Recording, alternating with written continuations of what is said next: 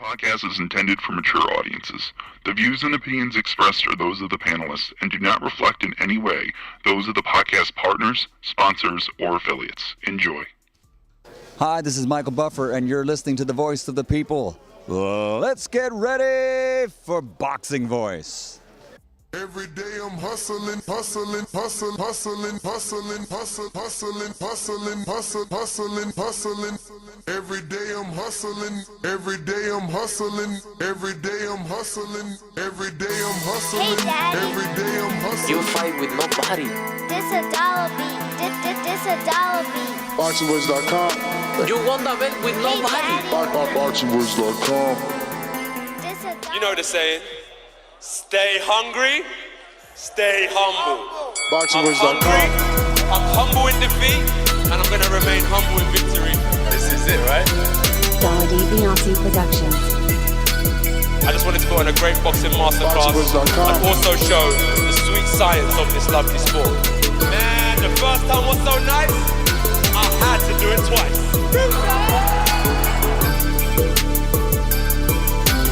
I'm prepared to the best of my capability, and I pray that I get the win. You look at it, like, I love Mike Tyson, how he came into the game on some different kind of vibe. You know what I mean? But it takes a crazy man to want to fight, you know what I mean, day in, day out. The hardcore sport, as you said, no silk shoes.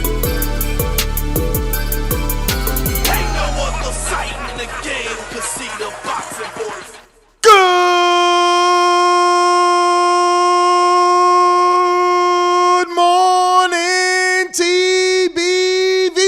Welcome back, ladies and gentlemen, to another glorious Monday. Yes, I'm happy it's Monday. I hope you're happy. I know a lot of people don't like getting back up and going to work, but work never stops for me around here. It's 24/7 boxing talk is what you get with the Breakfast Club of Boxing. I am your host, Nestor Gibbs. Find me on Instagram and Twitter at NestGTO. But I'm here with Mario from Corpus Christi. What up? The ultimate con defender. Yo, I'm from Corpus Christi. That's true. That's true.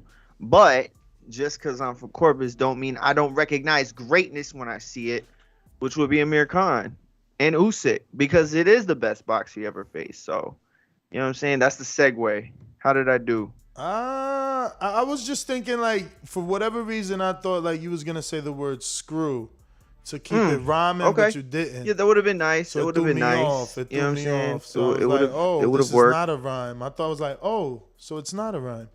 But Yeah. yes, we are here to talk Joshua versus Usyk and Tony Bellew, who faced Usyk in a fight that many thought he was winning on the scorecards, maybe up until the time that Usyk stopped him, said that Usyk will be the best boxer AJ will ever face. And it's funny. I That's want true. the listeners to understand what is being said, because he's not saying the best boxer he's facing till date. He's saying he'll ever face, meaning if he ever fights Fury, Bellew still thinks Usyk could be even a better boxer than Tyson Fury. He is. So- He definitely is. It would be different if it was like, Wow. is he the best heavyweight that he's ever fought? Is he the best heavyweight boxer he'll ever face?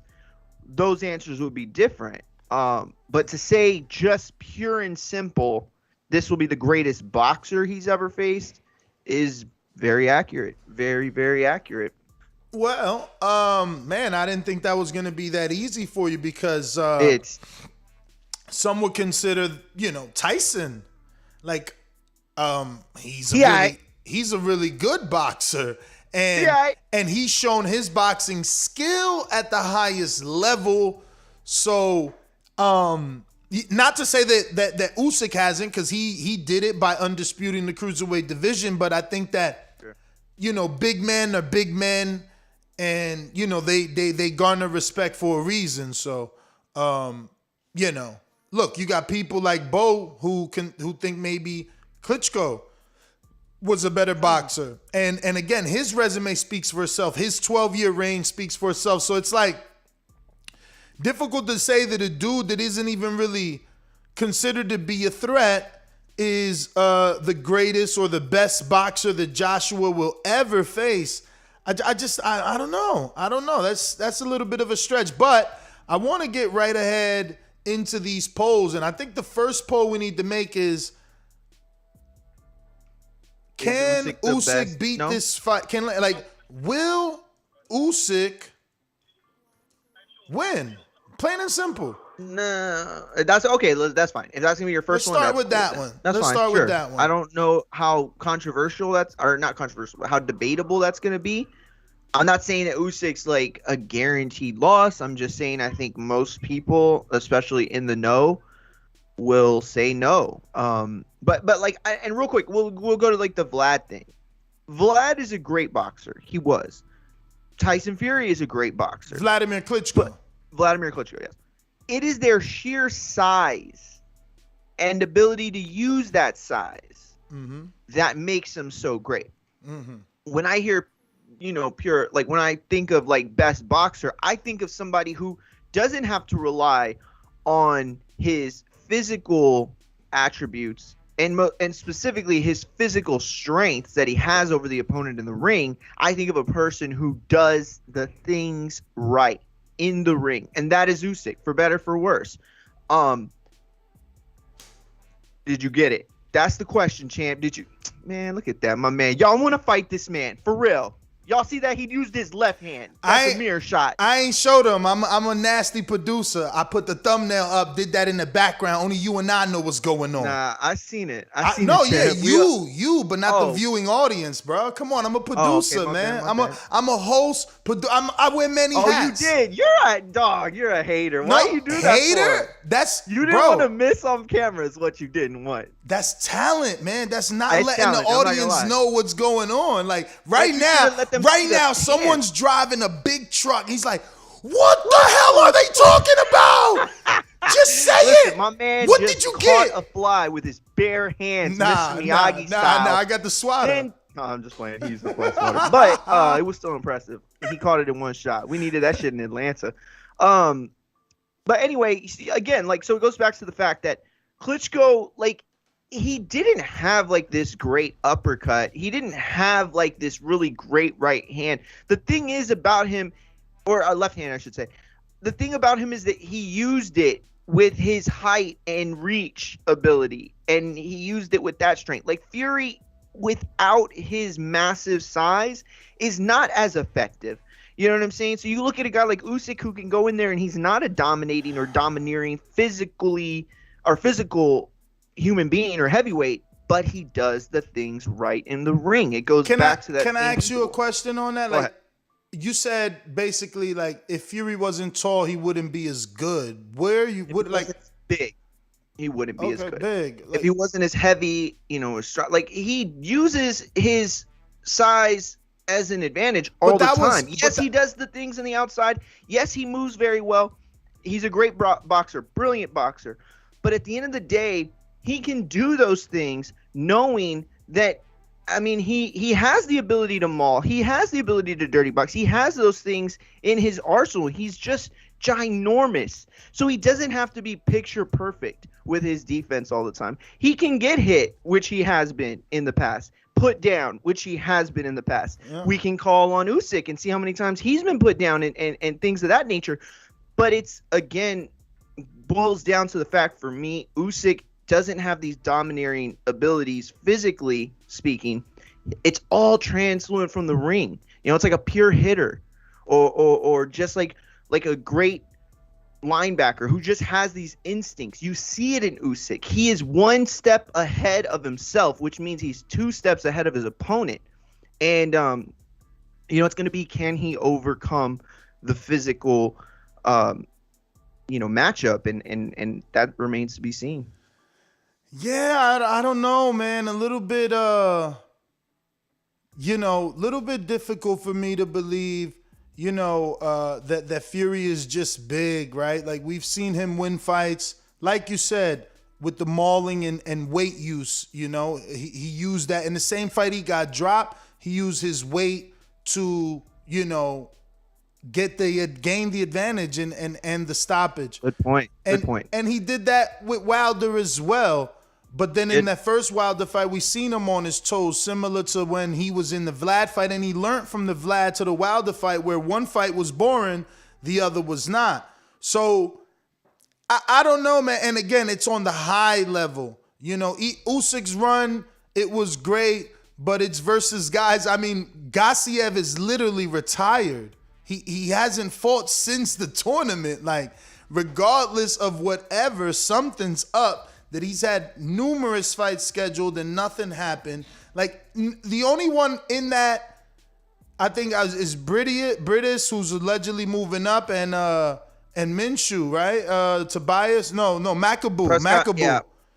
Those are the dudes making some name over some noise. And I mean, think about it. Like, Usyk's biggest fight is Bellew, who was winning. It's the same Khan scenario, right? Like, I could go down that alley and say, oh, well, Bellew was touching him up. And then you're going to say, but he got knocked out. Same Khan versus Canelo, you know what I mean? But at the end of the day, Khan showed some deficiencies in Canelo's defense. And Usyk, he definitely had those deficiencies on display in the Bellew fight. And I don't know that someone picked Tyson apart like that. Like, can the simple argument be made, well, you know, cruiserweight Cunningham was smaller and he did what he did, and, you know, Bellew was smaller and he did what he did to Usyk. So maybe it's like 1-1, but, oh shit, he said Gassiev fought 2 weeks ago? No way. Yeah. Now that's even sadder. Is it not? Why? Come on. A dude that lost in the World Boxing Super Series in the finals. In the finals, his only loss to a cruiserweight undisputed champ that's about to fight Joshua, and no one knows you fought. Sad, man. I mean, he also is in a division that doesn't get much shine. No, he announced heavyweight a long time ago, remember? No, but I'm saying he was coming from, but he already had a fight at heavyweight. No, now he had one, they said. No, this is his second. Get the hell out of here. No way. This is his second for sure. I know he got a first round KO or Murat Gaziev. Yeah.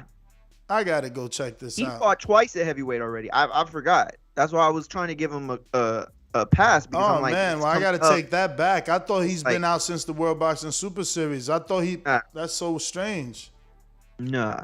Yeah, he fought Usyk in 2018, and then he fought last year around October, November, and then he fought this past year whenever he fought a couple weeks ago. Wow, you ain't lying. I mean, okay, he fought more. No, that's wow. I was about to call him Maurice Vach. Who is this guy? Michael was. Oh wait, isn't this the guy? This is the guy that fought Joe Joyce. Yeah. Okay. Fought Christian Hammer. He fought a couple other guys from. Yeah, he just lost to Joyce. This was like a really bad matchup. Joyce was pounding this dude out, man. No homo. Yeah. Yeah. But it was a heavyweight. I mean, it was his first second. Again, damn, I keep forgetting that he had that heavyweight fight. Wow. I mean, wow. Just again, wow. And look, he fought somebody named Nuri Seferi. I mean, I guess that's Stefa Safari's brother or something. Somehow they're related. Nah, I guess not. No. But anyway, the other half of our morning show topic, outside of the fact that I think we're supposed to have Lou DiBella, but, the producer didn't tell me to make a post, so I'm not sure in terms of, like, Patreon questions. But that being said, if he's on, he's on, and we'll interview him. That being said, we're going to this Tank Khan. Now, this is not out there. This is me again projecting my wants to the boxing gods. This is me offering Khan as a sacrificial lamb for the boxing gods to give us a new star. I'm still on. Well, if we sacrifice his stardom, we know he's been on pay-per-view, right? How would you sacrifice his stardom for a guy who's going to win? I don't understand that. I mean, granted. And that's the beauty of you actually showing up to work today, because it makes this debate a little bit better. Because for me, I'm looking at it like it is more risk to take Thurman. He's always been a natural welterweight. He he fought 2 times to Demetrius Andrade. Maybe Leonard is right. Maybe Tank could knock him the F out right now. But let's test the waters. You know, Barrios has actually been in camp with Khan. Barrios has actually sparred Khan. Barrios is actually trained. And by the way, anybody who hasn't caught on, I'm talking about Mario Barrios, his former opponent, the past one from 140. He's also trained by Virgil Hunter, which used to be Khan's trainer. Now, the beauty of this fight, not only is it like a welterweight that Leonard has been putting out on Twitter, could be a, and I quote, big pay-per-view fight, but Khan is now being trained by Bomac. And Bomac has had success revitalizing, quote unquote, finished careers. So, you know, I mean, he just posted like, yo, tough sparring with Crawford, and, you know, that he's now training with them. Like, he went to get work, and he's like, you know what? I'm rich. How much you want? I might as well just stay here. Like, first of all, let me get your thoughts on that, because as a Khan fan, you got to be, I mean, I don't know, are you excited or not? Is that exciting to you? Do you think those styles mesh well, or are you like, yo, damn, you can't beat them, join them? What are you looking at it like? I'm looking at it like, why not? Okay. But at the same time, from a person who wants boxing to be the biggest sport that it can be in America, I don't want it, because Khan beats Tank. I'm not saying that Khan is better than Tank right this moment. I'm not saying that Tank is ever, will ever be as good as Khan at Khan's best. I'm saying that this fight does little for Tank when he loses. In fact, it does terrible for him when he loses. He can't fall back on the Mikey Garcia excuse. Well, I fought Earl Spence. I fought one of the best of the, you know what I'm saying? He can't do that. He can't say, well, I fought Canelo. I fought Mayweather. I lost to the best. Like, no. Everybody with their with their misconceptions about Khan are going to shun him and look down. And I will tell you right now, this idea that Tank is great is not a false one. The idea that he's so great that he can start knocking out some of the best welterweights that we've seen in the last 25 years, quarter of a century. Is that a century? Yeah, 100 years. Then it's a false notion. So again, because I love boxing and because I want the stars of the sport, Tank, Teofimo, Ryan Garcia, all future stars of the sport to do well and succeed. No, of course I don't want him to fight Khan, because then he loses. Just like I don't want him to fight Thurman because he loses. I'll agree with you, Thurman is the more dangerous fight, but only because Khan is a little bit more removed from his prime. This is not the, tipping of the hat for Khan that I expected at the end of his career. Like when baseball players start to like retire and they're getting their last few swings in a season where they know they're retiring, they tip their hats and shit after a home run or a single or whatever. This is what I thought Khan was going to do with Brook. But listen, you want him to starch out, your mans. I don't see any value in it. I just don't. So what do you think about the merger, though? I was looking for that as well. Like, what do you think about Khan and Bomac? I love it. I love it because I feel like Khan's at a stage where it really doesn't matter who he's with. He's going to be who he is.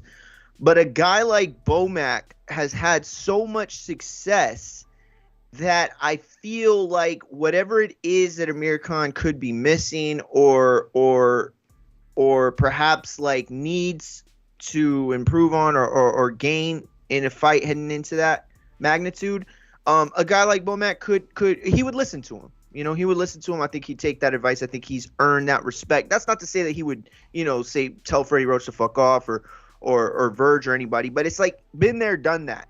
This is a situation where it's a fresh look at things. And I think fresh eyes are always, the best. But I just feel like the magnitude of the fight is huge. You're right. Khan and Tank is a huge fight. Huge fight. Domestically, internationally. You name it. It is it's the hottest fight on Mars. Fuck that. And Earth. But ultimately, again, I just don't want Tank to lose, and he'll lose. It's not what's good for boxing. Now, let's talk styles, right? Like, you keep saying he'll lose. Most of us are going to do simple boxing calculus and say, boom, he just punches harder. Khan has, a weak chin. Rolly's on record saying Khan's chin is weak. Why are you so confident that Khan can beat Tank? I think that if Tank did this the right way, moved up to 147, fought a guy like Collazo, who I think would be a better, dipping toe in the water, and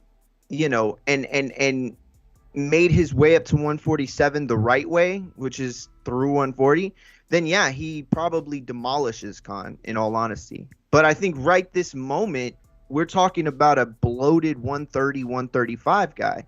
We're not talking about a dude who, and he's getting bigger and he's thick and he's, and he's not, and he is all these things that will allow him to get to that level and be such a big puncher that he probably could take out 154 dudes. But at this point, he's still the little guy in the ring against the Khan. Khan is an actual 147. Khan was holding his weight with Canelo, who some say is pound for pound best in the world.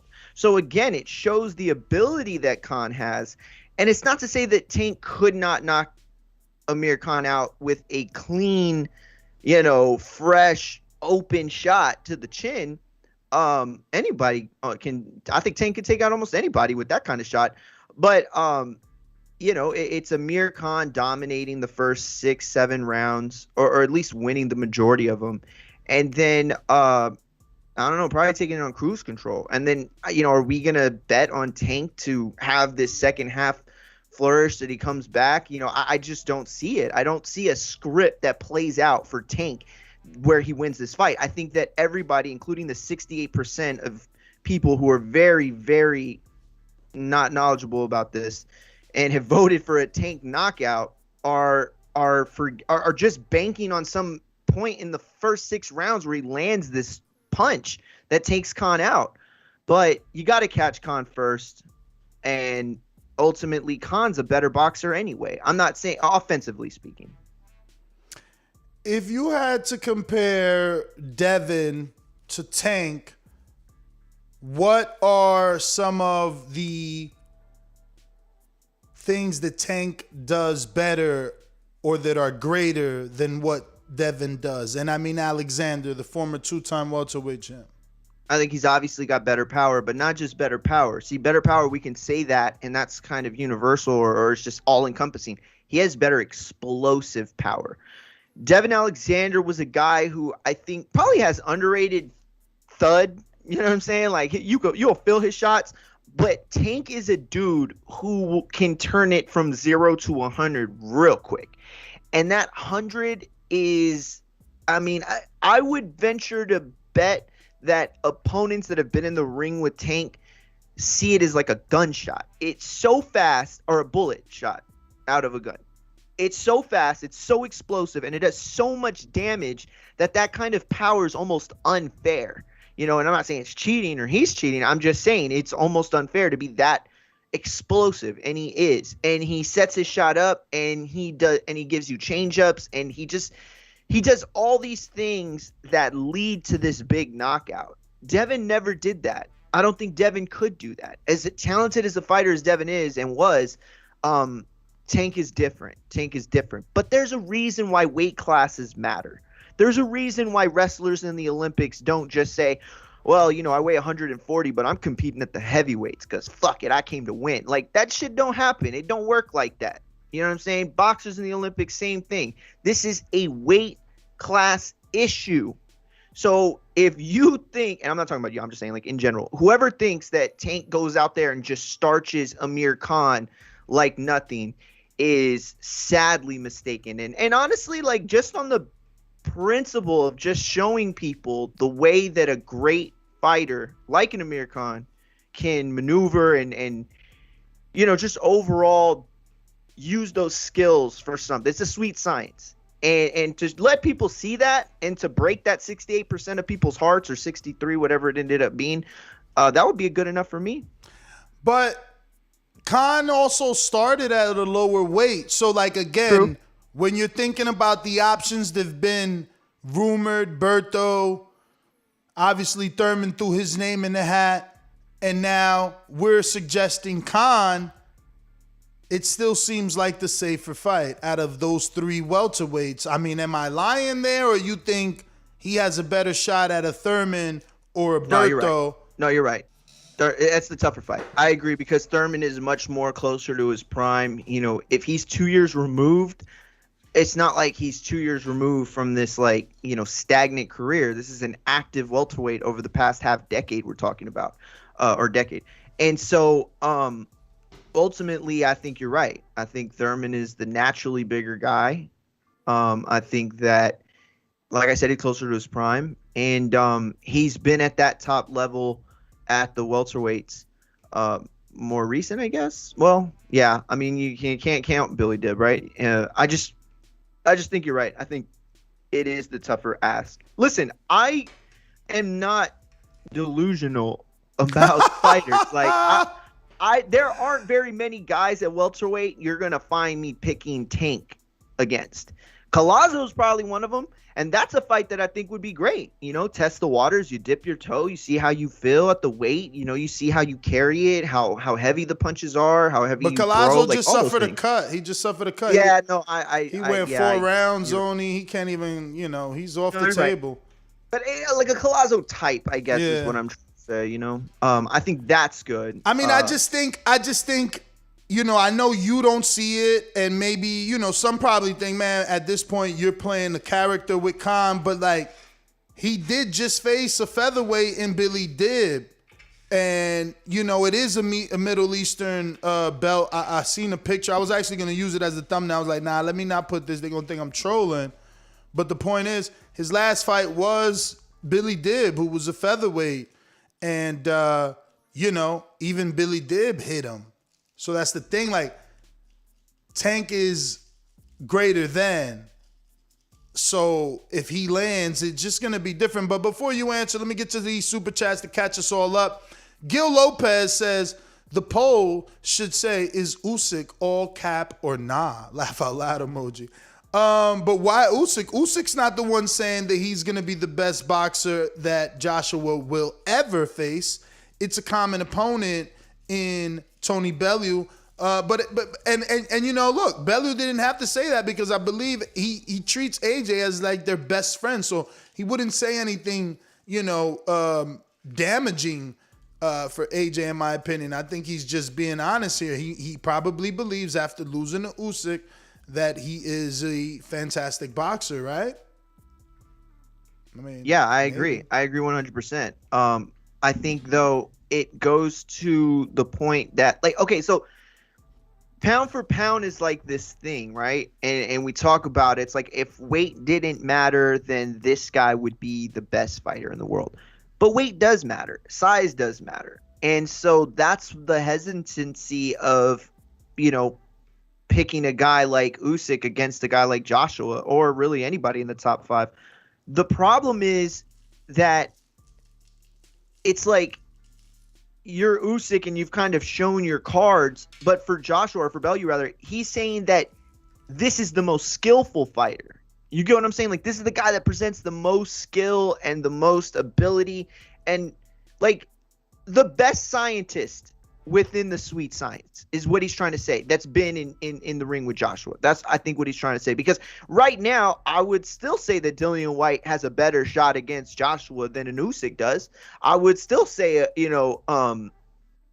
obviously Wilder and Fury are, up there. I'm trying to think of somebody who, might not be as talented as an Usyk, but I would still have I think they still stand a better chance to beat a Joshua. You get what I'm saying? Like, Usyk is one of the best boxers and probably the greatest pure skillful guy in the division, and yet he'll lose to probably like 80% of the top 10, But we'll see. We'll see. We got James Benitez, pound for pound supporter, saying, Mario, deep down inside, Tank will beat him worse than Bud did. Admit it. No. What? Oh my God. Do you hear this? Okay, Worse so than you want to Bud. pick Tank? That's fine. But now you're saying that Tank and Crawford are on the same level. Well, this would The be a same second. level. This would be a second common opponent. This can be very intriguing. He fought Gamboa. Now he'll fight Khan. They can market this beautifully. As, like pound for pound, like to put him on the list, or like. I mean, he's doing pound for pound things. The pound for pound great in Crawford fought Gamboa, and now the pound for pound. I mean, I don't know. I'm not saying he's wrong. I'm not saying. I Listen, can see writers running with it. Why? I can see them running with it. Oh, you can see him because he's following in Crawford's footsteps with the resume. I can see them quickly saying like he's doing what Crawford did. He's finishing these fights, in exciting fashion. Yeah.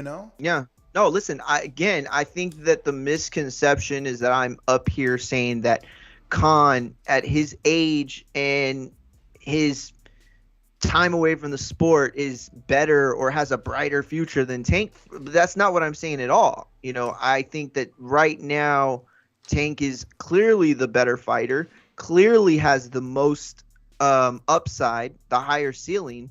But again, weight classes matter. Khan is not so far removed from his ability that was already substantially high, offensively speaking, that he's mincemeat for Tank. No, that's not true at all. You're talking about a guy who, if we were playing Madden, would be ranked like a 96, 97 in his prime in Khan. So what, at worst, he's back to like an 85? And like, obviously these are arbitrary numbers that I'm throwing out there, but let's just say for argument's sake, it's something along that range. Like, Tank is not going to beat a B-level welterweight right now. He's not.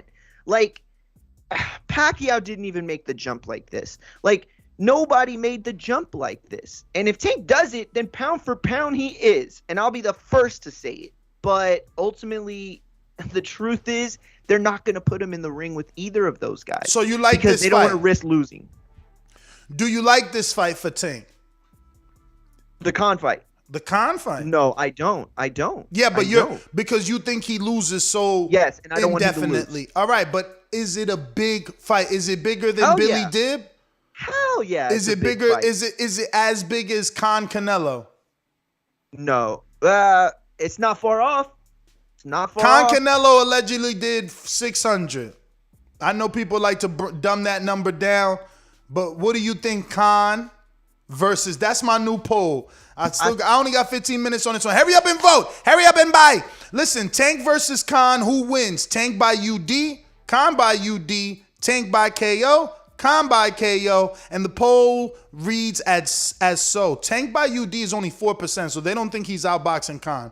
But Khan by UD is only 20%, so they don't even think that Khan can box long enough to get a unanimous decision because they got Tank by 66% by KO, and Khan at least has a 10% KO chance at knocking him out, according to our audience. But that's not the entire audience because there's only 190 of you. Right now, there's 337 watching. Get up off the couch and click the poll. We need your vote because I want to end this one and ask you, is this a bigger fight than, I mean, how many pay-per-view buys you think it does? It doubles at least Broner's highest ever. Doubles it. Doubles is 800. Because Broner did 400 with Pat. I'm sorry. I thought you said Tank, and I'm so sorry. So you meant to say doubles Tank's pay-per-view. Yes, that's so what I he meant to does say. 400 because he did. His highest would And I have think to he be does more than that. 430. It'll have to be 430. So 215 times I'm good with 2. 450.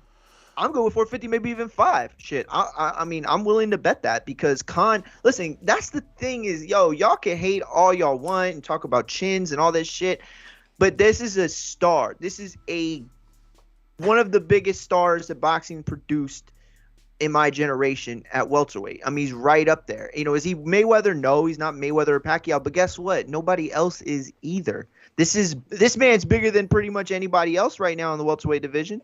You know, not counting Pacquiao, of course. You know, I'm not saying he's bigger than Spence. But you mean bigger than anybody else, not in the welterweight division, like meaning not with a title, not from America. No. I'm not going to compare put to Earl Spence or of course not. I'm just saying, like, you know, Khan's still a big star. That's the only point I'm trying to make. That's what I believe. Major star. That's what I believe, and the only reason I'm talking about this is because it was Ellerby that said Tank can be in a quote-unquote big pay-per-view at welterweight in October.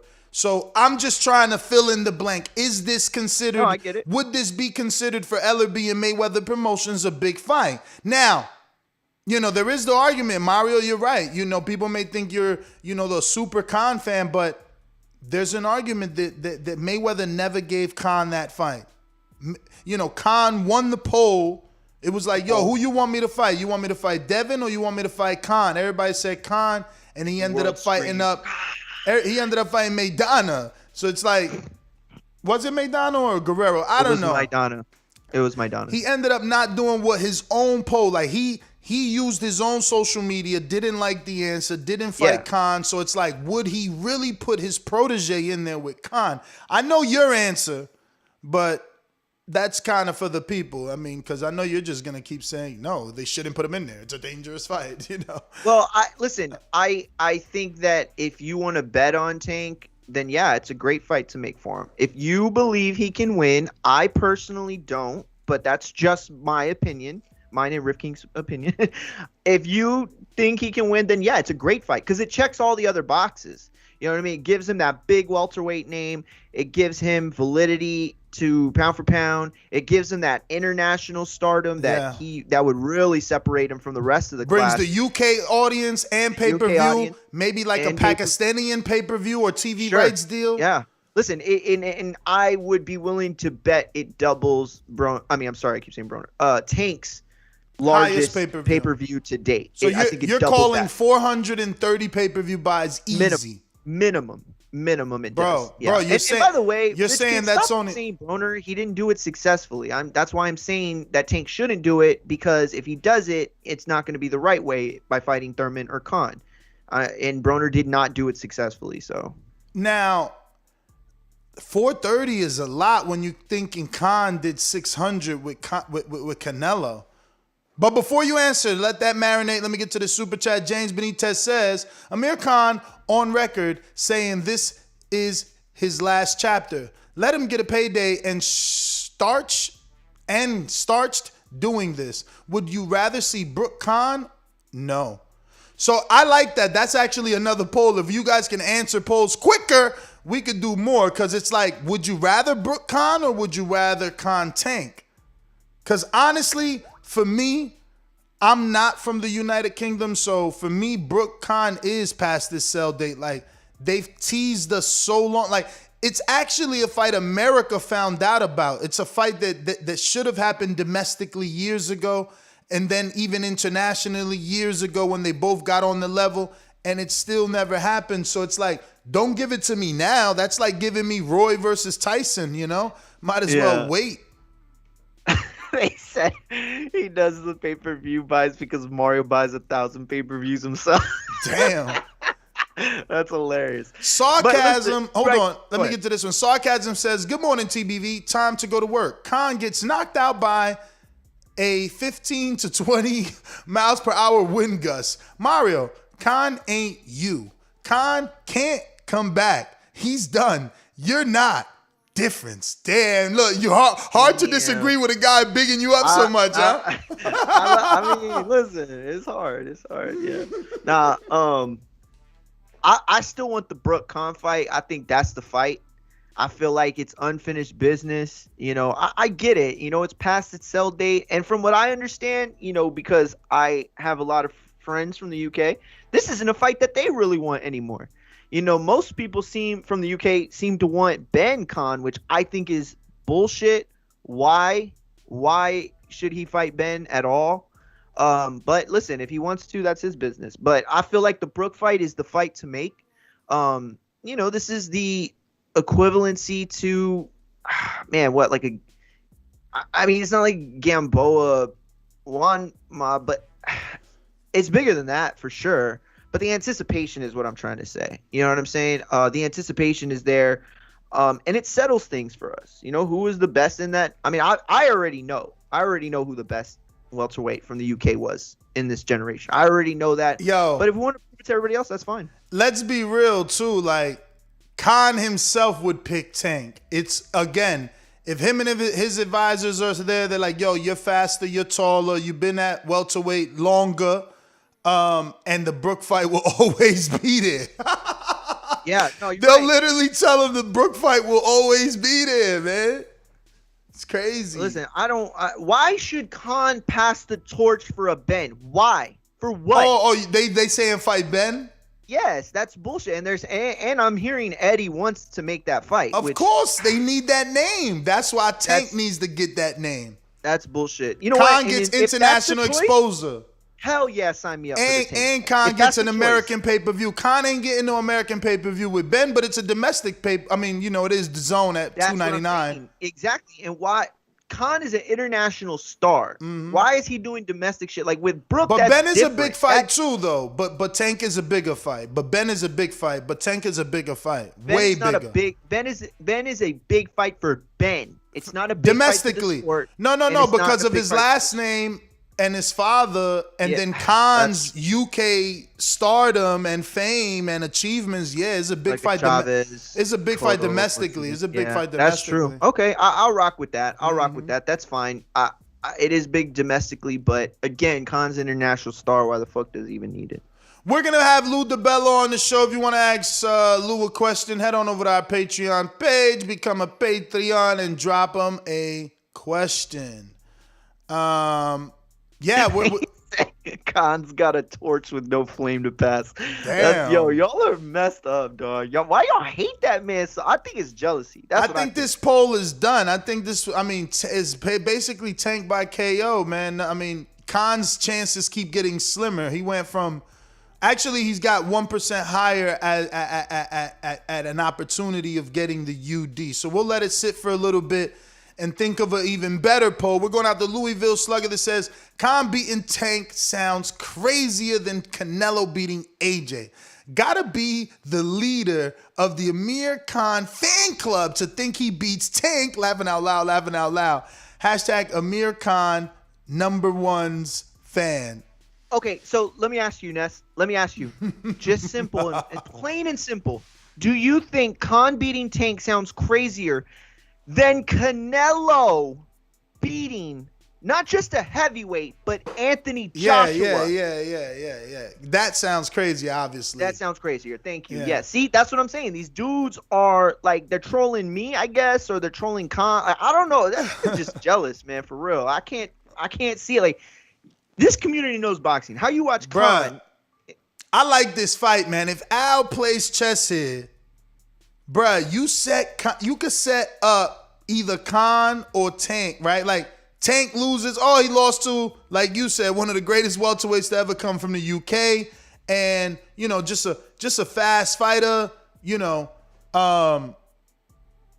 And then it's like, but if Khan wins, bro, you just set up Earl with like an international huge fight. Because Khan revitalized his career with a Tank win, and now it's an option for Earl or Thurman, who's always wanted that fight. It's another welterweight fight for Al.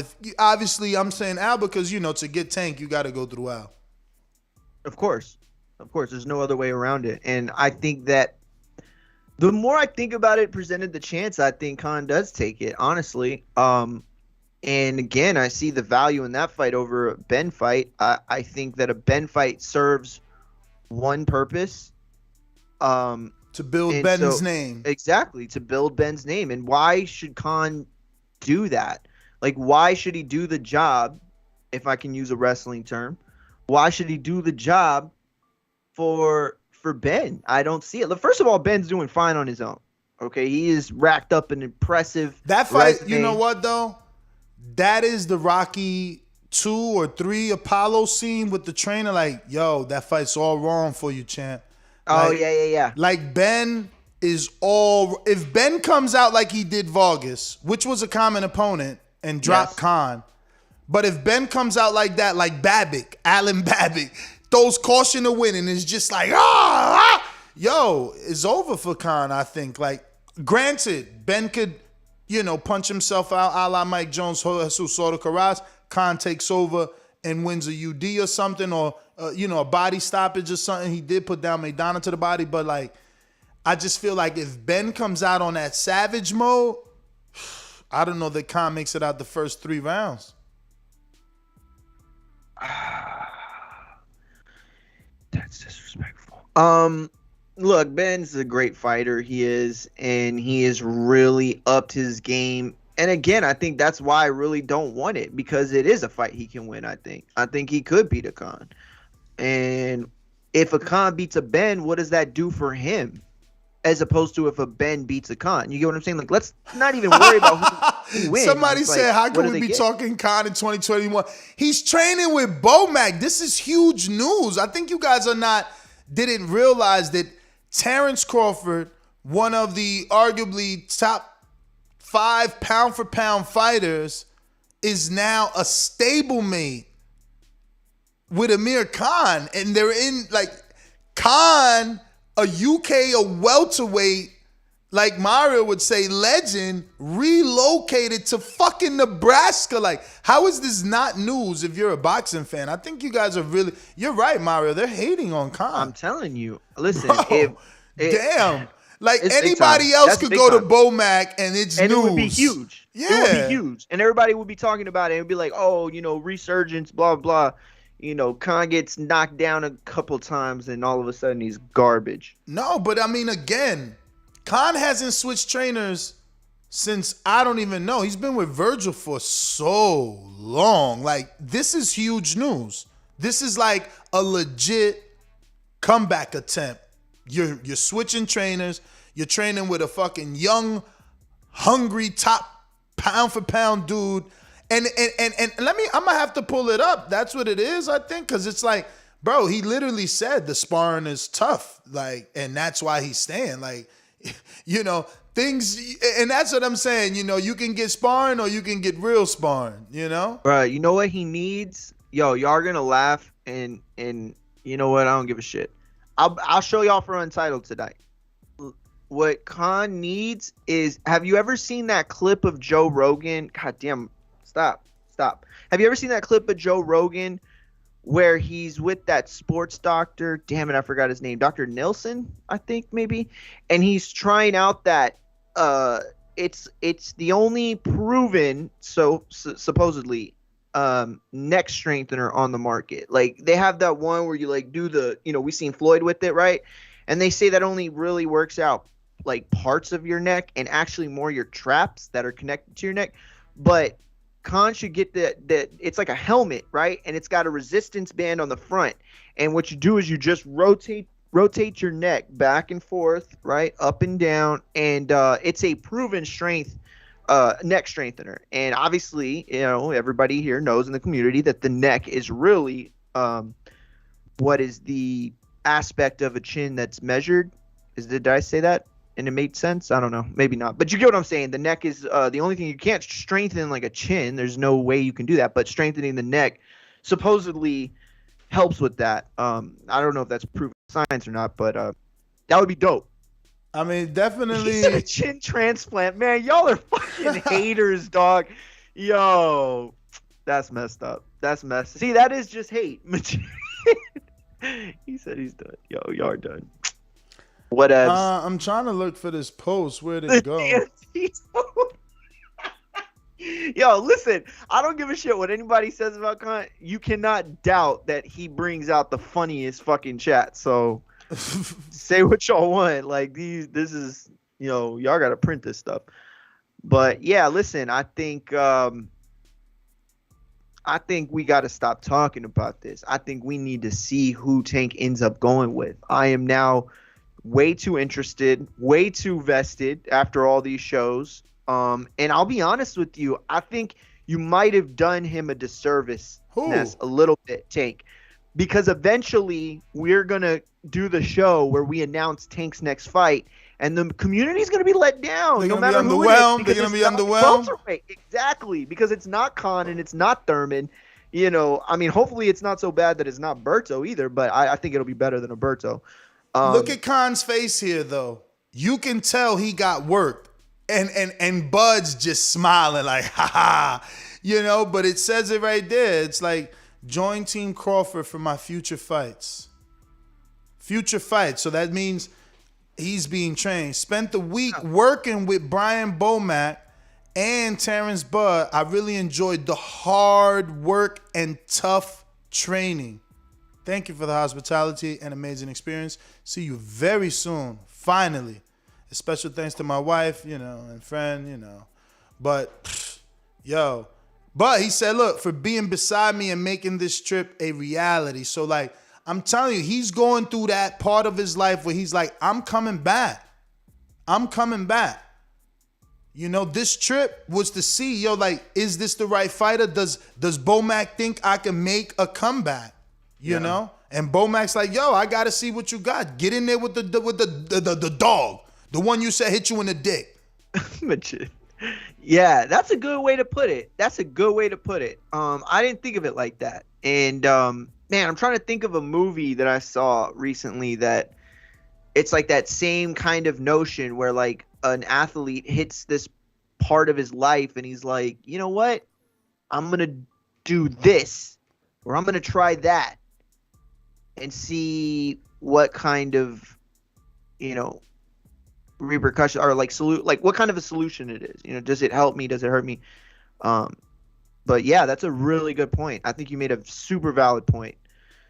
And just getting work with the guy like Terrence and that whole camp, that just makes you better. I don't care who you are. It just makes you better. You know, Valdez was never as good as he was, you know, until now. You know, Andy Ruiz, I think people are going to say in the next 5 years was never as good as he was until he got with the camp he was. You know, a lot of times it's who you surround yourself with. And, you know, with Freddie Roach early on, there was too many stars for legitimate work.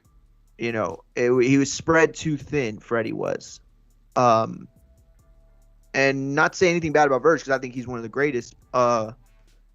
It just didn't work. And sometimes they just don't work. It's, you know, like a trainer-fighter relationship is a lot like a female relationship in the sense that if you're not vibing, nothing good will come.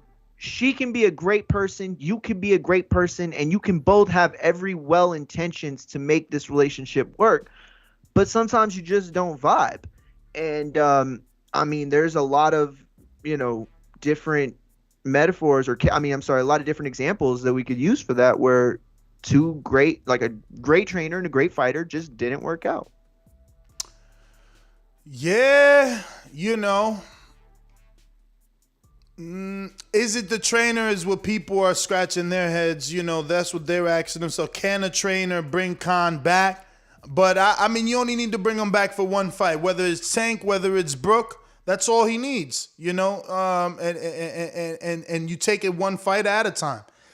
We got Texas Scratch King says, yeah, Mario, Khan was so great, but him and Algieri was tooth and nails. Algieri. Let me think. Who is Chris Algieri? Who is he beat, Ness? The dude who beat back then the Gennady before Gennady was around, Ruslan Pavatnikov, the dude that gave Tim Bradley, who's like first ballot Hall of Famer, a concussion and possibly made him retire earlier than normal. Got it. And then Algieri went up to face the legend in Manny Pacquiao and got dropped 6 times, getting up each and every time. Then he went on to fight the most feared welterweight in Earl Spence, and now he's actually back down at 140 after moving up to 47 to face Pacquiao and Spence and others. He's back at 140 winning again. He's with Mike Basil and Andre Rozier. And that was the point. And does commentating on the zone, so he's built his profile tremendously. Listen, and that was the only point I wanted to make, was that, you know, him losing to Pacquiao in the devastating fashion in which he lost is a separate issue from the fight they had. Like, first of all, styles make fights. That's first of all. You know, Tank wouldn't fight Thurman the way he would Khan. He wouldn't fight Khan the way he would fight Berto. He wouldn't fight Berto the way he'd fight Collazo. Collazo the way he'd fight Tio. Tio the way he'd fight Ryan. Like, all of that is part of this package. So I think that the misconception sometimes is that because Chris Algieri was, you know, let out of the cage comment or quote, and he became somewhat of a joke to some of the boxing community, not to me. There's this misconception that he's not a great fighter. He wasn't a good fighter. I mean, the truth is he is a very talented fighter, and that is definitely one of Amir Khan's profile wins. Word. Who we got next on the super chatty? Looking like it is Will Lynch. Will, what up? Always around, showing the love. We got, no, that's the wrong one. That says James Benitez. Where's Will? All right. Will says, Usyk, the best AJ will ever fight? I guess Klitschko is chopped liver to all casuals. Yeah, I mean, you know, it's Bellew, man. It's Bellew's statement. I don't know. What do you think, Mari? I mean, you know, you already said Usyk. Oops, never mind. Yeah, I think it is Usyk. I think that it would be really hard for us to right now go down AJ's resume and find a fighter or a boxer, I'm sorry, more skillful. And by the way, AJ's fought a lot of talented fighters. Like, you know what I'm saying? This isn't a knock on AJ. Shout out to Bitcoin and all my homies that we hung in tough. We back in there. Listen, you're a cat because you always talking shit every time it's down. Yeah, but I didn't. But I held. I didn't sell. I held. That's what I'm saying. Good for you. Because you fucked that up last time. I did. But now it's looking. Now this shit looking like now something. You have to tell. I could tell. Yeah. Now that shit looking like something. Almost a vacation on Bitcoin. Let's go. My dad bought us all 1,000 Dogecoin for Christmas. Damn. And I haven't even looked at it. I don't want to look at it. Call your dad, Daddy, more bucks.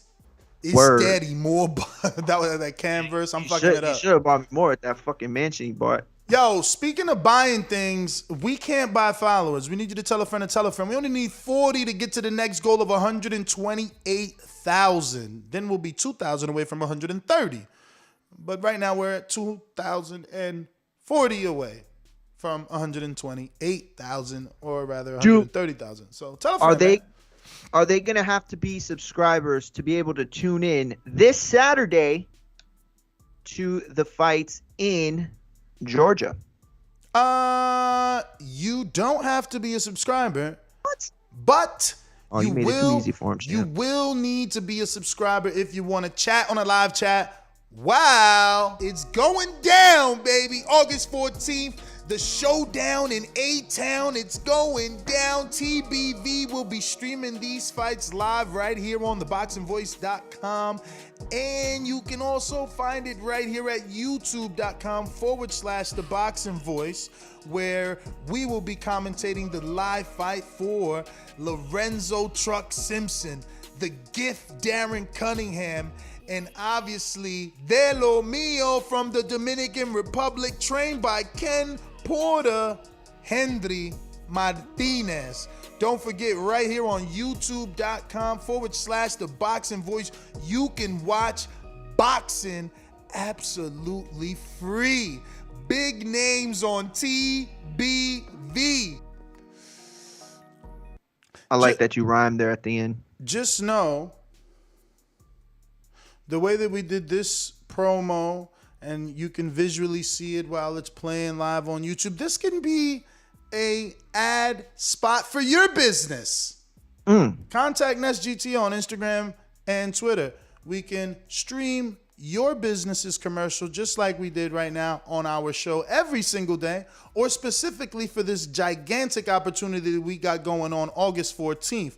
But don't forget, we can also double you in on our Border Wars September 18th, which is also going to be streamed live right here to our YouTube channel. But I'm going to go out to some callers. Big Gucci Nick, what up? But actually, before we get to the callers, let me give some poll results. We can end this now. Tank is a clear favorite with 67% of our audience believing he will win by KO, while 9% believe Khan can get a KO. 19%, his options even at a UD, which he's greatest at, is gone down. So we'll end that now and ask the bigger question, the one that everybody wants to know. What would you rather Khan do? Brook Khan, Khan Brook, or Tank? What's the better fight? It's a good question. What's the better fight? Is it Tank versus Khan? Oh, I've spelled Khan the wrong way. Khan, or is it Khan, where he would be the A side? Khan, oops. Damn, Majid on fire. Khan That's a good fight. Brook. What fight? Victor Ortiz. Versus who? Tank. He got a fight though. He's on the undercard with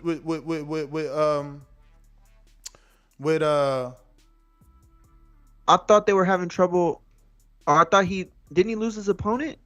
Nah, he's fighting Robert Guerrero, man. Never mind. I'm sorry. I'm thinking of. Never mind. He's fighting Robert Guerrero. Never mind. We got some super chats coming in. Let me get to these real quick. Keep everybody on point and up to date. Before I do that, let me just go to... These calls are brought to you by Big Rigs Trucking Agency, experts for all your insurance and trucking needs. For quotes and consultations, visit us at brtagency.com or contact us at 908-943-6918. Alrighty then. So, Big Gucci Nick, buenos dias.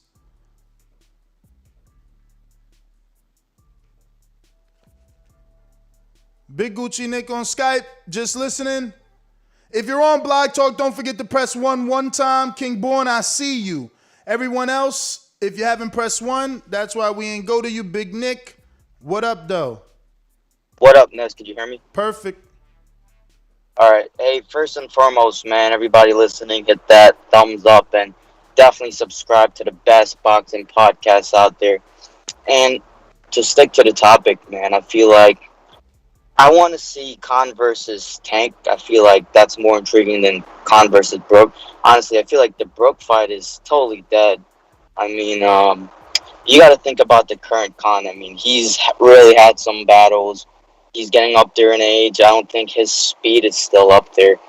And he still has one of the most fragile chins in the game. So you can't, I wouldn't put it 50-50. I'd say it's like a 60-40 in Tank's favor. I mean, Tank has the spotlight. He's got the confidence. He's coming off a big win, 2 big knockout wins, championship wins, both going up weight divisions, dude. I think Tank has the edge, man. I'd give that to Tank for sure. But, yeah, that's all, man. I'd like to see Tank versus Khan rather than Tank versus Brook. I feel like that – I'm sorry, Khan versus Brook. I feel like that fight's dead for sure. Well, all right, brother. Thank you for calling. That is very strong in. We're going out to Brandon in Houston with the super chat that says, Tank is the PBC fighter with a WBA belt, as well as we were reminded this weekend. Even if it doesn't get the KO, even if I guess he meant to say even if he doesn't get the KO, he ain't losing. I don't know about all that. You and your feelings. Tank lose, he probably gonna lose. You know what I'm saying? That's, everybody don't get that. super gift. But Caesar in Las Vegas, what up? In the meantime, while he's unmuting, as we know it takes a bit of time, we got Ken Stone with the super chat that says, win, lose, or draw, Khan brings excitement. Brings exciting fights, i.e. Gotti. Yeah, man. Khan, like, you know what you're going to get, you know? You're just waiting for it to happen. Yeah. Yo, no Caesar. Izzy in Oklahoma. Is Usyk the best boxer AJ will ever face? Of course. No Izzy in Oklahoma? Uh-oh. My poll, what's the better fight? Tank versus Khan or Khan versus Brook is actually Brook versus Khan, bro. So far, they got Brook. Izzy, talk to me. It's not dead. What's up, brother? Hey, what's up, fellas? I agree with Mario on a couple points. But especially with Usyk, I think he's probably the best boxer. But that being said, like Mario pointed out, he's a cruiserweight. He was, he dominated that division, put on some masterclass performances. But who would you rather fight? The better boxer or the guy who's 6'9", 280 pounds? So agree with Mario on that one. I'm working, so I'll let you get back to it. But that's my point. That's my call. Shout out Izzy. Yo, in Oklahoma. Blog talk, champ. I got you. Looking like JT, New Orleans. What up? Are you available? Yes, you are. Yeah, I'm available. You come across like a nice guy, but you're really a piece of shit. Hey, that comment. Come on. That was a piece of fuck you. That was a piece of shit. We're doing live TV. Man, I don't care. What you gonna do about it? I'll kill this mother. Why do you have to talk like that? Well, I'm talking to you the way I want to talk to you. You have a problem? Turn off your station. I'm the best ever. Yeah, what's up? Good morning, y'all. Morning. Hey, what up? Hey, what up, Myra? Sometimes I be want to listen to you, then you be making me come for you, then I be feeling bad. But look, I know you like Amir Khan, but I'm gonna be honest. He could train trainers all you want, but he can't train that chin, man. Because even at Gervonta Davis, that is a real good fight for Gervonta Davis. That's a bad fight for Amir Khan. Amir Khan, we always say he got the speed, keep people off him, all that, but he's getting older. I just think it showed in his footwork. He really lacked footwork from a certain style. I see similarities in Bud and Gervonta Davis style. I say similarities. I ain't say the same style before somebody get all crazy with it. I just think Tank is very explosive and will catch Khan and knock him out. I think he'll knock him out. It won't go to the scorecards. I picked that fight over that Carol Brooks fight. But like Ness said earlier, that fight is overdue, man. That fight is not exciting no more. Maybe not for American fans. I mean, for UK. But I'd rather see Tank versus Gervonta Davis. I got Usyk beating Anthony Joshua. I think he's a small heavyweight. Because if we keep saying he's a cruiserweight, he walks around as a heavyweight. He's just a small size heavyweight. Me personally, I just think he outboxes AJ because he's quicker, he's better. And AJ power that everybody say that he has, I don't think that's going to be a big factor in this fight. I think the boxing skill is what's going to win this fight between Usyk and AJ. That's all the topics y'all was talking about, right, Ness? Yes, sir. Yeah, but I'm curious one thing because you are a trainer. Everybody, for those that don't know, can Khan be coached at this point to at least be more defensively oriented or get better defense to avoid those chin shots? Can we agree on that? Can that be done? Yeah. Look, yes, he can. Okay. Yes, he can. But you gotta remember, how old is he? 30? How old is Khan now? 27. Young 30, man. He's a young no, 30. No, he's damn 39. No, bro, he's 30. young. I don't know He's how old young. he is. I'm not gonna. Bro, All right, if he's still like 30, I don't think he's 30. I think he's older.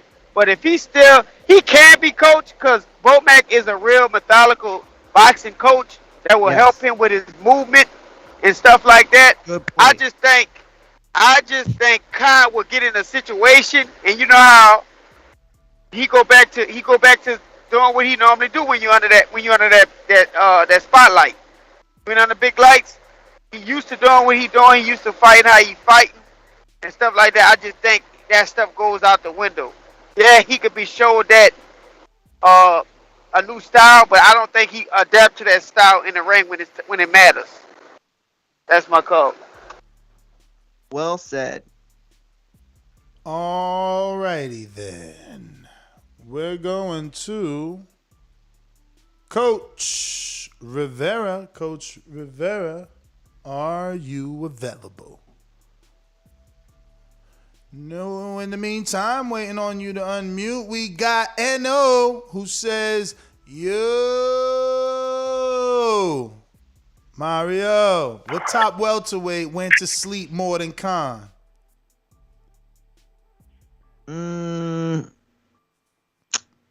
That's a good question. Mario, tell What top N.O. welterweight? Tell took more N.O. rounds Khan off of never. Canelo? Yo, tell N.O. Khan never got slept at welterweight. People try to forget that. What up, Coach? Good point. How you doing? All good. I hate doing this, Mario, but for me, I think Tank will sleep Can.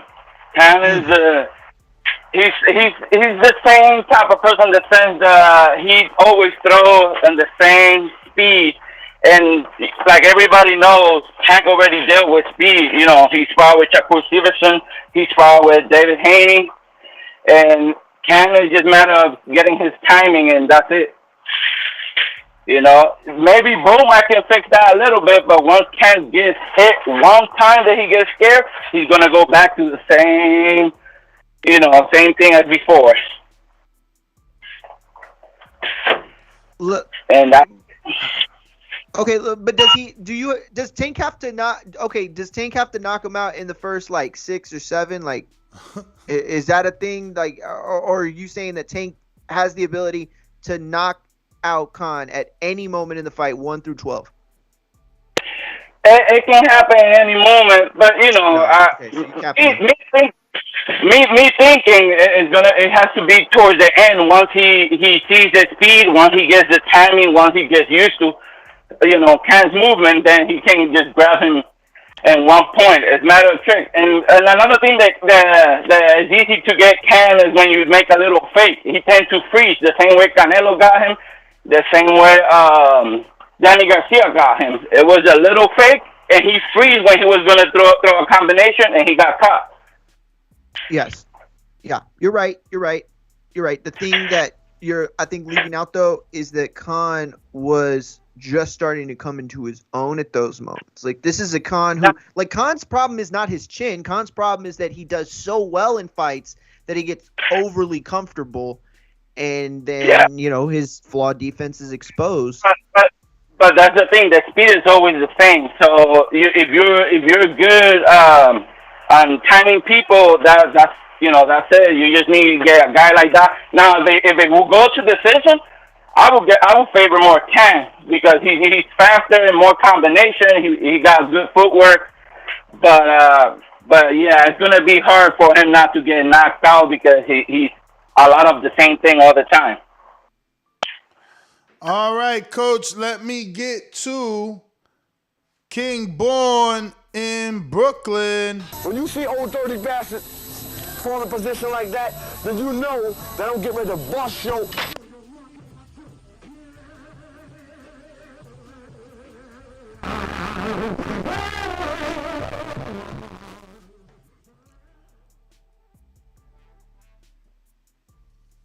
King Born, what up? Yo, you hear me, brother? Listen, man. Peace and power to TBV family. Peace and power to the 5%. Gods and earth. Peace and power. Live chat. Let's get to it, man. Yo, let me tell y'all something, man.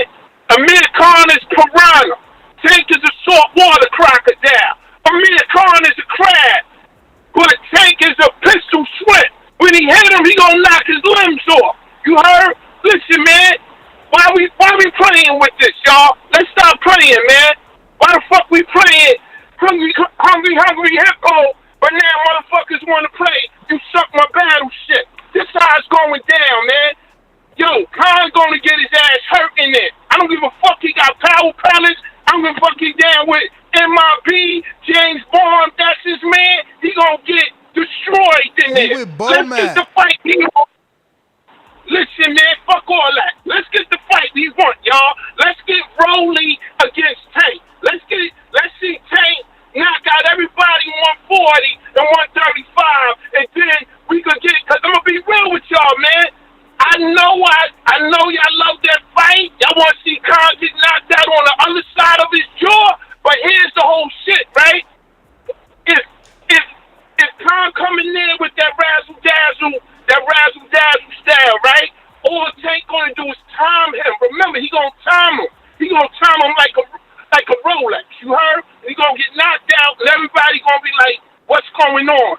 So why don't we get Tank clear out 135 or 140, and then let him ascend to 147, man? Let's get back to real boxing, y'all. Not just you dip and dodge and all this other shit. Nobody give a fuck about Birdo. Birdo ain't nothing but an impossible burger in White Castle. Shit is nasty. Y'all know that. So next, this how this shit going down. So what? My left show is Destro, and next is fucking Serpentor. Come on, man. Let's get real with this, man. Let Tank clean out 135, clean out 140. Let's see what he really about. And y'all know I love Tank. I'm Team Tank, all that. Let's get it on, man. Let's get boxing great again, man. Fuck that. Get boxing great again, man. That's the slogan. That's the slogan next, man. Run with it. Yo, next. Don't diss us 2 weeks from now. Don't diss us, man. You better hear a lot of courage about goddamn Pacquiao and Pacquiao Errol Spence, man. And the Spencer. You know what I'm saying? We got to hear a lot of Spencer for hire. Peace. Austin and Hobbs. Hey, good morning, man. Can you hear me? I hear you. You sound bad. Can you hear me now? Got my headphones in. I mean, you just sound like you got the cheapest headphones at the corner store. Y'all don't got corner stores in Texas. He like, what is that? Yeah, we do. We just don't got like bodegas. I mean, I never heard of a corner store that ain't a bodega. What the fuck? Yeah, it's like Asian people own them, or like Pakistani people own them. Bruh, take that shitty here. ass blue set off or whatever you got on, man. But back to the call, man. Bruh, we can't hear you.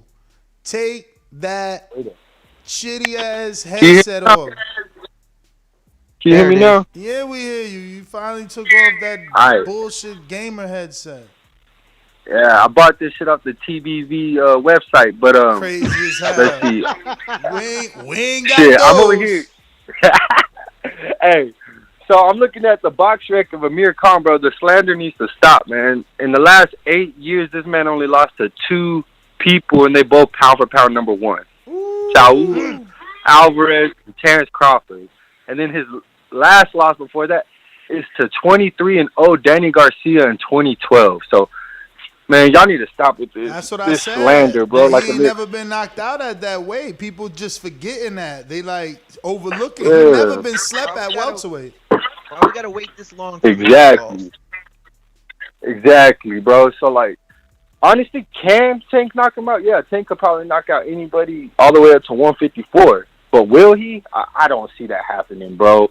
I mean, look at Canelo's fight. He was low-key working Canelo until Canelo just low-key caught him in the 6th. But before that, Khan was winning on that card like 5-1 or 4-2, bro. So Amir can box, man. Especially he's over there working with Terrence Crawford.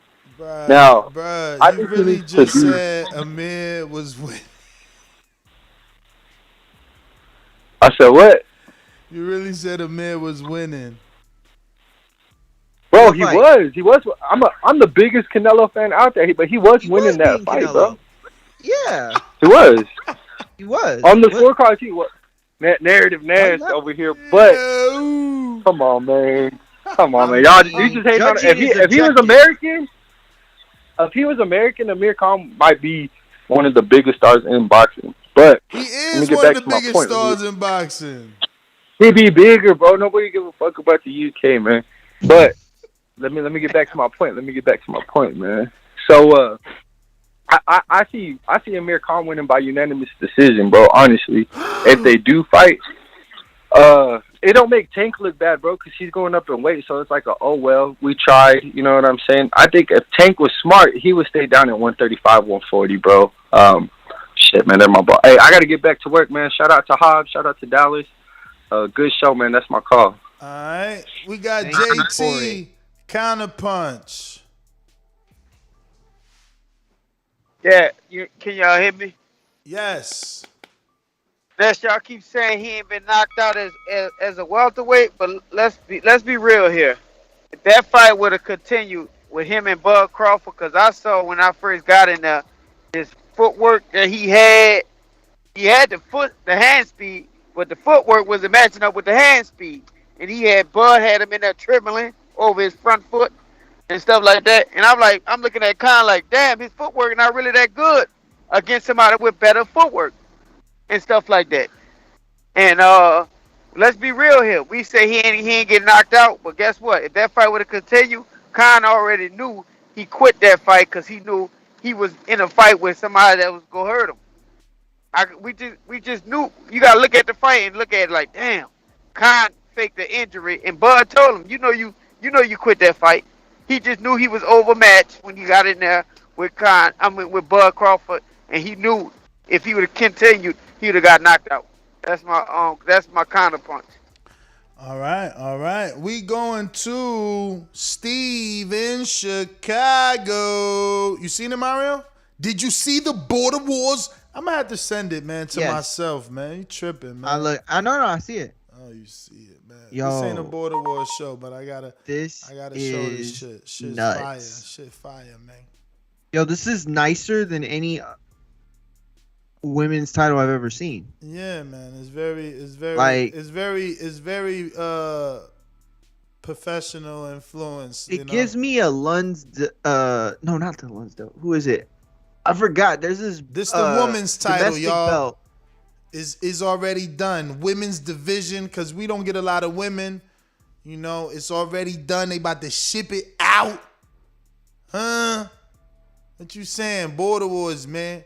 See that Border Wars TBV champ, all the world, all of our fucking belts. I mean, the flag, look, Brazil right there. It's my man. What's this? This Tim Zoo over here. Look at Tim Zoo. America right there. Bruh, the Lions. The Twin Charlo belt. Yeah, what y'all know about that? It's fire. Yo, wait, you're not even showing it. The question is, can your wife win this though? Is your wife gonna win this? Because this is for her. Bruh, like, she got the first ever women's fight.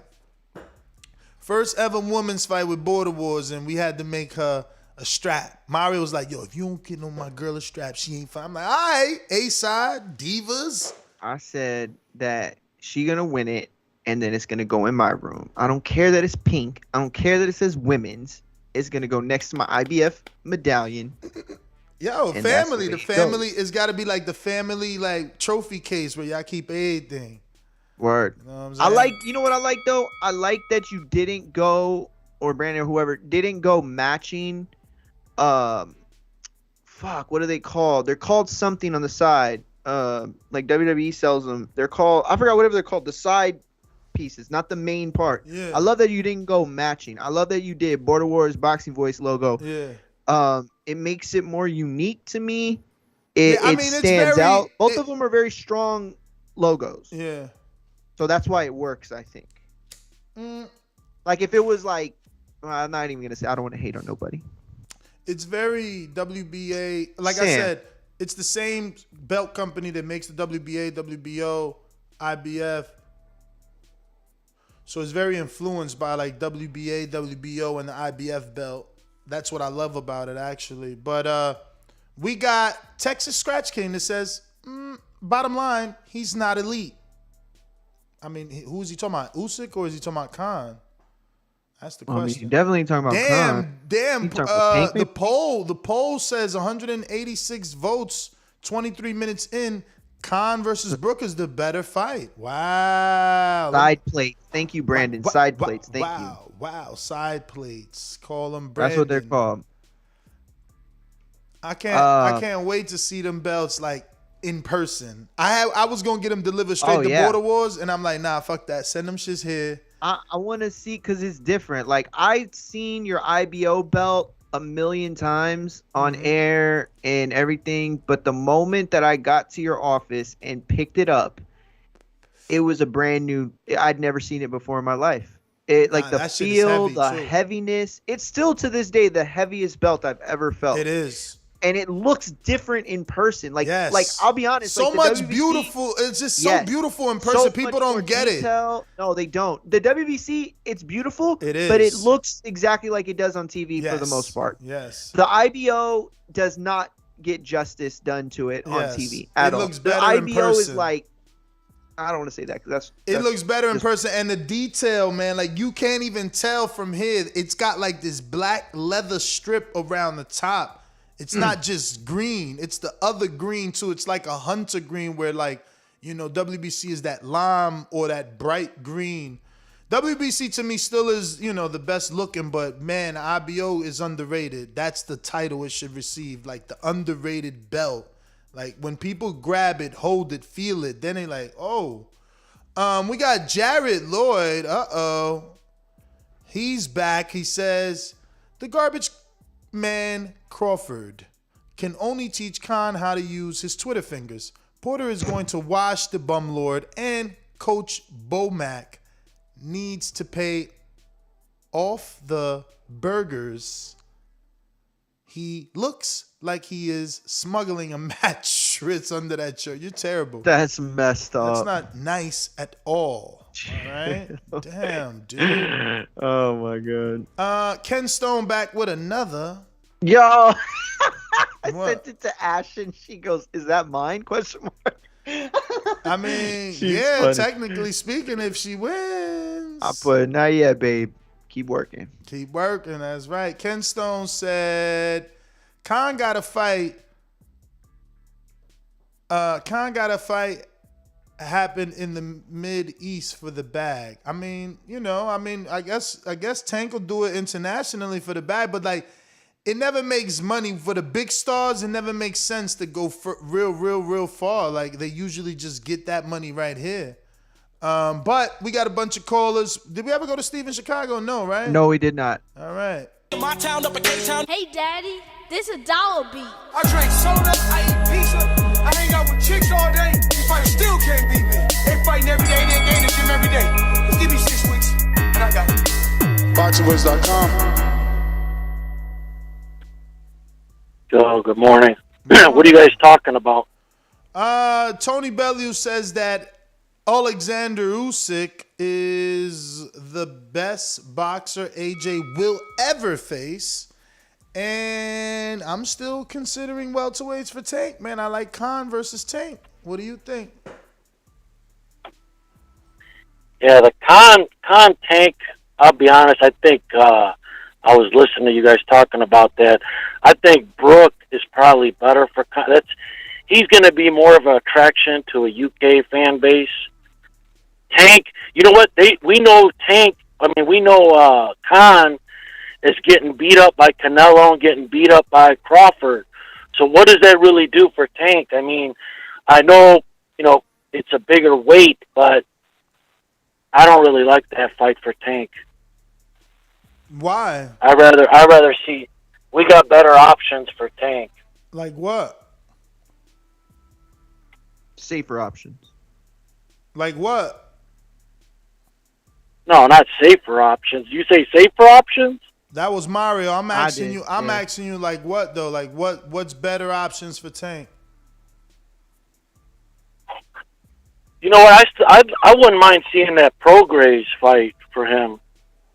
I mean, we was just in Prograis' gym, man. Shout out to Val, our Houston correspondent, and Val, spoke to Prograde. We put out questions for the Patreons, and he's got the Mikey fight. He said they haven't announced because they're waiting for Canelo to announce. They can't announce, and then Canelo, they need to know what he's going to do. Actually, now that you bring it up, that's the mega fight for Tank is Mikey.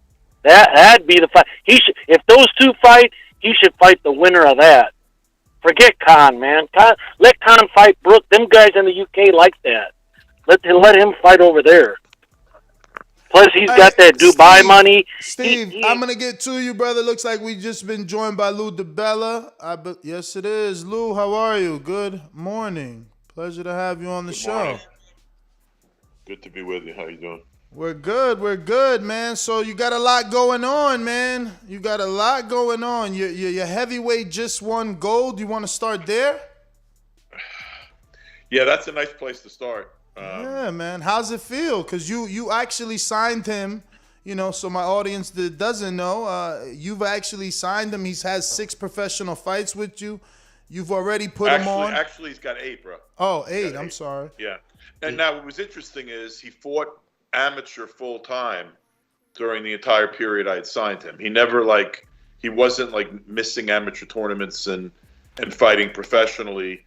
Instead of amateur, he was sort of fighting pro fights in between the amateur fights. So, he's been really, really active as an amateur because the gold medal was his biggest dream. Now he got it, and it's time to focus totally on his pro career.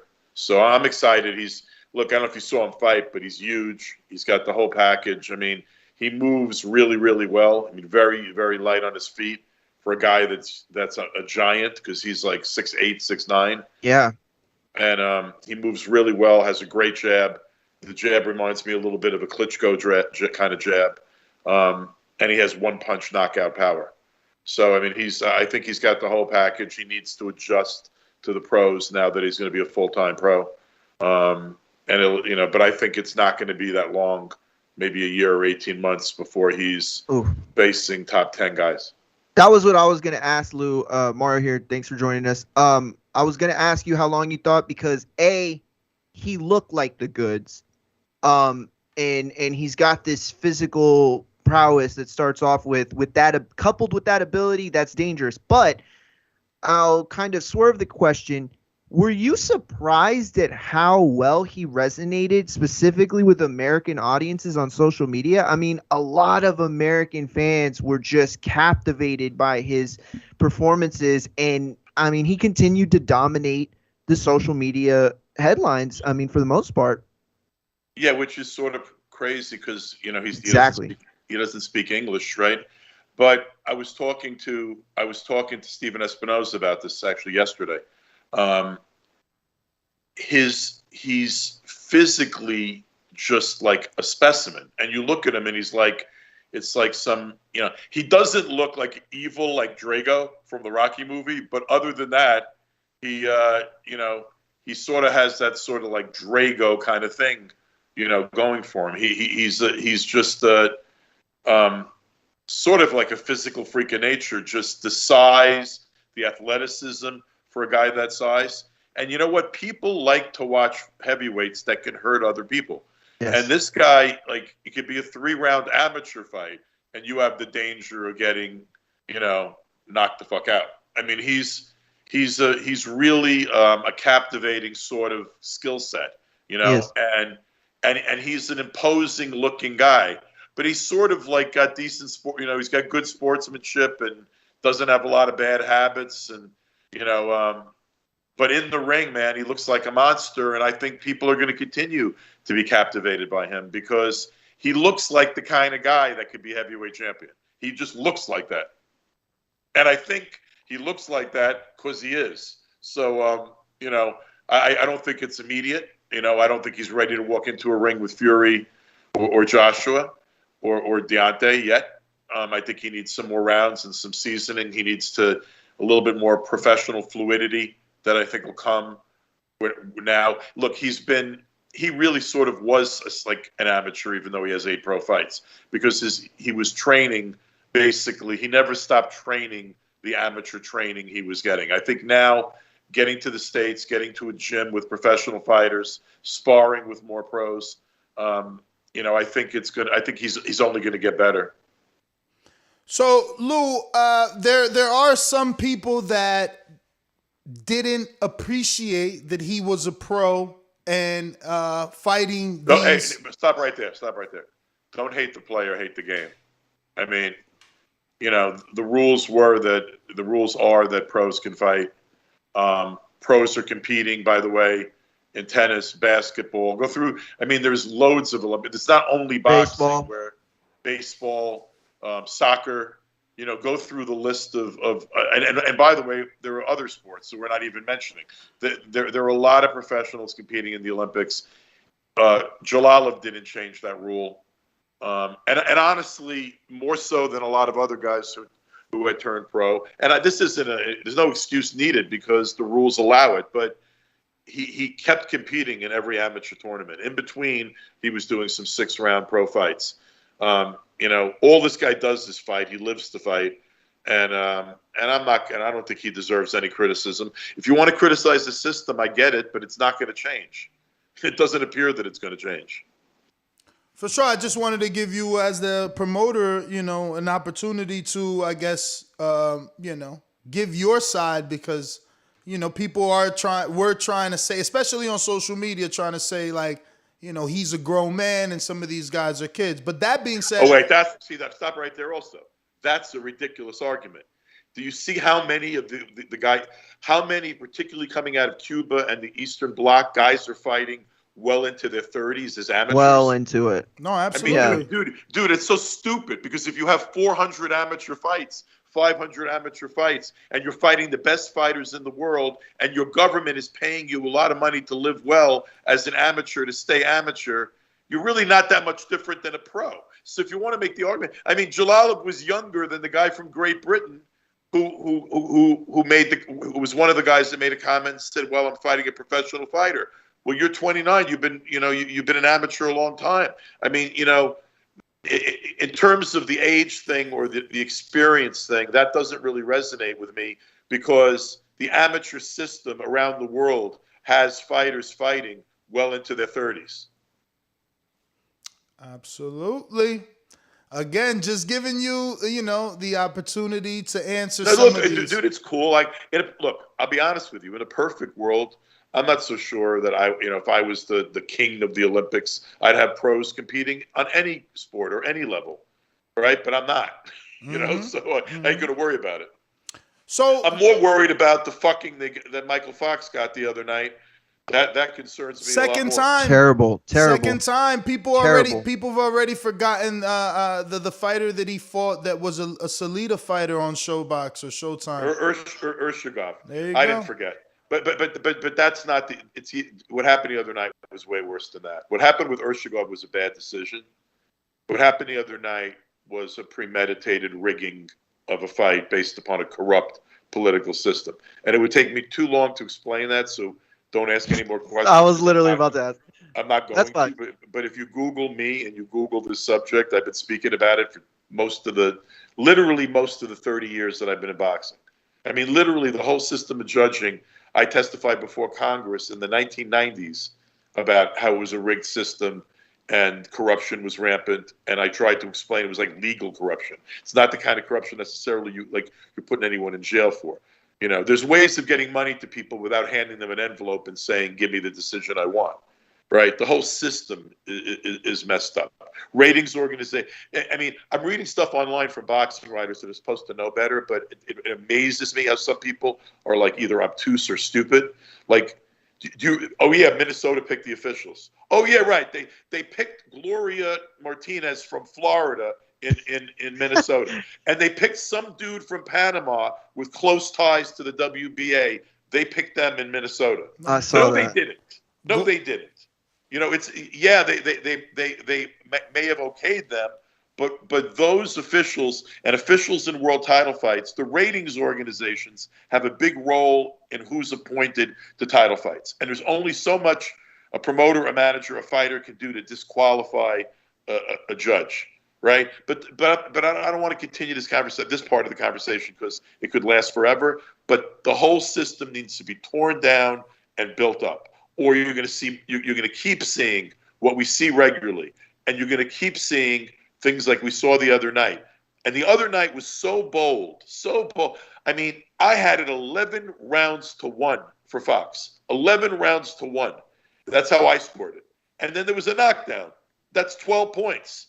12, Even if you scored it 9-3, 8-4, was overwhelming victory. There was no way in the world somebody who hadn't dialed it in could have scored that fight for that other guy who, by the way, my stray blows. He sucks. He's 34 years old.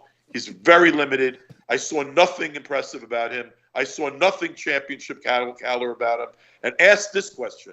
What the fuck was he doing on national television in prime time on a Fox network broadcast? What was that guy doing fighting for some bogus belt in prime time? And Lou, I know you said you don't want to talk any more questions about it, and this is going to sound like a question on it, but I'm more just generalizing. We saw the tweets that that Martinez had put out, which I'm not going to repeat or anything. Did you get to see them? Obviously, she's a racist. Yes. Okay. Okay. But by the way, that had nothing to do with the decision. No. And I agree. I mean, I'm sure you're right. But my question more is there there's no bylaws that prevent people like that are of the most disgusting caliber from participating in our sport at any level? Like, there are people working. I mean, look, there are a lot of really good people running ratings organizations. I'm not painting everyone with the same brush. Sure. But there are disgusting people in positions of power all over the world in most businesses, including fucking boxing. Okay. And by the way, not for nothing, I don't know if you've noticed this, but if you're on social media like I am, and I think you guys are a little bit, you see that there's a lot of MAGA type sort of not particularly tolerant people all over boxing, including, by the way, with some people that commentate and write. So yeah, I think yeah. So there's honestly, that's a whole separate societal issue. Okay. And I do think that the WBA has the power, if they want to say these kind of tweets are unacceptable to us and you're not working for us anymore, they have the power to do that. But that would be, and by the way, they may do that because what it's going to do is it's also going to take the light off of what really happened that night, which had nothing to do with the fact. Damn, that's a good point. Yeah, they're probably going to do something. But what happened that night had nothing to do with Gloria Martinez's tweets. Nothing. Had to do with a lot of other things, some of which I don't feel free even to talk about publicly because I don't feel like getting sued. I may know what I know. Doesn't mean I can prove it. Sure. But I can promise you that what happened the other night was premeditated, but it wasn't. Her scorecard wasn't about the fact that Mike Fox is black. Fair enough. So, Lou, I wanted to ask, what is the plan moving forward now that the heavyweight has won gold? I don't want to butcher his name, so Bakhtir Jalilov. But I have a good suggestion. His nickname is the Big Uzbek. Okay. And he likes the nickname. All right. Okay. So what's the game plan? That works. Got it. That works for me. What's the game plan for the Big Uzbek? First, he's the only Olympic medalist, gold medalist from Uzbekistan in these Olympics, and boxing's a huge, huge sport there. So he's gonna leave the Olympics and go back to Uzbekistan as the conquering hero, where he'll probably meet with the entire government, and there'll probably be parades and thousands of people meeting him at the airport and all that kind of stuff. So I think he's going to enjoy that for a little bit. I think he needs a little bit of a break after the Olympic run. And then as soon as I'm waiting, his manager is Vadim Kornilov, who also works with Bivol and a lot of other fighters. And I'm waiting for Vadim and Bakhtir to tell me, when he's ready to campaign. I'm guessing you're looking at October kind of time frame for him to get back in the ring in a pro fight. That's I think most likely. There's already a lot of interest. I've been speaking to a lot of people about him. When you win an Olympic super heavyweight gold medal, your stock goes up, which is great for him, and as a promoter, really good for me. Do you foresee him landing you a television deal? Like, is that medal great enough that a network is going to give you multiple dates because of him? I think the two are. Do I think he could get multiple dates in a development kind of deal with somebody? Yeah, I do. I also think that as a gold medalist and somebody that's as an attractive an attraction as he is now with that gold medal, I think me not having a deal with one platform, I think he's also able to bounce around a little bit.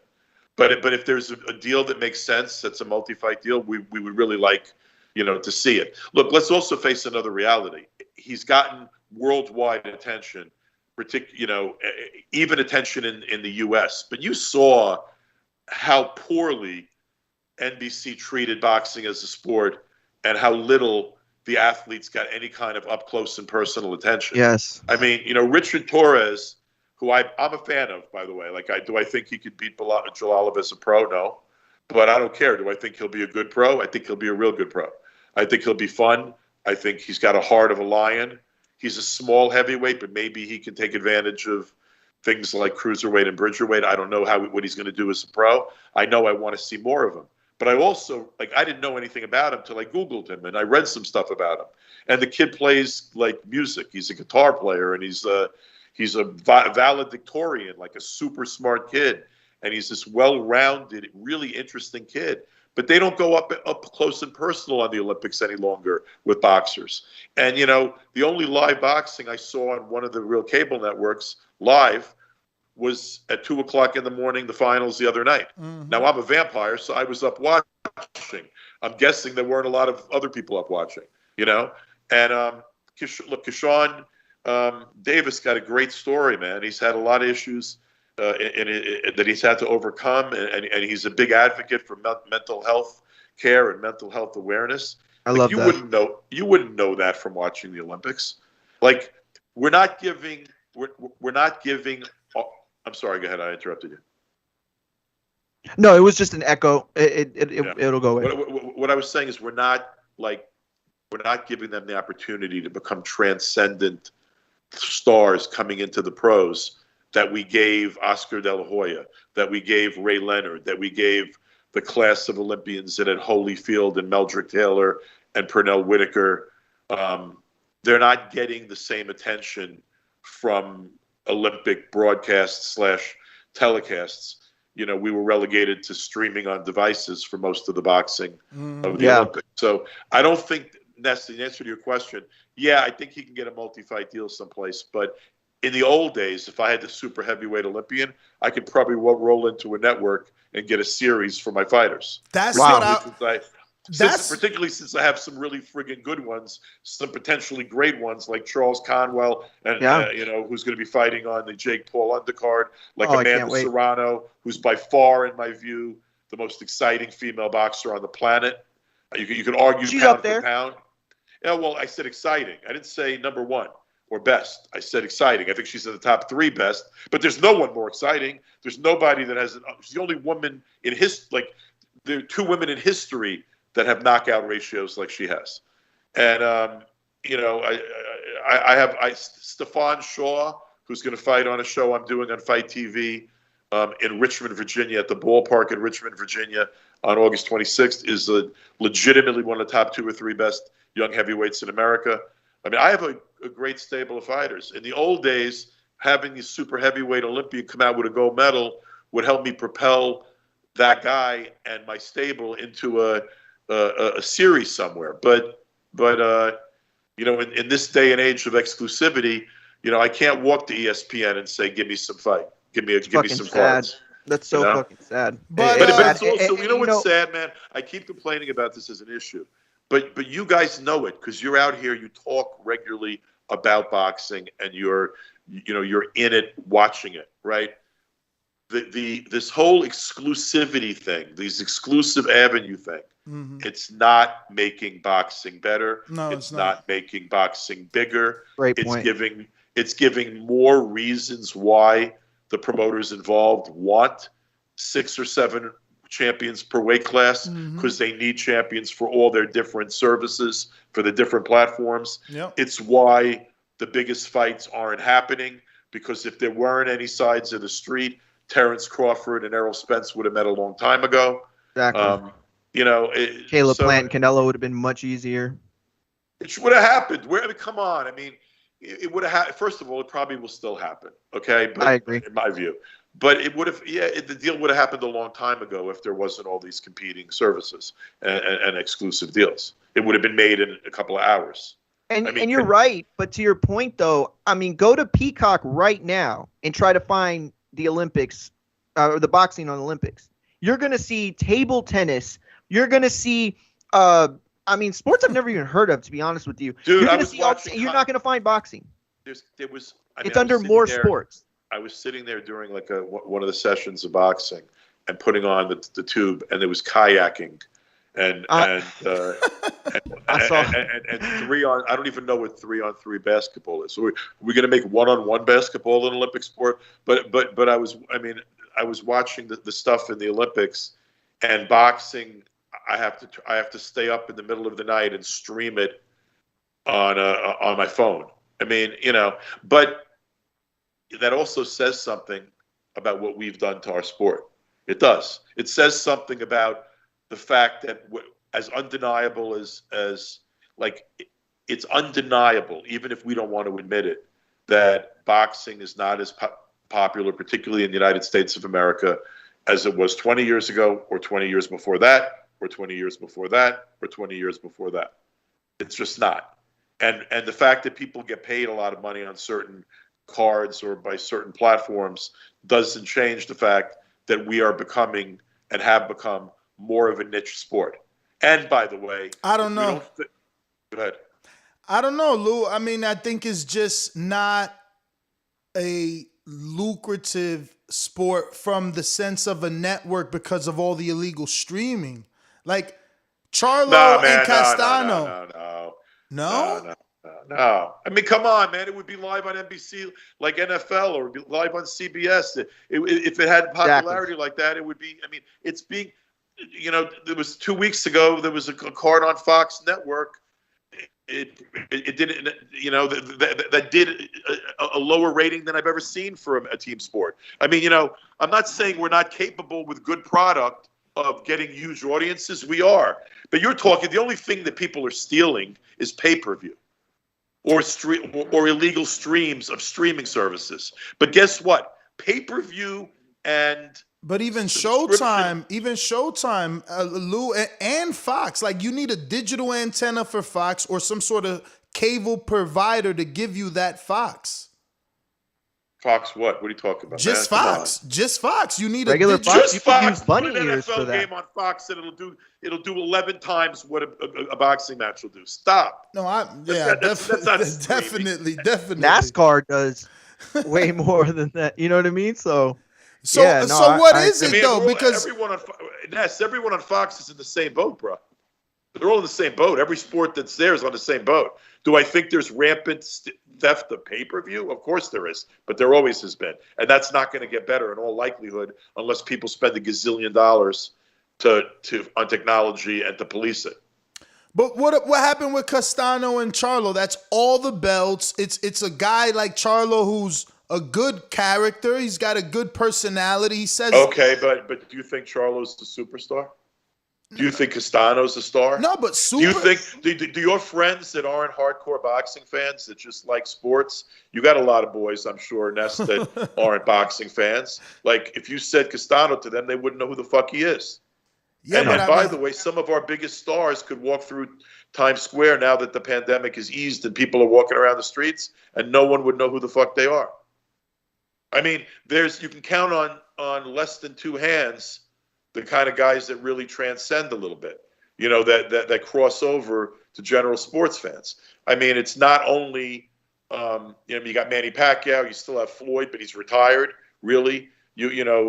Tyson's a bigger star, and Holyfield's a bigger star, and De La Hoya, unfortunately, bigger stars than most of our champions. Now, there are guys like Ryan Garcia, like Tank Davis, that have crossed over to degrees to other markets. Like we do have some young stars that do that, But I mean, I'm not arguing that Charlo in the old days would have been a star. I think he and his brother got like a great look, a story. They, you know, they're charismatic. You know, they're a little wild. I mean, I think that in a generation ago, when the sport was hotter, in the '90s when the sport was hotter, they would definitely be more well known than they are right now.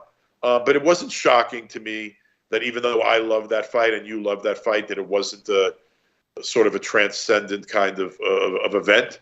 My dad still pronounces the names Charlos like they're Spanish or something. I'm like, they from Texas, Pops, but they not Spanish. Leave Pops alone, man. It does sound like churros a little bit, too.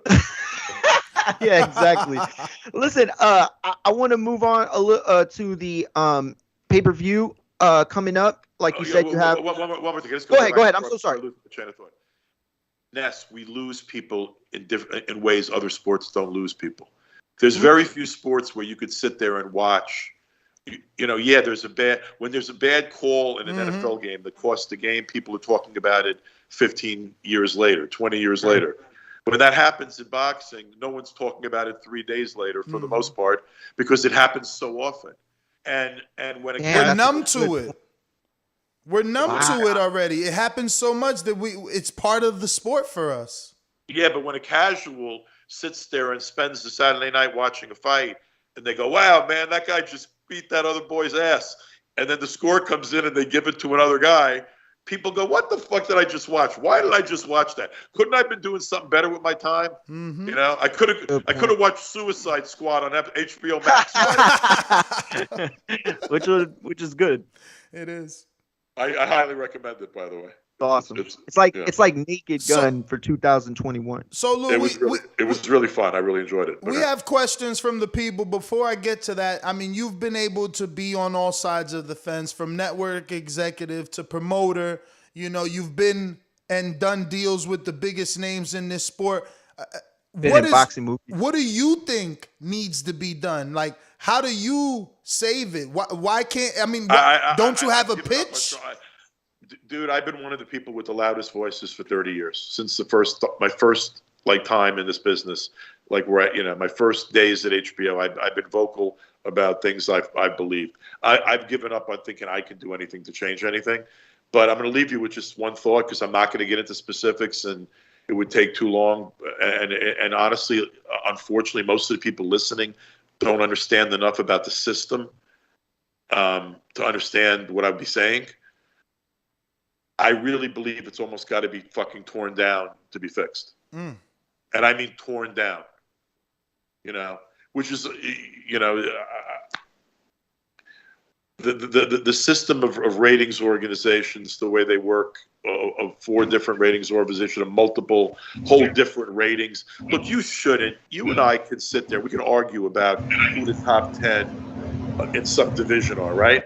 But if we sat there with a top 20, we'd probably have a lot of the same guys in the top 20. But you could sit there and you look at ratings of different ratings organizations, and you can literally see a ratings where there is nobody the same in another organization's top 10 or 15.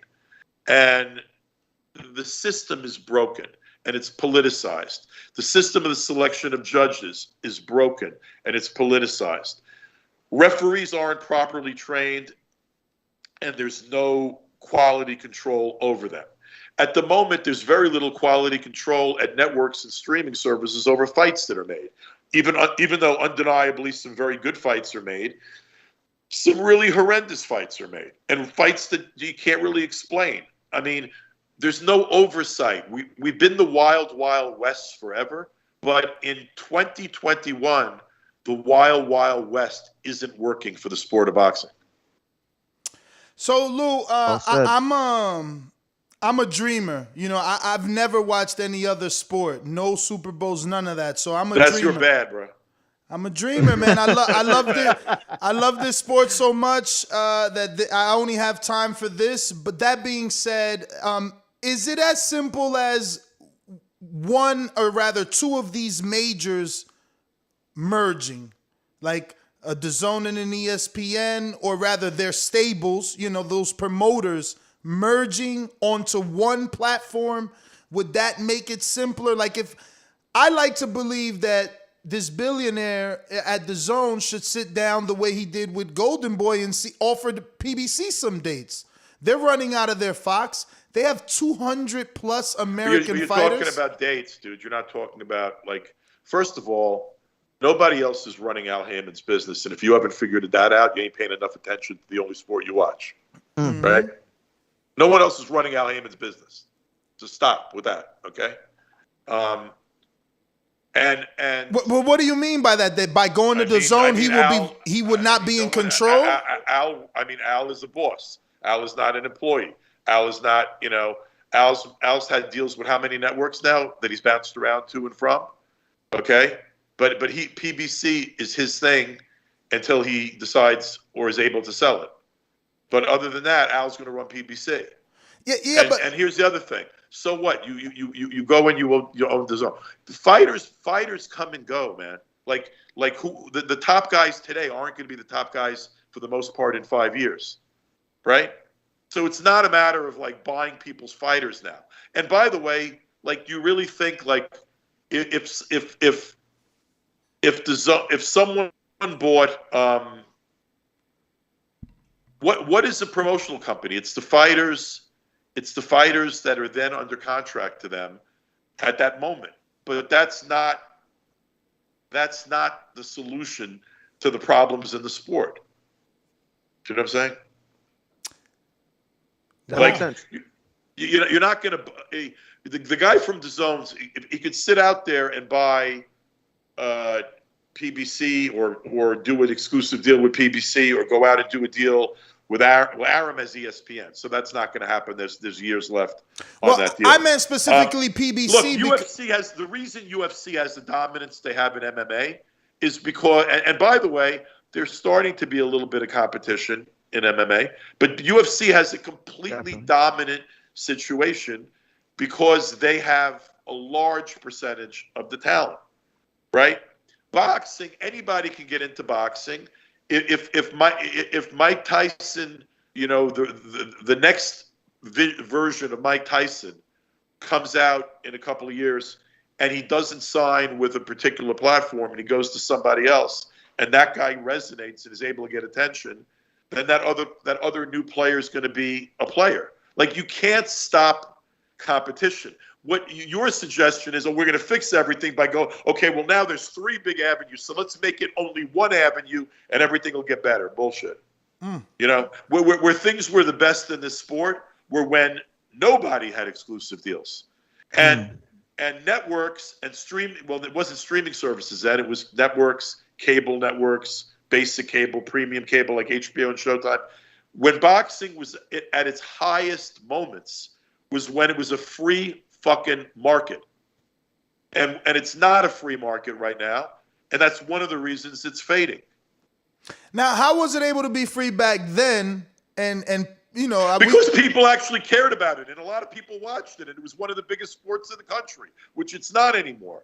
And like Aram has an exclusive deal on ESPN, but if you think ESPN thinks that boxing is must-see programming and some of their most important stuff, then you're not paying attention because they don't.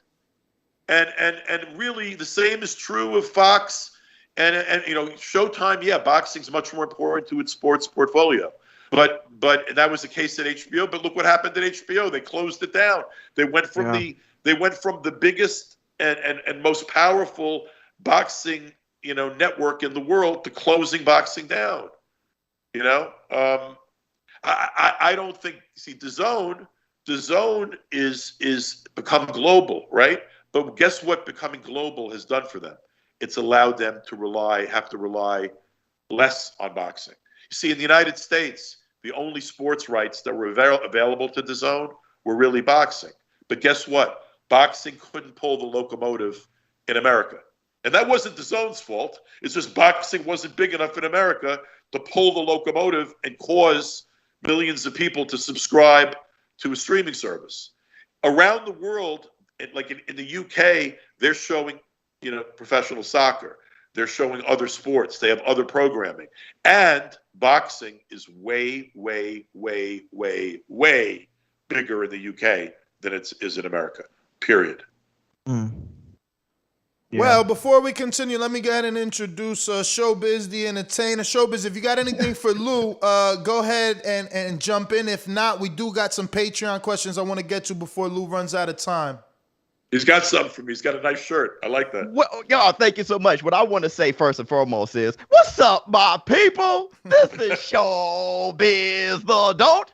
All right, man. Look, let me ask you something, Lou. When you were talking about boxing not being what it once was, what do you think about the wide world of sports and how we were able to get to know these fighters on free TV? I'm talking about before the whole pay-per-view thing. We got to know Mike Tyson. We got to know Leonard. We got to know all these people on free TV.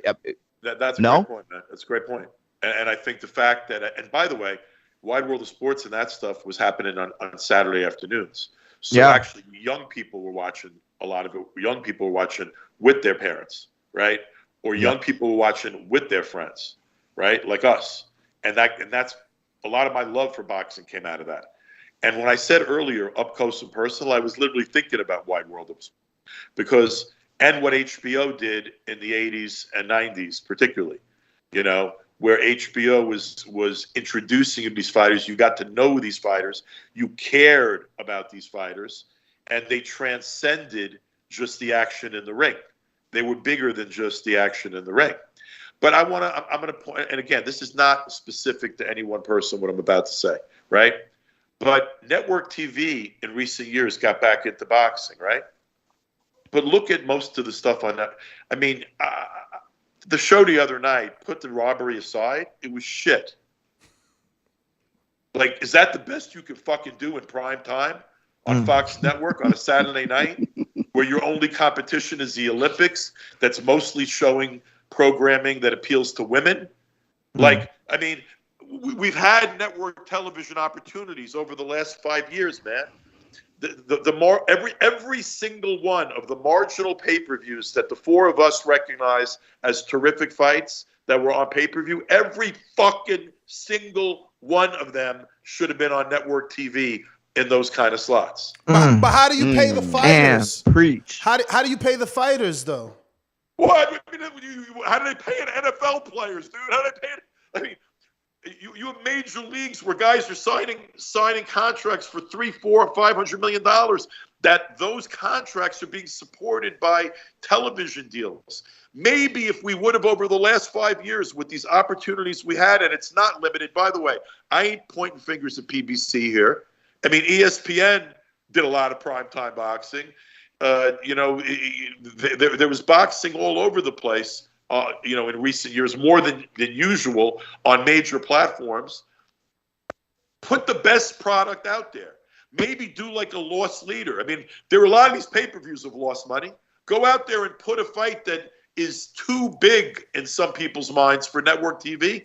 Put that on network TV and see if we can get the attention like a major sport can get.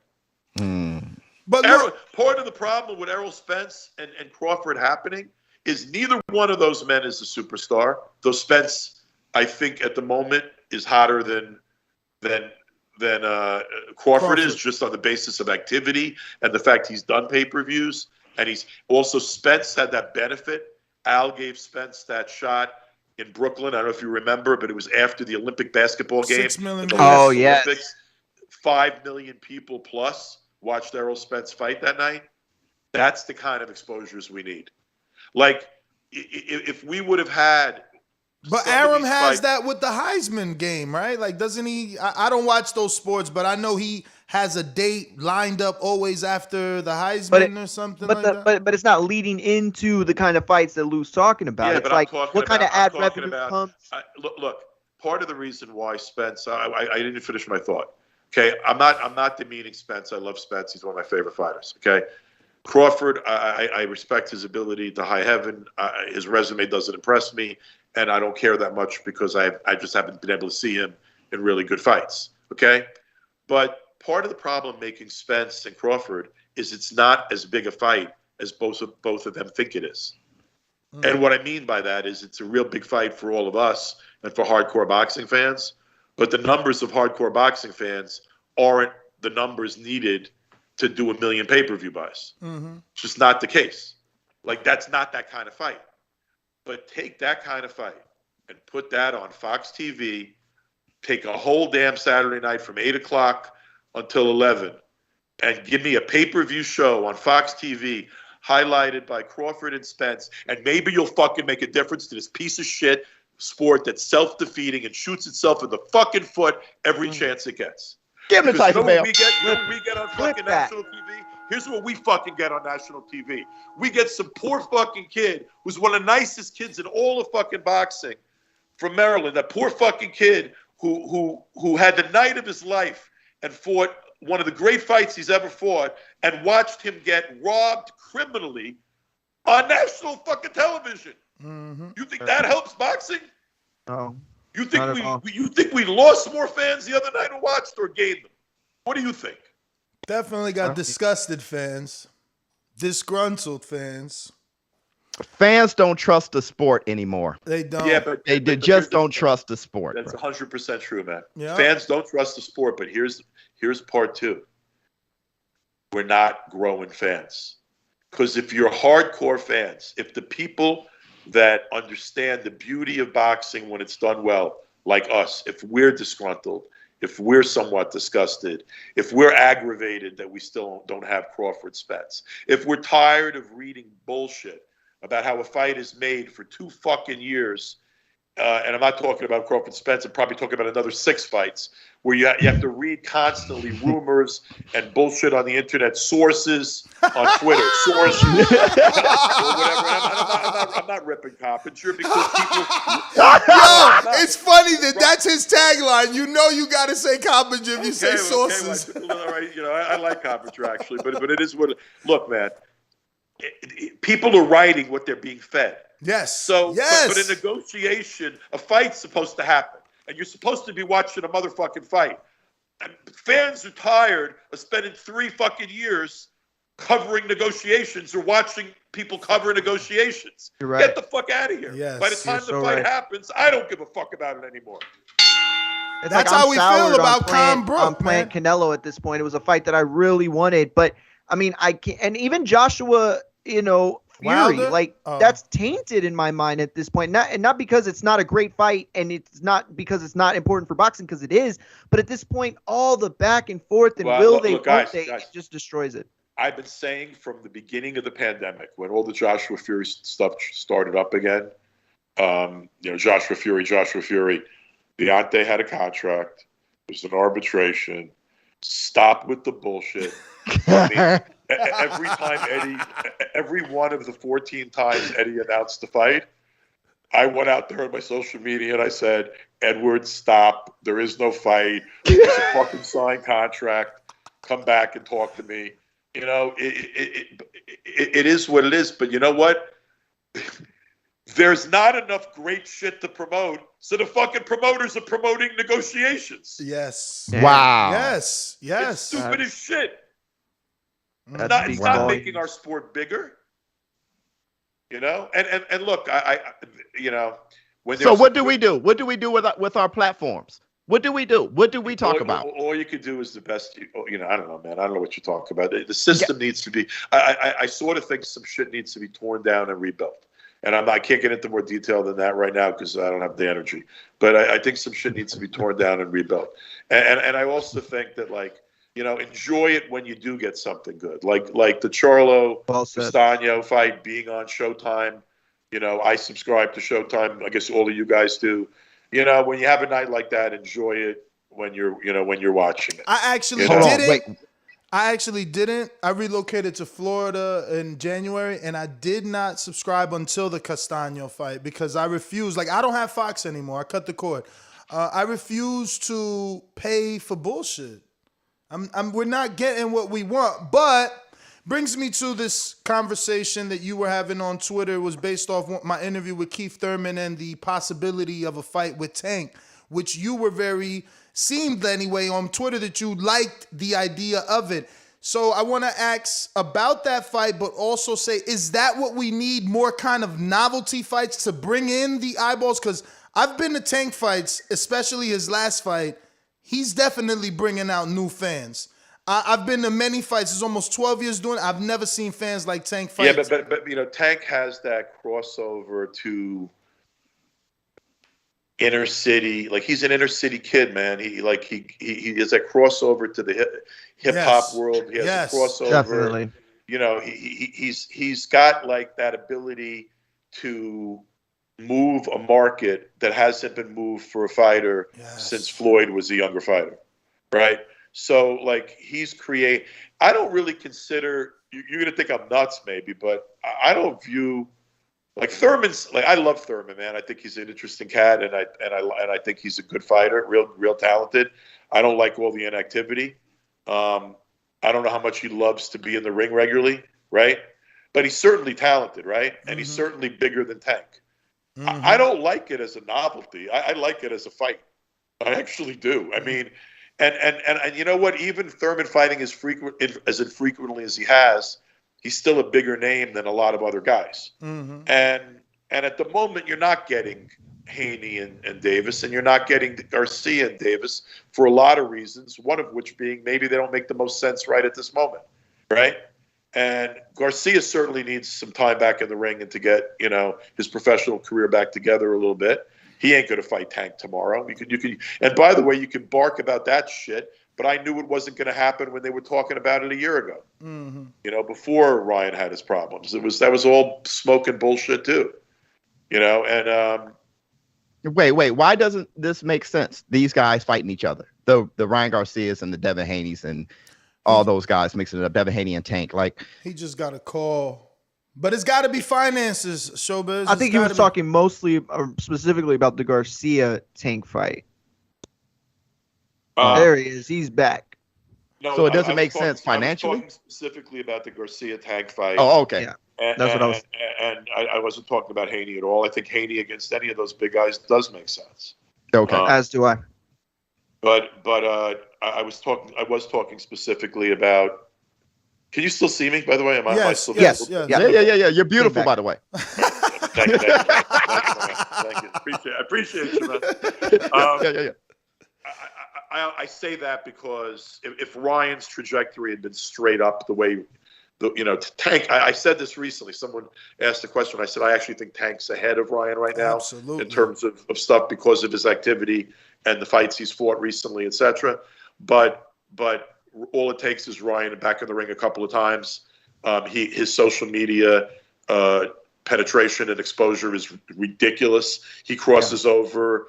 I mean, little girls love him like he's a Korean pop star. I mean, my niece knows 3 fighters, and one of them is Ryan Garcia. Yeah, he's like that fight can be much bigger, and I'm not talking about waiting 5 years for it, but get Ryan back in the fight for a couple of wins, give Tank a couple of more sold out arenas in the right markets, and when you do Garcia, Gervonta Davis, you really have a pay-per-view.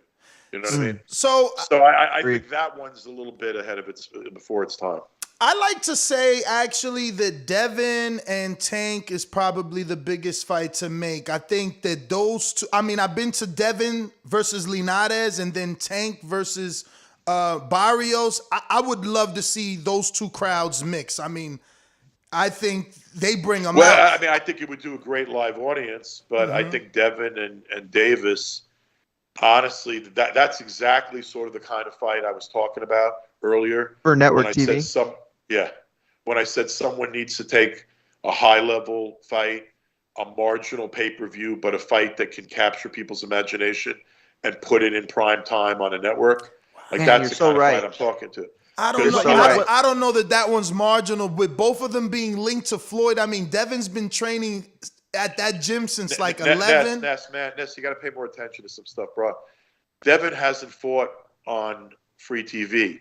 Devin hasn't fought on Showtime even. Yeah, he did. He had like not for a while. Not for a while. I mean, his recent fights have been on DAZN. Yes. And frankly, the penetration of DAZN fights in the United States, in terms of the number of people that have been watching those fights, it's a fraction of the number of people that are watching boxing in America. Well, when a fight is on a free network. Got you. I mean, that card, the card a couple of weeks ago that I said did so horribly, did 700,000 people.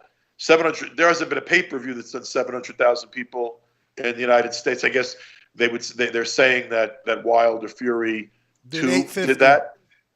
Okay, I don't know. I mean, who knows what the real number is? But maybe it did. But my point being, that's not a different level, right? It didn't do multiples of that, Ness. Yeah. It didn't do 3 times that or 4 times that. And I'm talking about a show 2 weeks ago that was one of the worst shows like you could put on network TV, and that people didn't watch. And it still did multiples of what these smaller pay-per-views are doing. Yeah, that was a strong number for that main event. Like, a lot of people were down on that number, but that was a strong number for those guys. I thought. Who were those? I don't even know who. I can't tell you right now what that main event was, and I watched it. I have no clue what fight y'all talking about. It was the Jonathan Rice and oh my God, Mike Coffey. Oh, yeah, Coffey's a friend of the show. So I love Mike. In that fight. Kofi was never an elite heavyweight. No. And was never going to be one. And he didn't belong in a main event. He didn't belong in a main event on Fox Network, even if he was fighting an equivalent guy. But we also put Vito Melnicki coming off a loss was on national TV fighting. I know it was a substitute. He was supposed to fight the same guy, but the same guy was just the same kind of guy. The same guy that beat Melnicki lost on the show, didn't he? Like, I think he lost on the same show. Yeah. I mean, that's not a show in my mind that ever should have been on national network primetime television. Lou, but that show could have been better. Shaw was offered that fight. No, he wasn't. What? Stephen Shaw was offered that Coffey fight. What are you talking about, dude? We would have taken that fight at a breath. We would have taken that fight in 2 seconds. Not only was it Shaw offered that fight, Mike Balogun wasn't offered that fight. None of my heavyweights were offered that fight. Not one of them. Shaw, they wouldn't put complete Kofi near Shaw. I don't know, man. They've been in the gym together. Jonathan Rice lost every round to Shaw 5 years ago, man. That's and a good he's won point. every fight since. It's the heavyweight Jonathan division. Jonathan Rice ain't in the WBA ratings, but Stefan Shaw is not in the WBA ratings, but Jonathan Rice, coming off that one win, is number 11 in the world. I mean, because Polite was coming off of the Damani win. That was a Who good cares, win. man? Who was Damani? What? Yeah, Damani was a decorated amateur. Damani walked into a ring untrained, weighed 400 fucking pounds. He wasn't 400, and he's always been chubby. We know him through the amateurs. Laughing, though, man. He's always been chubby, though. He's always been chubby. He wasn't chubby, dude. He looked like an elephant. But Okay? I don't think anybody thought he was going to win. Polite was going to win that fight. He looked like he hadn't trained. He's still the decorated amateur, and Polite was able to beat him. What's Polite? No, what's Polite's credentials? Tell me about them. I watched him in New York in the Golden Gloves. We started Hold on. He beat Solomon. He beat Solomon in the Golden Gloves. What? He beat Joey Abel. He beat Nikoshi Solomon in the Golden Gloves. Yeah. Solomon, the guy that lost his pro debut? The fuck are you talking about? The one that got the signing bonus to sign with Matchroom. Good for him, man. He didn't get one from me. Oh, man. Dude, you want to know the problem with boxing, though? What is it? The politics has gotten bigger than the sport itself. When you look at Castaño, the politics are sexier. Really though, and that's the problem. We get more headlines than we get fights. Well, I mean, we need to start breaking down what makes the sport so special, the fight itself. We got away from that. Look, when you look at Brian Castaño versus Jermell Charlo, the fight itself was amazing. But when you look at Twitter, everybody was talking about who got robbed, who the judges did what, who did what with who. But we're not talking about the fight itself. Hollywood. You know we got. What made the fight so good? Jermell Charlo had him hurt a few times. Castaño kept going. The fight was sexy, not the politics. The fight so good. All of us knew it was going to be a good fight before it started. Yeah. None of us was 100% positive of who was going to win. Mm-hmm. Yep. Okay. Who'd you have winning, Lou? The outcome was in doubt. Who'd you have winning? Then both of those motherfuckers went into the ring and fought their asses off. Left in the ring. Both of them. Right. Who'd you have winning? Left it all in the fucking ring. And then it was a close enough decision that without screaming robbery, at the end of it, we all could sit there and argue about who really won. Sure. That's why that was a good fight. Who did you have winning? Who did I have winning? I thought Castagna pulled it out slightly, but I had no problem with the decision. I thought it was a flat-out draw. I thought it could have gone either way. I mean, I wasn't scoring closely enough. I sort of thought Castagna nipped it, but I had no problem with Charlo winning. You know, it depended on what you liked, right? Because the harder punches were landed by Charlo. The guy, if you visibly in the fight watch somebody get buzzed a few times, 3 times. It wasn't Charlo getting buzzed. Brian got buzzed, right? But in terms of controlling the action a little bit more, Castagna did. So I got no problem with that decision because except for the championship rounds. Jermell Charlo took the championship rounds, the last 3. Yeah, but he was behind in the fight. Yeah, big time. But I look, I had no, like I said, I never screamed robbery about it. There was one scorecard that was, in my mind, insane, but that's the case every fight you watch. Yeah, man. Sure. Is it better business for them to go straight into a rematch, or do you think it's better business for them to go their separate ways and then come back for a rematch? Politics, sanctioning bodies. Yeah, you know what? That's a little bit of a bullshit excuse, bro. I thought Undisputed meant more. It's a little bit of a bullshit excuse because promoters, particularly the promoters with platforms, the promoters that have the exclusive deals, they have a lot of sway with the rankings organizations. So promoters and managers and fighters themselves, frankly, use the mandatory system to their advantage when they want to, right? That being said, I'd love to see the fight again. I don't think, as long as neither one of them fights a complete Shamir case in between, I don't mind them taking a fight in between. I think that sometimes you're better off like when the iron's hot, you know, because people are more interested and like they sort of, the more time that goes away between a fight, the more people are like they lose that enthusiasm a little bit. So if they're not gonna fight each other immediately, if they fight each other in 7 or 8 months, that's cool too, I think. I mean, if they take one fight first and they fight sometime early next year or next spring, I think that's fine too. Lou, let me get to some of these questions. Just answer them as quickly as you can. I know you're running out of time. James Valdez, San Antonio, Texas says, you've been through so many eras of boxing. Which has been the most interesting time for you personally? Personal note, I've always respected the way you handle yourself with the media. Salute and thank you for coming on the show. Well, thank you to that person. And just in terms of how I handle myself with the media, I used to work with a guy named Artie Curry. Yeah, I read his book. Artie died young. Artie was like our fighter relations guy. He was a young brother, started at HBO when I started there. And one thing Artie gave me advice, it was funny when I first started talking to the media. He said, Lou, he goes, your biggest selling point is that you keep it real. So just keep it real. The same way you keep it real with me, keep it real when you talk to these people. So that's sort of how I try to handle the media. With respect to the era, you know, probably because the role I had buying the fights for HBO, sort of being their in-house matchmaker when I was SVP at HBO in the 90s. For me personally, the 90s were the most exciting period. Not only that, look at the heavyweight division back then. We had Holyfield, Bo, Lewis. I mean, the secondary heavyweights, the Mercers, and there were so many quality guys. We had Ibushi, even though he flamed out and got into all sorts of trouble. But there was a compelling heavyweight division. Oscar turned pro. Pernell Whitaker was at the top of his game. Chavez was at the top of his game. I mean, the 90s were, everyone talks about the era of the Four Kings in the 80s and Hagler, Hearns, Duran, and Leonard. But, man, the 80s had a lot of amazing stuff. The 90s were a golden age for boxing. And for me personally, I think in boxing, the 90s were my golden age. That Four Kings documentary was good, though.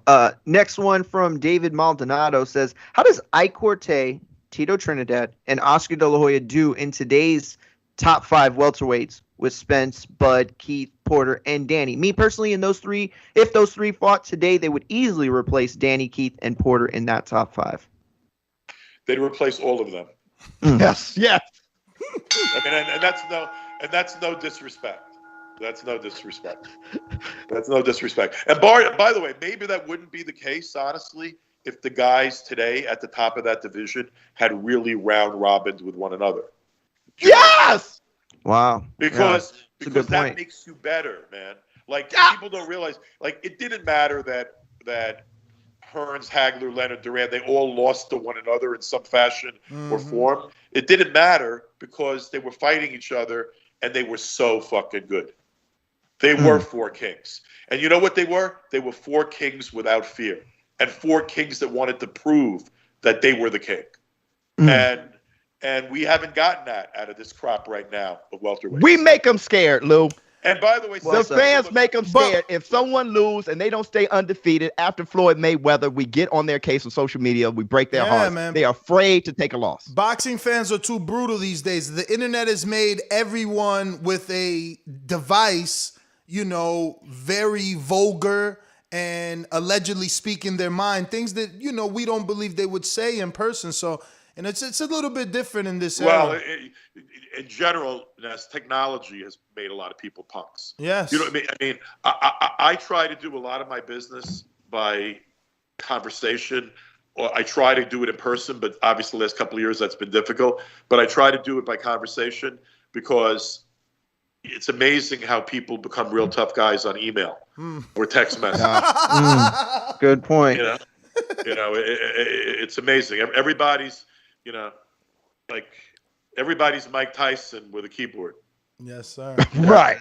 Definitely. Next one coming from Mr. Ardor. He says, what is DeBella Entertainment's agreement with UFC Fight Pass? Will we see DeBella Entertainment cards monthly or bi-monthly? I only signed up when there's a card like Heather Hardy's last fight. Well, the women's card we have coming in on August 20th on UFC Fight Pass is even better than that card. Much better than that card, actually. So I really hope people will get that. It's got I got Kaylee Reese, who's just coming off a starring role in a movie at Tribeca Film Festival, unifying a belt. Mary McGee just got injured, but Jessica Camara, who beat Heather Hardy, is fighting Natalia Bustos from Argentina for 2 belts. I got Alma Ibarra, who just won on that Ring City series, is fighting a title elimination bout. And my heavyweight, Elvis Garcia, is also on that card. I got a male fight on the card. But I think Elvis has got himself in great shape, and I think he's going to be a player in the heavyweight division. So that's a good card. What's the date on that card? August 20th. It's at Sequan Casino Resort near San Diego. August 20th on UFC Fight Pass. I think that's a real good card. You'll see a couple more cards from me, probably the card August 20th, another card before year end. I don't have a monthly deal, but I do have a great relationship with the people there. I want to do as many cards as I can. But, UFC Fight Pass, they like boxing, and they've done a lot for women's boxing by giving women an opportunity to fight on UFC Fight Pass. But, it's primarily... it's a combat sports app. I love it. I actually watch a lot of UFC Fight Pass. I watch some of the other product that's on there, not only the boxing. But boxing is not their bread and butter. So I gotta, I'm going to continue doing business with UFC Fight Pass, but I got to make some other things happen because, UFC Fight Pass has done some real good boxing. Roy Jones company, that they have some regular boxing there. Jimmy Birchfield's done shows there. Other people have done shows there. So, they are doing boxing. It's a component of their programming, but I'd say they're primarily still an MMA service. I don't want to sidetrack, but Lou, we just seen Eddie strike a deal with Instagram. Have you ever thought of YouTube? Boxing lives and dies on YouTube. Wouldn't it make sense to have fights straight to YouTube? Yeah, but it's a matter of whether YouTube wants to pay for boxing. I like right now, a lot of the boxing I do, and if you live in anywhere in the tri-state area or anywhere that gets Sportsnet New York as part of a satellite package or whatever, you see that my fight cards are televised out the wazoo constantly on a lot of cable networks. But I never got paid for those. So I'm paying for the production. What? Yeah, all those shows, I never got paid a television license fee. I relied on the gate. That's why I couldn't really continue Broadway boxing during the pandemic. It was the gate paying for the event with sponsors. But if you don't have a live event and you can't afford to put it up on TV, the sponsors, you have nothing to give to that sponsor. So a lot of the look, even Showbox right now, right? As great as Showbox is, I love it. People have to understand promoters don't make money on Showboxes. Maybe they break even. You might make like a couple of grand or lose a couple of grand, but Showboxes aren't profit centers. Showboxes are developmental opportunities. And that's sort of how I view my UFC fight pass cards. I'm using them to develop women's boxing. When I've had them for the men, I've used them to develop stars that can then appear where the budgets are bigger, right?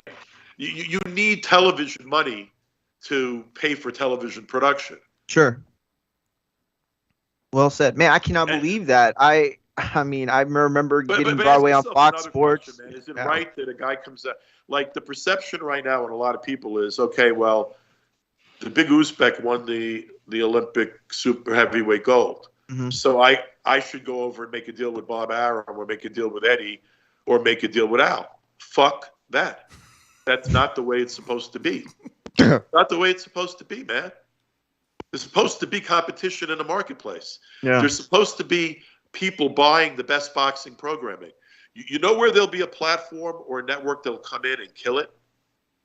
When a platform or network comes in and says, I'm not doing an exclusive deal or a primary deal with anybody. Yeah. I'm just buying the best you provide me, and they hire somebody good or a little panel of good people that understand the sport, and they go out there and they buy the best fights offered to them.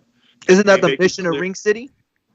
Ring City's not a No, network. Ring City has a low budget too, but Yeah, but not only does Ring City have a low budget, they don't want to work with they don't let a promoter promote a show. Oh. They want a promoter to give them their fighter, so their in-house guy can promote the show. Got it. Ring City's not the answer of solving any problems in boxing. It's ridiculous. I mean, come on. Yeah, I look, they put out their press release, and you know what I mean. Like, no, I'm not, dude. I'm rooting for everybody that comes in with some money and a desire to grow the sport of boxing. I'm rooting for them. I don't have an exclusive shit with anybody. All right, so like, I'm rooting for the success of the sport, for exposure, for good fights to happen. One thing I will give Ring City credit on, with their limited budget and in my mind their imperfect formula to make fight cards, because I think play the promoters that don't have a platform against one another and make them offer you the best show they can get put together, including matches you approve, and then let them do what they do best, which is promote a show, right? But that's all right. But even with their imperfect system, in my view, they made a real effort to make 50-50 fights. Yes. And a 50-50 fight between two people you never heard of is preferable to a Bozo the Clown against an A-plus talent. Yeah, I agree 100%. Next one coming in from Ruin the 504, and you already answered this, so we can move on. But unless you have anything else to say, but he, just to give him a shout out, he said your thoughts on the controversial Michael Fox decision, which you talked extensively about. So there should be criminal investigations over what happened the other night. Well said. To have you elaborate a little, do you think we've seen obviously with Paul Williams and Laura, those judges got fired indefinitely? Is this that? That's not enough. It's not enough. It's not enough to get rid of those 2 judges or 3 judges. It's not enough. Okay. Why did it happen? They weren't the ones making that decision. They were executing, bro. Get to the bottom of the fucking problem. Including asking yourself, why was it on television in the first place? Lou is the very realest, good point.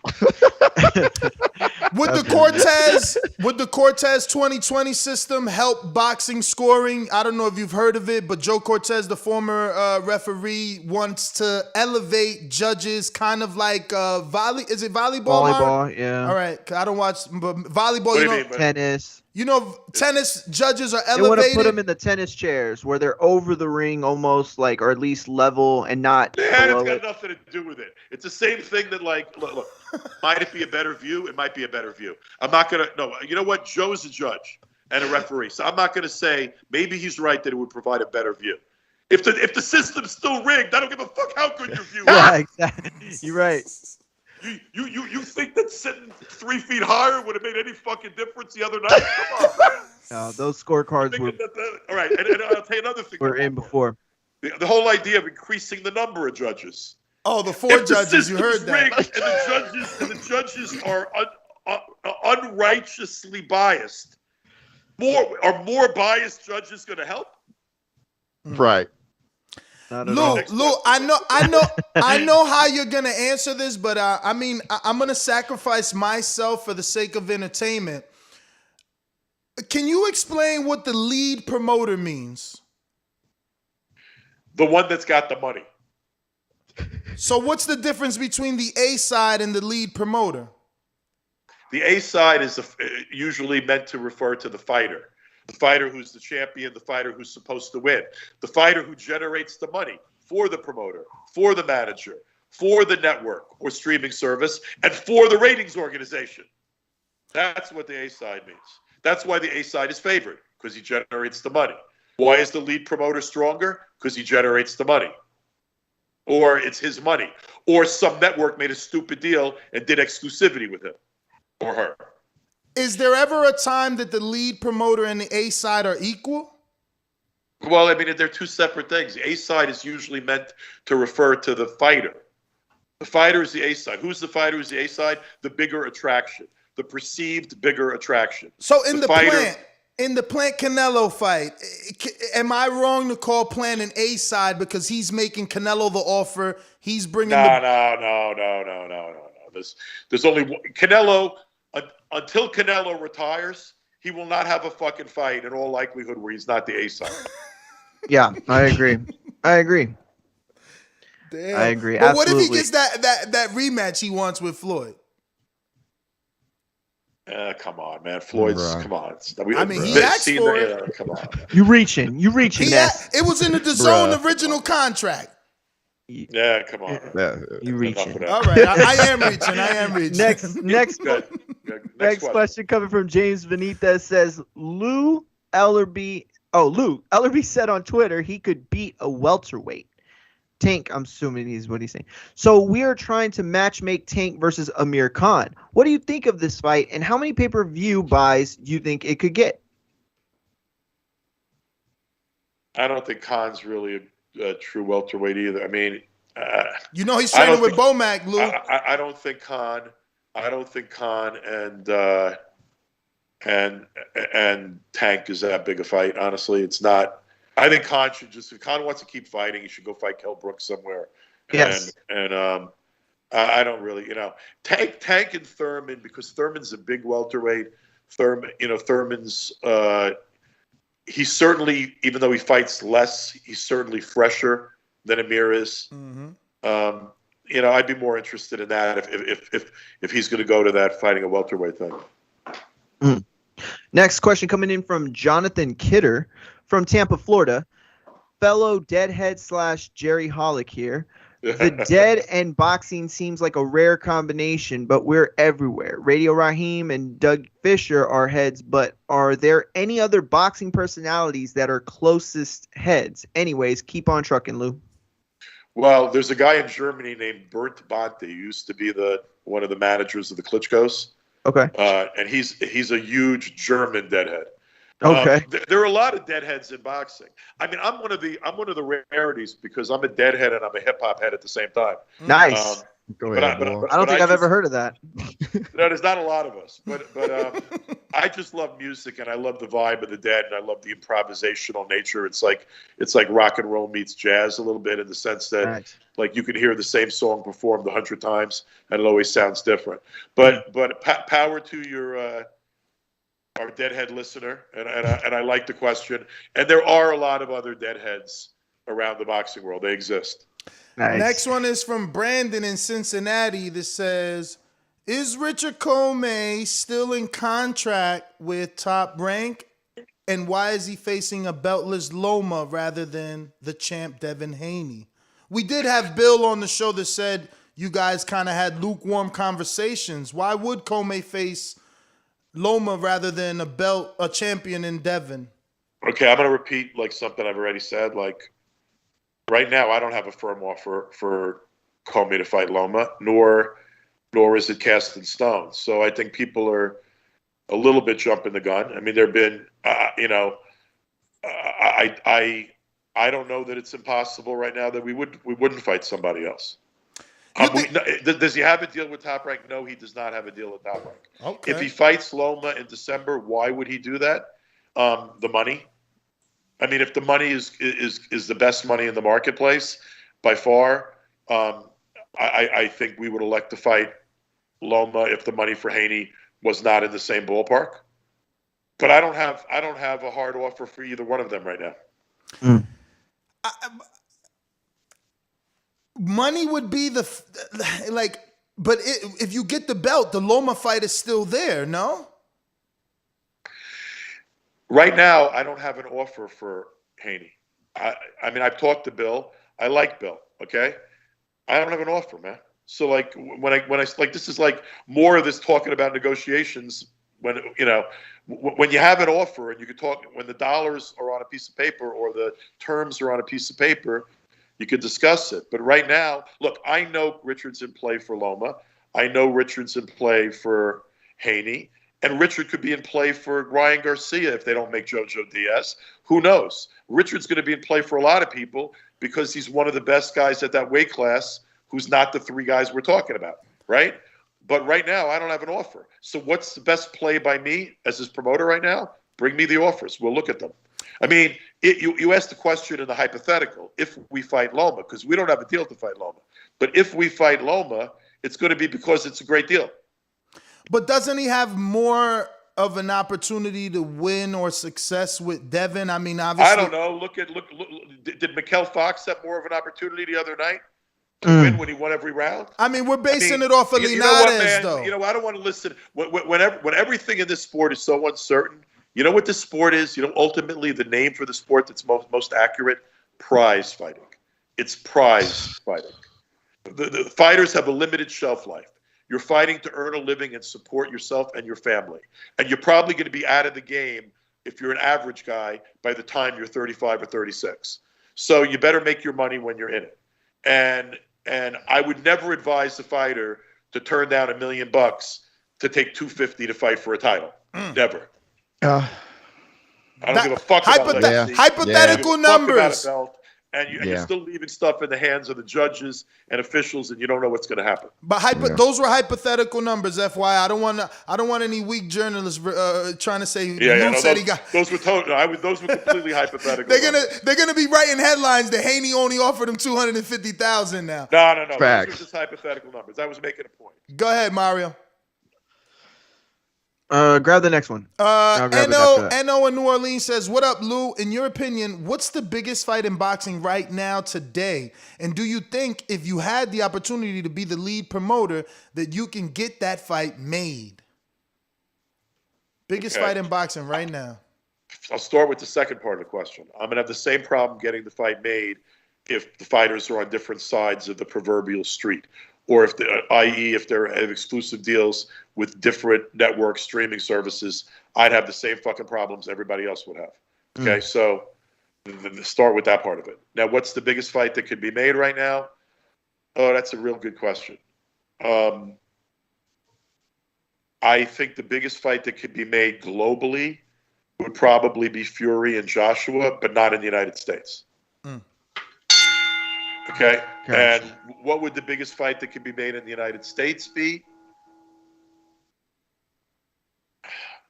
I don't know. I mean, in a couple of years, I probably would say, or 18 months or so, I might say Ryan Garcia and Tank Davis.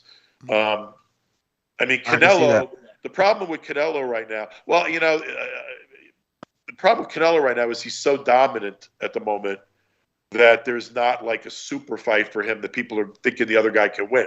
You know what I mean?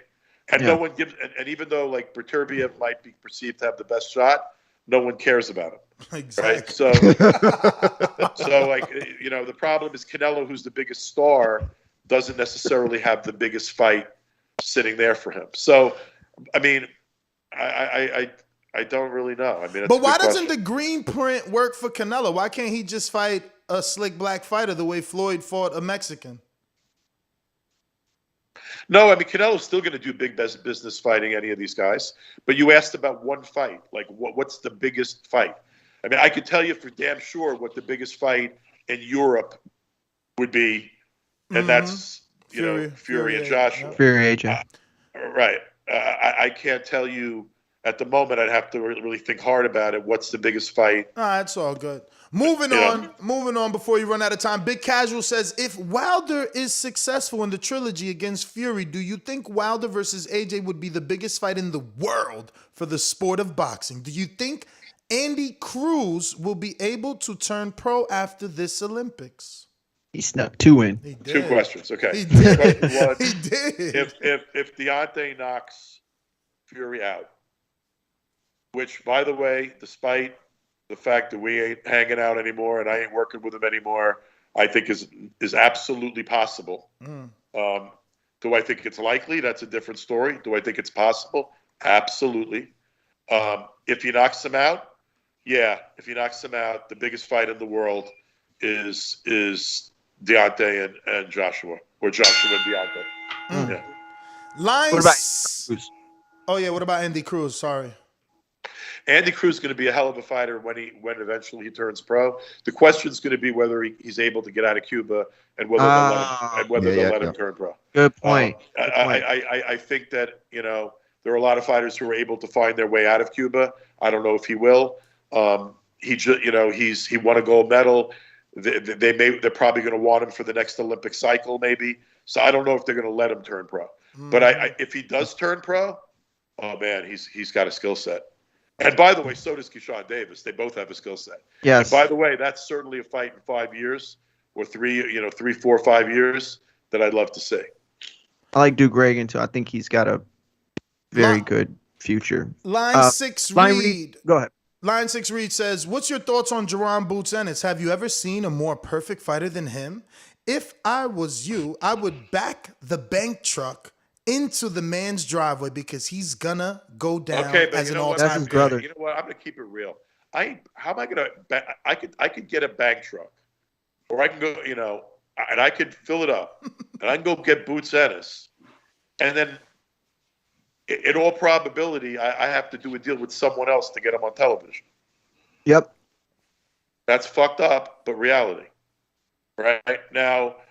As to Boots, what do I think of Boots Ennis? Have I ever seen a more perfect fighter? I've seen a lot of fighters who are great.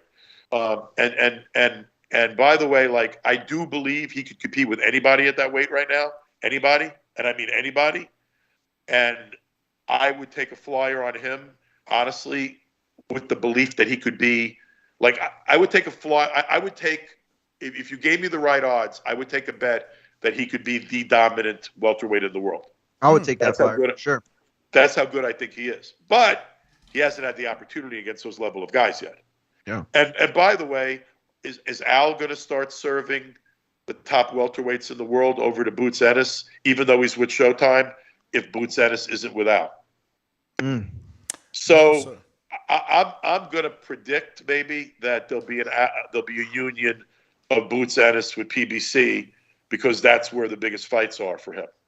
And if for the same reason, I predict that if Terrence Crawford... I was going to go there. I'm going to predict that if Terrence Crawford winds up not being with Top Rank in a year or two, he's probably most likely to do something with PBC because that's where the biggest fights are for him. Well, a year or two, they say his last fight is up in October. You don't think we'll get some sooner than a year or two? A year. I mean, if his contract's over in October... It still takes time to arrange and schedule another fight. I'm sure he's not going to want to fight one of the big boys coming off of this long of an activity.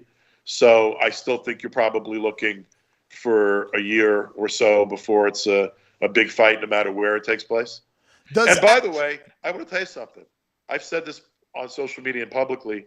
And by the way, one last question after I finish this. Oh, shit. Sure. But I said publicly, I like Porter and Crawford as a fight. I think Porter's the best fighter. I think Porter's the best fighter Crawford will ever have fought. Mm-hmm. So and I love Sean, man. He's a dog. Mm-hmm. Like he don't go into that ring to dog. lose. Like Never. he's a pure dog. I love that kid, man. He's one of my favorite fighters in the game. I like him. I like his dad. And by the way, one of the nicest, most respectful, decent, approachable cats in all of boxing. But I love that fight. Now that fight should happen. I mean, they ordered it. Shouldn't we be already be hearing an announcement of it? You would think. It's a hell of a fight. So you don't foresee it happening then. You don't think that happens then. I don't know. I hope it does. But I mean, when it's done, it's done. I'm glad. At least with respect to that fight, I'm glad I'm not listening to 14 people telling me it's already made and we're signing it in the next week when it's not. So at least they're keeping it real with us right now. But That's I true. hope it's going to be made. I hope it will be made. Mario. Last question. Steve in the UK is next. Yeah, I was just gonna go with Steve in the UK. I was gonna say with the best one, but no, we'll just go with this one. Hi Lou, thanks for coming on the show. Fantasy question time. I've given you $10 billion. How do you clean up the sport to remove dodgy decisions and general shenanigans that make the boxing dirty? Do you bankrupt the sanctioning bodies? Do you buy all the big promoters and turn them into the league? If I have $10 billion, I buy the whole industry and I create one sanctioning body. Beautiful. That's what we need. Let's start that by the GoFundMe way, campaign. When I say buy the whole industry, I don't, I don't even know that I don't know. If I have $10 billion, I consolidate, maybe not buy, but consolidate everything. Make a deal with $10 billion. You can buy your way onto any service or anything you want. Create a deal where you have the most influence because you have the most money, and you use the most money to make sure nothing ever happens but the best fighting the best. And you create one. You only do business with one sanctioning organization, one champion per weight class, one sanctioning organization, and you develop young fighters in competitive fights. You make only the best fights you can make, and if guys perform and if they give 100% and they entertain the public, you don't fucking worry about wins and losses so much. I'd rather watch an 18-5 fighter who's a dog than watch a 20-0 fighter who can't fight. Facts. Yeah, give me Gabe Rosado any day and I'll watch him. And you kind of just described UFC at like the time when I got into it. Well, it's sort of why it made it really like, look, UFC had some visionary and strong people running the company, but their dominance is what allowed them to grow. Yeah. The fact that they basically took a sport that was fractured and really sort of not licensed and not able to get big audiences, and they totally dominated it. But if you gave me unlimited billions of dollars, by the way, maybe what I would do is I would buy a network or a streaming service, and then I would just do the right things. Nice. That's right. Well said. Lou, man, thank you for coming on. Give out your social media. Give out those schedules to the 2 fights you got already. And thank It's you at again. Lou DiBella on August 20th at Sequan Casino. Kaylee Reese in a unification women's main event. Jessica Camara against Natalia Bustos in another unification at the same weight. Alma Ibarra against Candy Wyatt. It's an eliminator to fight Jessica McCaskill. The winner becomes mandatory to McCaskill. Love it. Elvis Garcia, who was the secret weapon sparring partner that Anthony Joshua used when he beat Andy Ruiz. He's on that card. It's a terrific card at Sequan. Come to Sequan. Watch it on UFC Fight Pass. August 26th, Fight TV from Richmond, Virginia, the Diamond, the home of my AA Richmond Flying Squirrels, a San Francisco Giant affiliate. We're in a ballpark with a live boxing show. Come down to Richmond, watch the fights with us, or catch it on Fight TV. All right, Lou, thank you for joining us. We appreciate your time. There you have it, ladies and gentlemen. Promoter. Next time I Lou can ask DiBella. him baseball questions. Absolutely. Oh, shit. We just let you go, Lou. Sorry. But, yo, I called you the entertainer, but that's because you're entertaining, right? You know what I mean? Man, thank you, brother. Thank you. But it's the adult. The adult. This is the first time we actually even speak. I've never bumped into you in any of the fights or anything like that, but definitely we have a mutual friend, by the way, Adrian Clark.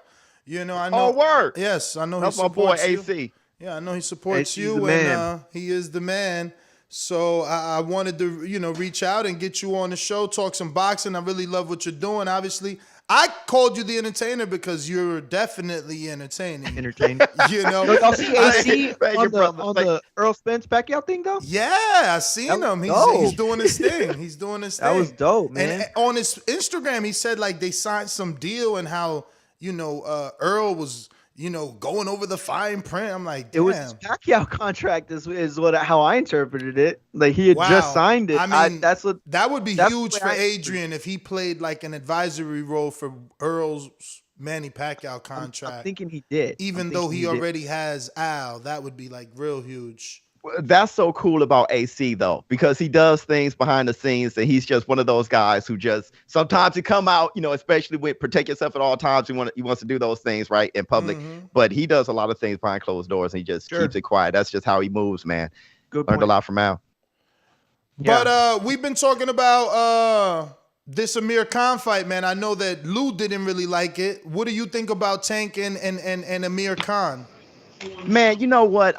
To be honest, I don't like it, man. I'm with Lou on this one. I don't like it. Now, look, of course, I love boxing. I'm going to be interested. You see Amir Khan with his fast hands, all the stuff that he's done, but that chin is cracked, and Tank Davis can swat. And really, going into the fight, that's how you're going to feel. Now, if you're a boxing pugilist, everything else that Amir Khan has. He got that size advantage and stuff like that. Hand speed, crazy. He got the experience, but you see him struggle with guys like Vargas, right? In wars with him. It looked like Terrence Crawford could have knocked him out anytime he wanted to. He just went to the body to make it more interesting. Let me knock him out with a body shot. That's how it seemed.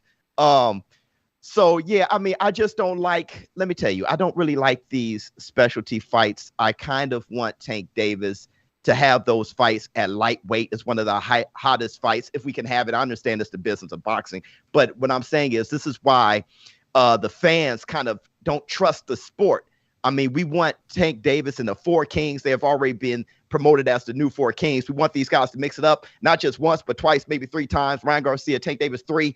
I like those things even more than the Thurman and Tank fight, right? Even more than that, I just want to see these guys mix it up and come up together the way Wilfred Benitez, Sugar Ray Leonard did. Sugar Ray Leonard, Hearns, Duran, Sugar Ray Leonard, Hearns, Duran, like those boys. I want to see that so badly. I just like that more. I just feel like all those guys you mentioned were already stars, I mean, especially based off the documentary, right? Like, except for Hagler, he didn't seem to have the notoriety or the love of the public and the writers like the rest, but everyone else was a star. Hearns had Emmanuel Stewart, and he definitely had Detroit on his back. Everybody had something, and right now, Tank's the only one doing something. Like, yeah, people give all this credit to Ryan for his social media, but like, we haven't seen him put that social media to the test. Like, we're waiting for that big fight for him to really show us like why he's got all these millions of followers and why he's able to renegotiate contracts. But Lady Sean, what's going on, lady? Lady Sean, what's going on? You on mute because you came in sounding crazy.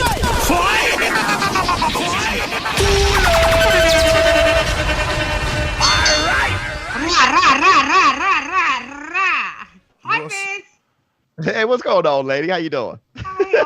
We finally, yeah. We're talking now. We're talking. Without super chatting you. Yeah. That's right. Now we get to talk face to face. Yeah, I'll be back. I'll be catching your commentaries. I caught a bit of it last night, but don't worry, I'll be back with the super chats. I love supporting Thank you so much. Thank you so much. So Sean, being from the UK, man, what do you want more? Would you rather Khan settle his business with Brook, or do you like the idea of a possible Tank welterweight US fight? The Khan and Brook thing, I did a commentary on it. I think the ship has slightly sailed on that one, but if it happens, I'll watch it. But Tank and Amir Khan, I saw that you said that on your show last night. I thought that was an interesting one, to be honest. But there's a lot of we keep hearing Tank with XYZ, but the people who we really want to hear Tank with, we're not hearing them with. So like, I don't know him fighting. He's done Gamboa. Now you want to do an Amir Khan. You will knock out Amir Khan, but what benefit is it? Like, we want to see you with Ryan Garcia. International we want to see stardom. you with Devin Haney. International stardom. Like, that's how AJ is a global star, because different territories and markets. Yeah, but AJ went for, and you know you just tried to mention AJ because you think it's a trigger, and I'm gonna get you. So don't try and trigger because it's not a trigger. I thought that was a good metaphor. The other guys don't know. I know. So don't try and trigger. No, Anyway, I'm just saying. So we're not talking about AJ. So let's skip that. No. Today's show is. They're not in the same. They're not in the same circumference. No, but AJ. Today's show is about AJ too. You heard? Okay, well, we're skipping. I'm not putting AJ in this because he's above Tank at the minute. No, so of course. I'm just letting you know that today's show is also about Tony Bellew saying that Usyk is the best boxer that AJ will ever face. He didn't say till date. He's saying ever. Like, even if he fights Fury, Usyk's still a better boxer. So I don't even know what that means. Yeah. Mario believes it. Most skillful. Mario believes it. I'm not saying that AJ's not. I mean, I'm sorry. I'm not saying that Fury's not more dangerous or Wilder's not more dangerous. I think even Dillian White's more dangerous as a heavyweight. But pound for pound, pure skill, I think Usyk's best. But what does that mean? That means that he does everything right. That means he is in the ring as a scientist in the sweet science, and he does all the fundamentals, everything right. But it's a fight. You know what I'm saying? Like, you can fight a good fight, but that doesn't mean you're gonna win it. So when he says the best fighter, he means skill wise. That's how I interpret it. I don't interpret it like that. He said boxer. How do you interpret it, Showbiz?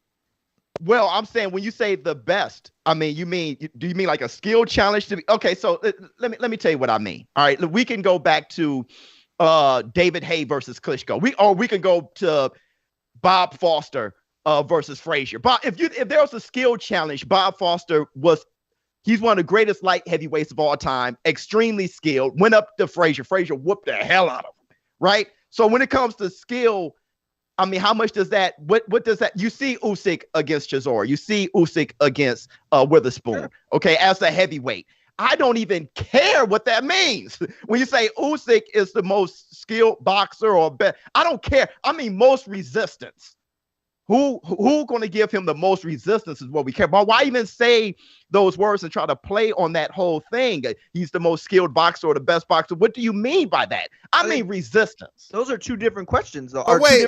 But what is he saying? But what do you mean by resistance? Because when I interpret that, like, you want to see who's more durable, who can take more of Joshua punches? No, who got the better chance of whooping Joshua's ass?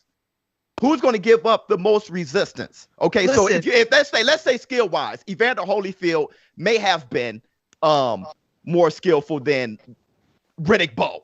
Okay, Riddick Bowe was getting busy. Okay, Holyfield may have been or Foreman can do more things. Right? What's going on, Punch? But I'm saying resistance. Who has the better chance of taxing that ass? Right? So go ahead. I'm sorry.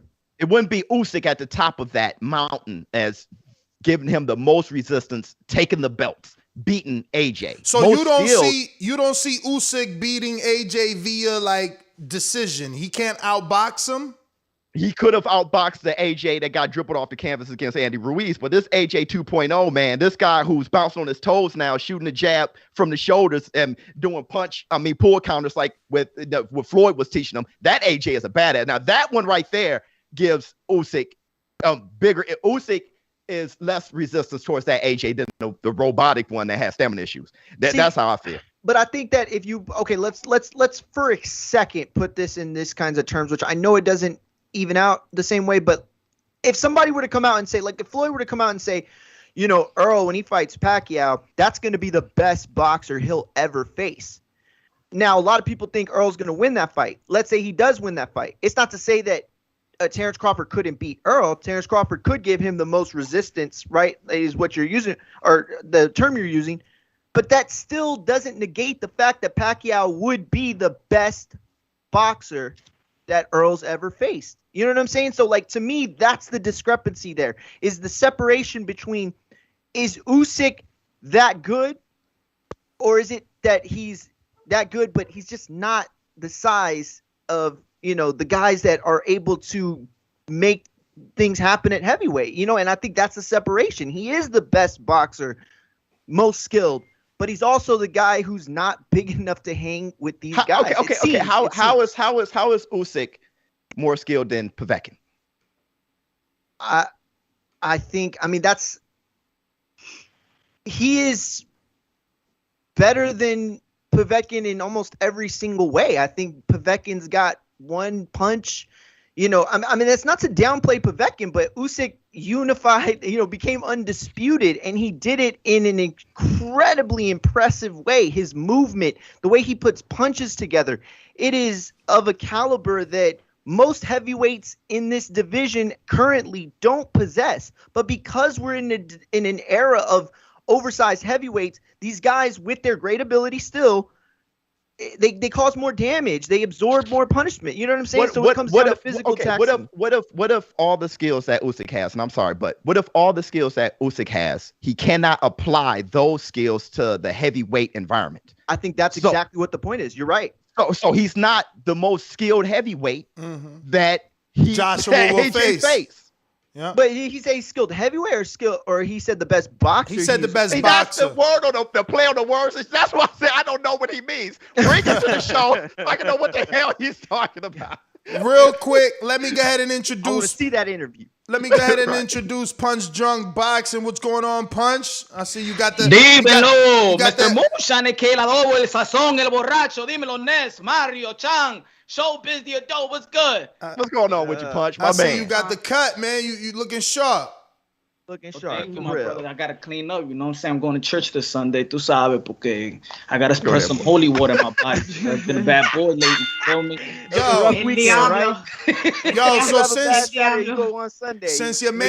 Since your man Tio is busy and Ryan is, recovering, the only option is Devin, but we've been hearing a lot of welterweights. What about Amir Khan and Tank? What you thinking? I agree with Lou. I agree with Biz. I really don't like it. I mean, I think with Tank we keep on sidetracking, finding these opponents to make him to make him elevate him as a star. Yes. I mean, why we trying so hard to create what's wrong with that? What's wrong with building the next star? Ain't that what we need? We finally got somebody that's bringing in new asses into seats and different eyeballs. Like, why not build him up? Make him bigger. Let him have a bigger net to bring in all them damn little fans. But I think they could do it together. I think he could do it with Haney. I think they could do it together. Why not create a star, but match them up where they have to earn their star power? Why we need to create and shortcut their star power? That's what it is. We trying to shortcut. If we trying to put Tank versus Khan, we're trying to shortcut his star power. Put him against Haney. Put him against somebody that we've been asking for a while. I'm not saying this. I understand the business. I understand the business model. I understand they're trying to make him a star, but try to get the Haney fight. How about that? And let us know you couldn't make the fight, and then get the Khan fight. Let me build on what you're saying, Punch. Let me build on what you're saying. It's like I think the pugilist, not the casual fan, but the real true boxing fan, you make them happy first because they know what makes boxing great. And then you teach the casuals what makes boxing great. We keep, the fact that Jake Paul is a damn headline. See, that's an issue. The fact that we're following that whole specialty fight thing, that's not making the pugilist, like the real boxing fan, happy. You make them happy because they know what makes boxing great. We can teach the rest and we can educate the rest. Or like we were talking about Lou DiBella, where he was talking about making the fights more accessible for those who just, hey, look, I'm not going to take a chance on trusting you guys that Devin Haney is great. We have to make it more accessible. But I'm saying, though, you got to make the boxing fan happy. They have a firmer grasp on what makes the 400+ year sport so damn dynamic. So we have to get back to that because we're getting away from what makes the sport so great. And we keep talking about what made the sport great back in the day, back in the 70s with those heavyweights, back with, the Four Kings back in the day, but we're getting away from the actual ingredients, what made that stuff work. We're getting away from that. Now we're just talking about specialty fights all the time. If Tank goes up and beat Keith Thurman, nobody want to see him at lightweight anymore. But Biz, as soon as he beats Keith Thurman, don't take your ass down there. You just beat a giant. But Biz, ain't the truth that, like, if you watch the documentary, again, I ain't lived through that era like that, but watching the documentary of the Four Kings, it was evident that, like, Sugar Ray got to do what he wanted. just like now, Tank getting to do what he want, Ryan getting to do what he want. Like it. I mean, you had the Motor City Cobra calling out Ray and Leonard basically saying on television like he ain't gonna fight us. They won't fight us. So it's no different than right now. It just so happens that's very different. He was fighting the dangerous guys in his weight class. He didn't jump up 2 weight classes to fight a guy who doesn't have a chin anymore. And we're trying to act like Amir Khan and Tank is so, you know what I'm saying? He was still fighting the guys that were there. Don't forget Hearns and Leonard, no matter what Leonard said, he couldn't get away from fighting Hearns and fighting Hearns now in his prime. Duran, Leonard, but same he had to be stalked though. That's the point. He had to be stalked. It wasn't like, oh, you're the other great guy. Let me just fight you. No, it was some A-side shit. The documentary shows that. That's fact. Like I want you to be right. I want you to be right. But the problem is that we are nobody gives a shit about us hardcore. Nobody cares. It's like the bigger chunk is the casual, and that's why these Logan Pauls and Jake Pauls are moving the needle. The moment Floyd picked Logan Paul, it gave a pass for everybody in a sense, you know, and it sucks. Floyd's been messing with me, man. I mean, but isn't Tank the killer though? He's the killer. Why? Supposed to be. What's wrong with the Haney fight? What's wrong with the Ryan fight? He's the killer anyway. I mean, it ain't nothing wrong with them fights, but right now we know for a fact, we just had Lou, we know Haney's in talks with Comey. You know, we also know that Haney texted Floyd for Rolly. Tank announced October. I just think that ain't there yet. If it was there, Haney wouldn't be texting Floyd for Rolly. He'd be texting Floyd for Tank. Mess. You're incredible. That whole division's a mess. That whole division's a mess. I mean, I'm just saying it ain't there yet. I don't see it. You know? Okay. Would it be there? Would any of those lightweights be there for Tank if he go and beat Keith Thurman? What do you mean? If you beat a top 4 welterweight, okay, you take a pit stop at 140, knock out Mario Barrios, go up to 147. Beat Keith Thurman at 147. Do you think they were calling him a weight bully before? You know why I want him to do it? What do you think happens if he beat Keith Thurman, top 4 welterweight in the world, at 147? Yeah, and they'll be talking about Bud next. They'll be talking about but Mike Spence. Oh yeah, Daddy But you know what it is, Showbiz? You know what it is? Like it's your introduction into the richest division other than heavyweight. See, it's a means. Like it's a necessary evil. It's like, yo, I'm a lightweight, and yeah, I'm doing things no other lightweight has done. I'm getting more than everybody, but I'm still trapped. I'm only gonna make 200,000. People just don't care about dudes that weigh 130 pounds. But if you're saying make Tank a welterweight, permit, because I don't want to see him go back down. It ain't me. That's his promoter. They see it. The boy. Okay, but he want what more are you money. saying? What are you saying? Are you saying that? I just live in this reality. If his promoter saying we could do a big pay-per-view, I'm giving my audience who I think is a safe, because I'm a promoter too. I'm thinking like a promoter. I'm not about to just throw Tank out there. I see the Thurman fight makes sense because of the inactivity and things like that. You know, a couple of injuries.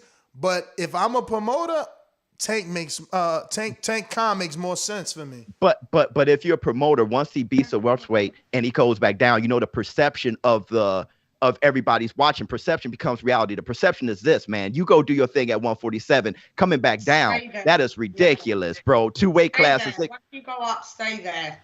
I mean, possibly, but listen, but I think he takes that clout with him though, doesn't he? To get introduced to 147 where more eyes are on it, and then to be able to come back down. My whole thing is though, if you beat a Thurman, now I want to see you fight Spence. Now I want to see you fight, because who else? I mean, if you could beat that man, and that's cool, then you're a live dog, and you're a 50-50, and mostly all. But you see, but the mission is accomplished, Showbiz. Exactly. The mission is accomplished because you heard him. If you beat Thurman, I want to see you fight Spence. I want to see you fight.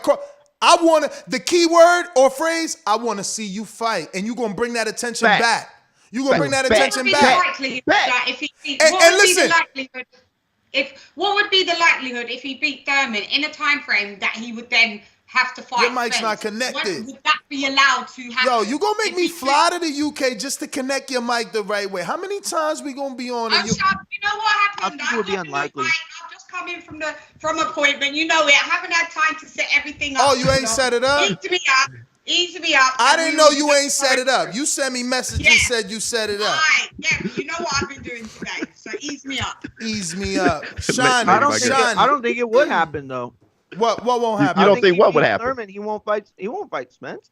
No, of course That's not. a damn shame. Of course not. Why would he? But now No, I you know- no, I was beat just answering Thurman. Lady Listen, Cham's you beat Thurman, and your pay-per-views doubled now. So Hell now, yeah. so now now, you fight the fighters. so exactly. So would now hope.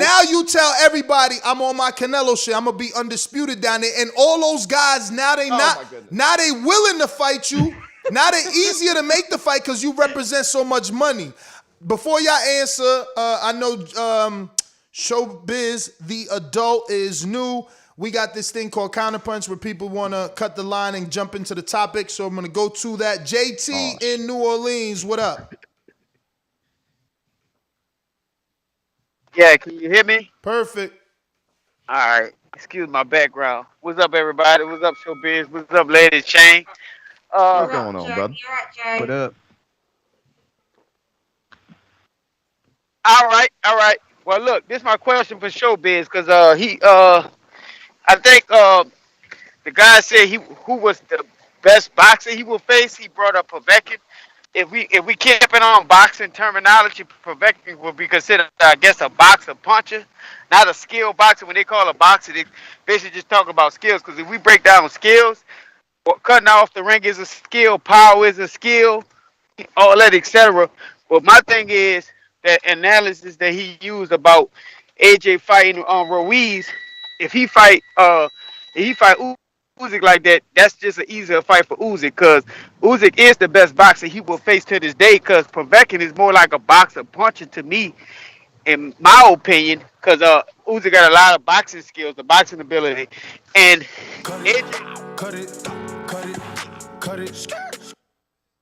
Biz, you want to counter? I mean, it was directed at you and your analogy. Yeah. I think he had he was coming. I understand where he was coming from. He was coming from a few different perspectives. It kind of sounded like he was crediting a style, the slick style, that type of style as skillful boxing. Boxing puncher, that's skillful too. Hagler was a boxer puncher, that's skilled too. Sugar Ray Robinson did that a lot. Tommy Hearns did that a lot. So that slick style doesn't mean better skilled boxer. I never thought, like, you got Floyd Mayweather who has that slick style, even Usyk, right? He hitting you from different angles, he's doing those things. But to me, a skilled boxer is somebody who can maximize what they bring to the table the most. So you have somebody like George Foreman. No, he's not considered slick, but he's an extremely skilled boxer because he's maximizing his big size, his reach, and what he brings, his power, he maximized it. Like when we talk about Deontay Wilder, I say Deontay Wilder, he isn't a skilled, like a slick boxer, but he is extremely skilled with that right hand. It's no longer luck. It's no longer that he's just swinging that right hand. He knows how to be a knockout artist. That's one thing that you can give him. So when I'm talking about when it comes to skill, and that's why I said is Usyk a skilled heavyweight, does he maximize his attributes to the point where he's effective as a heavyweight, making himself the best boxer for AJ as a heavyweight? I don't think so. Well, he's right back at you. JT, New Orleans. Counterpunch. I was saying though, Ness, I was talking about what he brought up about AJ in the Andy Ruiz fight. The thing about the Andy Ruiz fight, that AJ, can y'all hear me? Yes. Yeah. All right, that AJ was all on a bicycle the whole entire time, and that style had to work for that Andy Ruiz because he was a short, compact dude, fast for a big guy, but short and compact. So that style worked against him. But fighting a Usyk, I don't think that style perfectly worked against fighting a Usyk with his boxing ability. I mean, that's all I got because when you cut me off, I was getting down to my point. So that kind of, that cutting head threw me off on my topic, but I wanted to go. But I'll kind of back at Adam if I come back up with something. All right. Real quick, I mean, you got another counter, or you basically? Yeah. I mean, just real quick, that Anthony Joshua against Andy Ruiz, he's talking about the second fight, right? he was applying a new tactic. He didn't have it down packed yet. I think he could have knocked out Andy Ruiz. He said it himself, but he did not want to risk getting knocked out. So you're talking about a guy who was boxing. Let me just make sure that I win easily, but a guy that was also nervous and very cautious about getting knocked out. So he didn't come with the confidence. He didn't have that style perfected the way that he did against Pulev. So, I just think that, he was making that change. And he was a little nervous about getting knocked out. I don't think that was like the best AJ in perfecting that outside style. He did what it took just to win on points and go 12 rounds. But he could have knocked out Andy Ruiz. He was sitting right there, butterball, just sitting at the end of the jab. He could have knocked him out if he wanted to. Carlos Diaz with a super chat says, just logged on. Much love, TBV. Ness, Showbiz. Have you guys talked about the Fox fight, Maestre versus Mikel Fox, and the glove crap that went on this week? And we've definitely talked about it, and it's been brought up. But I don't know. Punch, you wasn't on, man. What did you think about the Fox fight, and Shan as well? Have you watched it, and your guys' thoughts? No, because we didn't get it shown here, so I've got to wait till it's released on YouTube, and then I'll be able to see it. Is that the robbery one? Cruz and what's the other guy's name? Shan, the mic is on the robotic thing again. Cruz. Cruz and who? Who was it fighting? Cruz? Michael Fox. I keep saying Mikel because everybody else. Michael Fox. Michael Fox and Cruz. I heard about it was a straight robbery. I don't know because I haven't watched it. I heard it was a close fight. Some people saying it was a robbery due to the PBC thing, So I don't know. I'm looking forward to watching that fight though. Have to wait till it's on YouTube though. Yeah, I don't know that dude Maestre is with PBC. I don't know. That's just what I think I've heard of him like one fight before this, but I don't know. I mean, Lou just said he's a straight no good. Like yesterday, during the fight, I caught from the 8th round and up, and then I saw the whole fight. But it's almost like what you was alluding earlier with Lou. We're so used to this robbery. This is nothing. It's like if you're predicting a fight nowadays, you'd be like, okay, he'll win, he'll lose, or robbery. Like it should even be on the betting shame, Punch. That's a shame. Yeah. That's how it is. In the betting lines nowadays, like robbery. You know what I'm saying? We're numb to it. Boxing is a gangster's playground. We just trying to, as boxing content creators, keep the morality that God loved, the principle that God loved. Man, probably was never built on morals, The only thing that we could say is two dudes, two women is going to duke it out, and the best man or the best woman beat who got statistical fortitude, mental fortitude, but everything else, man, is something that is expected. That's the sad part about it. But we're like bitter. We're like bitter on people, man. They beat us down as fans, and we still love you, man. We still love. We like Tina Turner's as fans. It don't matter. We still love boxing. That's the crazy shit about it. Mm-hmm. So Lou didn't want to get into how he felt we can fix it. Any of you have an idea on how it can be fixed? The sport. Well, my biggest push and my platform been pretty much built on it. I'm giving no love to undefeated. I'm giving more love on the challenges you take, right? So if we push that rhetoric more so than, okay, yeah, I'm undefeated. Man, who did you fight?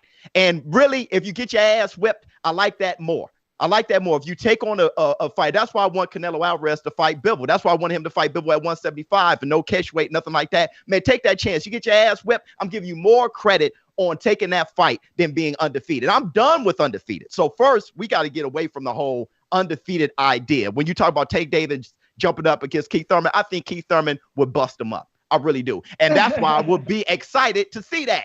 Mm-hmm. If Tank Davis take that chance, get his ass whipped, I'm like, Tank, you my dude. Forget the undefeated thing. But you gotta understand. You gotta understand that is a strategic chance, though. So you got to give everybody that opportunity, because it's not like Tank is saying, "I'm about to fight a top 4, fresh, healthy, active welterweight." No, he's saying, "I'm gonna fight a top 4, 5, 6, 7." Inactive. Last 4 years he had 2 fights. He got hurt by a dude named Josecito Lopez. He got dropped by Pacquiao. We the same height. Started the same. It's strategic. It's not like he picking Earl or Bud. Yeah, absolutely. But still, though, bro. Like, you taking on Keith Thurman. So I would give him love just for when I talked about Errol the True Spence versus Manny Pacquiao on my show. As soon as Manny Pacquiao signed for that fight, which it was beautiful because I love the way the fight was announced. It wasn't going back and forth, making me look like a damn fool when AJ versus Tyson Fury. I'm like, excited about that. I love the way that fight was announced and dropped before we had a chance to have it dangled in front of our face. But the fact that Manny Pacquiao just signed for that fight, I give him credit. Right then and there as one of the greatest, top 10 greatest fighters of all time. Just the fact that he's taken on the fight. That's what it's really about to me, the fight itself. That's the only thing us as fans should really be interested in. Not the politics, but being entertained with a beer and a piece and looking at the damn fight. Errol the True Spence versus Manny Pacquiao. You give Manny Pacquiao the credit there. If Tank Davis jumps up 2 weight classes to take on Keith One-Time Thurman, I would give him credit just for that fight being damn scheduled. And that's what we need. Forget the outcome. I just want to see a great fight. And if he were to lose, I give him as much love as if he were to win. Just taking on that fight is everything to me. Showbiz, real quick. No ego intended. I'll say this. To push boxing where it needs to be, in my opinion, in terms of promotion. They should take us more serious in this platform. They should take Biz. They should take you, Ness. They should take Chan. They should take all of us more serious because we're here 24/7 pushing boxing. When nobody's talking about boxing in the mass media, is us. They should take us more serious because in our reality, who is they? The networks, old media as well. Think about it. I'm gonna give you an example. You went live on the Mario Barrios versus Gervonta Tank Davis. Nearly 1 million people watching you. You're known, or Showbiz, or other people, in this community are known more than the boxers. You know what I'm saying? So we're actually the voices also of boxing. If they actually open the doors wide open for us, we'd be the front line of the voices of boxing because we're the one that's breaking it down. I think that in a promotional aspect. But open the front lines in what way? I mean, speak it, believe it, receive it. What you mean? These dinosaurs ain't doing the work. Bob is not doing the work in terms of out there. We never seen Al Heyman. We don't know if he's the machine from The Last Dragon and stuff like that. You know what I'm saying? And Eddie Hearn, he goes out there promote. Eddie Hearn is a slick talker. Like Eddie Hearn, he's out there. But Lou DiBella, he's also out there, but not as like. But wait, Eddie Hearn. what are you saying? So you want to promote for Bob, or you want Bob to pay you to promote the cards? Yeah, maybe both. They gotta hire the guys that's gonna do it 24/7 that actually love the sport of boxing. I'm gonna give you how many times you have media credentials? How many times you've been in media credentials? You're looking around and these y'all was sitting next to a guy that knew nothing about boxing. When I went to the Charlo and Brian Castano, the guy that was sitting right next to me, he said, "Oh, I'm only here. They sent me." He had no question. He didn't know who these fighters were. The guy to my left ain't know nobody. So it's like I'm sitting next to these guys, and they tell him, "What you think about this fighter? What you think? Who you think won this round?" "Oh, I don't know, man. I'm only here from San Antonio."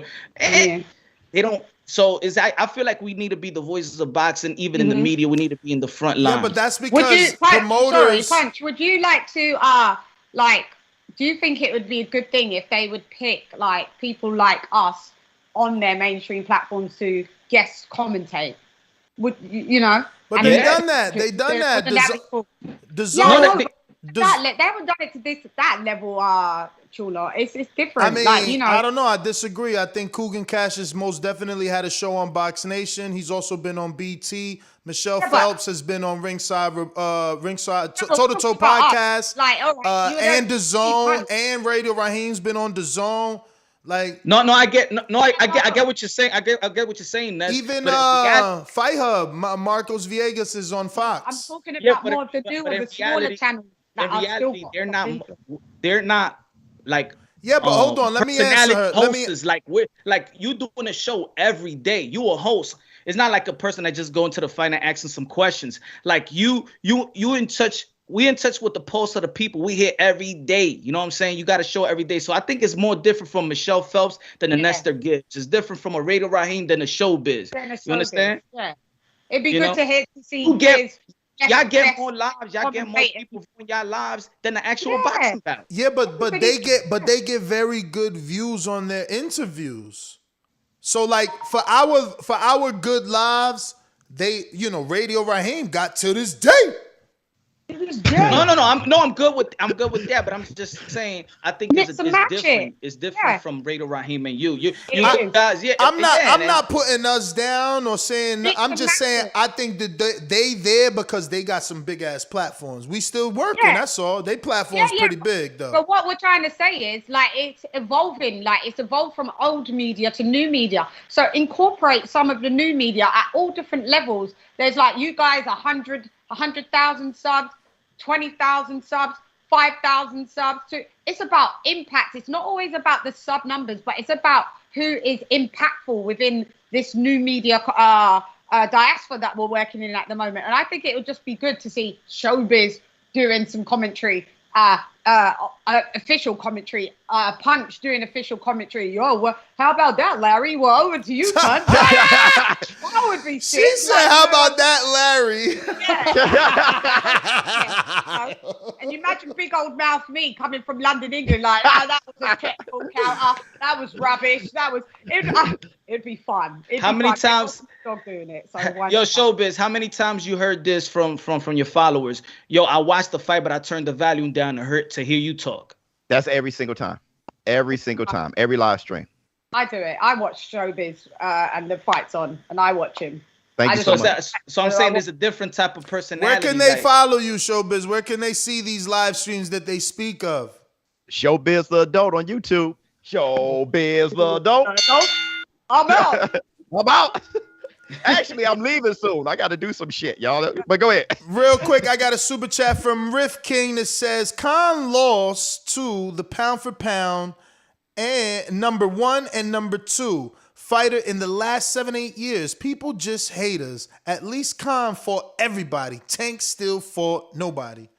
I disagree. I give Tank a lot of credit for the Pedraza fight, especially when Pedraza becoming a 2-time champ. And then he's got the Leo Santa Cruz fight. That in itself is a 4-time champ, or at least a 3, depending on, how you look at Leo. Hey, I'm having a hard time understanding the comment. So what is he saying? Give Khan more respect to actually beat Tank because he had a lot of fights with a lot of wear and tear, and now he's at the end of his rope. Like, there's a lot of no. He's saying specifically he's only lost to the number 1 and number 2 pound for pound, and then he's forgetting Britis and Danny because he's clever. Go ahead. You got that. You got that, man. I have nothing to say. That's you. You hold that down, brother. Over to you, Ness. Let me get to caller. We're going out to Info Joe in California. Let's go. Come on. Info Joe is a beast. Checkbox red. Undefeated punchlines, better place your bet. The number 1 caller, fought my way up the ranks. Border Wars fighter, going hard in the paint. Boxing scene writers call me spectacular. Yo, what's up, TBV? Joe, good morning, afternoon. Well, how morning y'all for doing? You still in the West Coast. That's right, brothers. That's right. Hey, first things first, man. Everybody listening, man, hit the thumbs up, man. They got the all-star panel on there doing pound for pound work. Yo, great interview this morning, man. Shout out to Lou DiBella. I think he used to put on the best fight cards, man. We not getting those same kind of fight cards, man, that he used to put on. Hope he claps back and gets back on his job, man. I used to fly all the way from LA to Brooklyn to the Barclays for the fight cards that he would put on. So salute to you, Lou, if you're still listening. As far as Tank and Thurman Ness, I see the benefits for Tank when every time you speak about that fight. What does Thurman get out of it? If he beats Tank, which I think he could, everybody going to say you just beat a 135 pounder, 140 pounder. It don't matter if he loses to Tank, though. He gonna do numbers on. But I know, but he'll be done, though, Ness. If he loses, he's done. If he loses, but he gonna do numbers on pay-per-view. Listen, Keith did 600,000 with Pacquiao, and Tank did 215 with Barrios. We know Barrios because we literally have been interviewing him before he was even with Al. Like, so it's different. Like when you get a real name on the other side of Tank, it might get that spontaneous combustion like Triple G and Canelo. Because think about it, Triple G did 2 pay-per-views. There was 170 each, maybe 190 with Lemieux and 170 with Jacobs. It took Canelo. It takes that person we think you're going to lose to. We thought Canelo would lose to Gennady. There was a certain demographic of people that was like, yo, you ducking him. Give me my belt. Triple G, Mexican style, all that. So that, look at Showbiz. Oh, Thurman, he might beat, Tank. So we will tune in for that. Those numbers, that's going to represent Keith's next I fight. think simply put, there's a larger percentage than we think of fans of Tank that probably have never seen a Thurman fight. Like a larger percentage than we think. Oh, for sure. Yeah. I still think that it'll do Thurman a disservice, man. I still think for him to get back in the mix off for 2 years, Name another I would like to pay-per-view. see him. Name another pay-per-view for Thurman right now, off the couch. He ain't got one. But I don't think that's you're what he's right. saying. I think he's saying, like, if Thurman were to lose, he's not a contender anymore, bro. He's a gatekeeper. But listen, Showbiz, if he He's loses, a gatekeeper. Showbiz and Info, if he loses, I mean, all right, he's off. He just had a daughter. He got married. He ain't the same. If you lost, it's because you ain't the same. No, that's facts. That's facts. If you Keith lost, Thurman should you're not the lose to Tank same. Davis. If Keith Thurman lose, That's he's true. Hey, man, his That's name a will be good drugged through Right. the mud. That's a good point. Bro, if you lose to Tank, Yo, you're right. if you You're right. lose to Tank, you're not the same. That's your retirement fight, and you took It it. is. You took it with a 400 plus. I'm banking on 400 Probably one of the biggest minimum. paydays. I think 400 minimum they do minimum. But Tank resonates right now in this generation. I think more than Pacquiao. So that 600 that Thurman and Pacquiao. Man, I don't know. In bro. America, That was- in that was- America, oh, damn, in bro. America, Hey, Punch. in How you doing, Punch? America, Hey, in Punch. How you doing, Punch? What you got? listen. I saw listen. Ness. I saw Ness in 125th in Lexington last night. And So listen. Showbiz. Pacquiao is this big. He's this big international star, but he only did 600 with Thurman. All I'm saying is here in America, Tank probably rings more bells than Pacquiao. Yeah, that's hard to believe. Lord. Okay. Okay. Yeah. All right. On this panel, age demographic, maybe. on this panel, I want to ask on this panel, which one of y'all was at his last fight? And whose last fight? Tank's last fight. Oh, I wasn't. Okay. Well, there we go. That wanna explains ask it. Oh, That explains it. Pacquiao fight No, that at Cowboy explains it. Stadium. How many people saw Pacquiao fight at AT&T Stadium? Because I Which did, one? and I'll Which tell you right one? now, there was more people with Pacquiao gear that were Which Mexican, black, both of them. What you talking about, for Margarito. Claudia? For Claudia? Hell, bro. Bro, let those me are tell you, ancient dog. fights. Those are ancient But I'm fights. But I'm telling you, that still resonates, though. It's not like those fans disappeared. Bro. You know what I'm saying? Like, Yes, they did. brother. Listen, Oh, listen, no, you, they did you not. Brother. listen, Doom, fan, you're assuming, I'm going off numbers. He did 400,000 with Brona. Okay. And when did Tank do 400,000? Never. Never. So what So the Tank hell no- are you saying? More known than Pat. Like that math don't But add up. I'm showing you. Listen, you talking about Adrian Broner? Okay, no one expected 400,000. First of all, he is. Okay. He is worldwide known. He is on the Shade Room. He is in tune with the inner This is city funny on the as hip fuck. hop. All that Oh, shit. man. Come on, man. Dog. Come on, man. Cut it out. That's your Pacquiao's an icon. I ain't saying Pacquiao's not Cut an it. icon. I'm not Cut it. saying he's not. I'm not saying he's Cut it not. out. I'm Do you just know what? saying. Do you know what icons do? In America, Icons do what Tank Mike is Tyson known. did, not fight after 15 years, fight Roy Jones Jr. and just kill it with numbers. Well, that ain't Icons, Pacquiao one then. of those- That ain't but Pacquiao I'm saying then. they sell no matter what. That ain't Pacquiao then. When's the last Okay, time he okay, did a okay. million? When's the last time? Ness. When's the last? Let him answer. Let him answer. Good call. When's the last time? Gotta be like Floyd or something, bro. End the That's story. fact. You think What's let me Tank's ask you a last question, time? Ness. End the You think story. he would've done? You think it was an Atlanta thing, or do you think he would have done the same number? Let's say Yo, in the Barclays Center. I'm just asking. I'm Punch. just asking. I'm just asking. I'm just answering your narrative and other people's narrative about it being Atlanta. He started the market. So what if it's Atlanta? That's his market. Nobody else had the balls to go there. It's not going to end up. It's not going to end up in Atlanta. Nah, if he fights nah. one of the big Hey, stars. Punch. It's not going to end up in Atlanta if he fights more Thurman. in his market. Punch, why don't- Pacquiao's market is expansive. You get what I'm saying? Like it's not just a niche. Pacquiao is global. Neither is Tank. You forgot that he fought in LA and in New York and in Atlanta. I didn't forget, champ. I didn't. And in the UK. And in the UK with Leon. Yeah, man. Whatever. You listen. You want to see? I love you like a play cousin, brother. Cool. But you wrong. No, Again, I'm only wrong because you guys think that I'm doing some sort of comparison. I'm just saying in America, there are more people that resonate with Tank.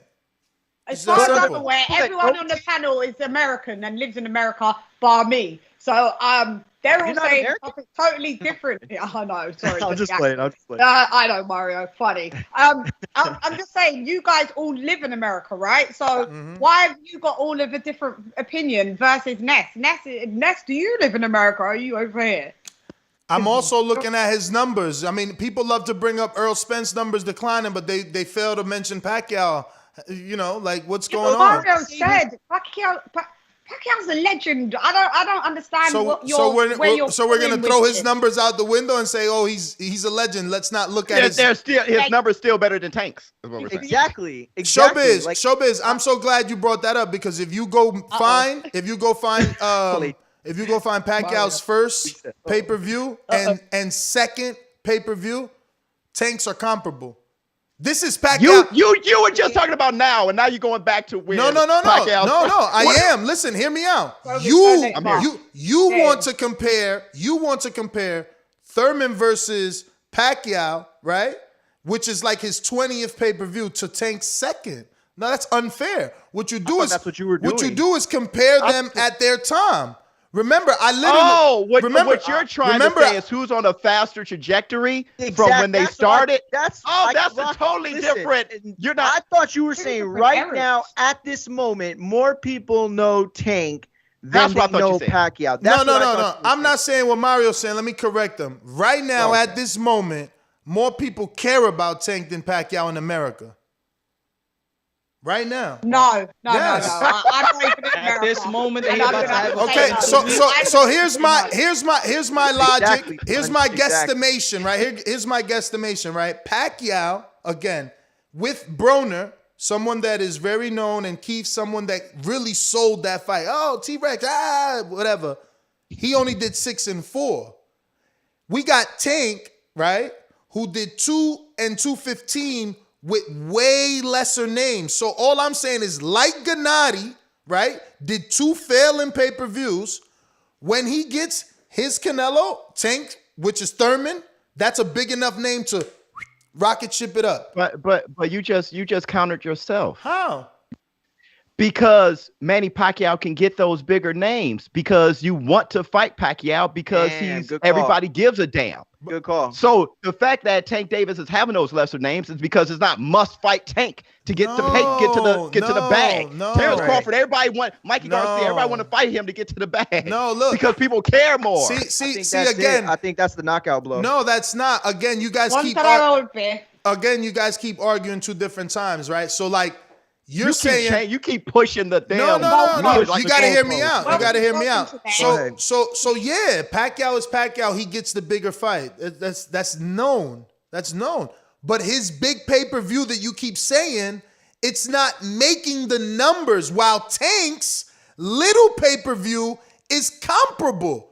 Tank didn't fight Broner and made half of Broner Pacquiao numbers, but you want to disrespect that. I'm not disrespecting that. You are. You're laughing at the logic. The logic makes no sense. How could you be laughing? We're talking about an icon, right? You called Pacquiao an icon, right? Yeah. Everybody says. Then he got in there. Then he got in there with Broner, who we all considered a star, right? No. Does someone not consider Broner a star on this panel? Broner's a star, yeah. Okay, so how the fuck do they only do 400? Tank fights someone you never heard of and does half of that, but y'all not considering his stardom. I mean, I think that again, he does half of an icon. He does half of an icon with Broner, and y'all still. I mean, okay, all right. I'll leave it at all that. I heard you say was more people care about Tank than Pacquiao. Absolutely. That's where In America.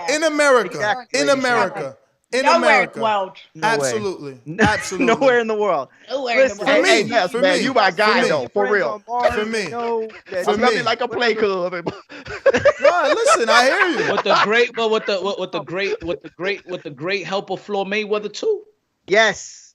Oh, And man. still can't pull the numbers. So Punch, why are you mad? You say that as if we're supposed to discredit Tank.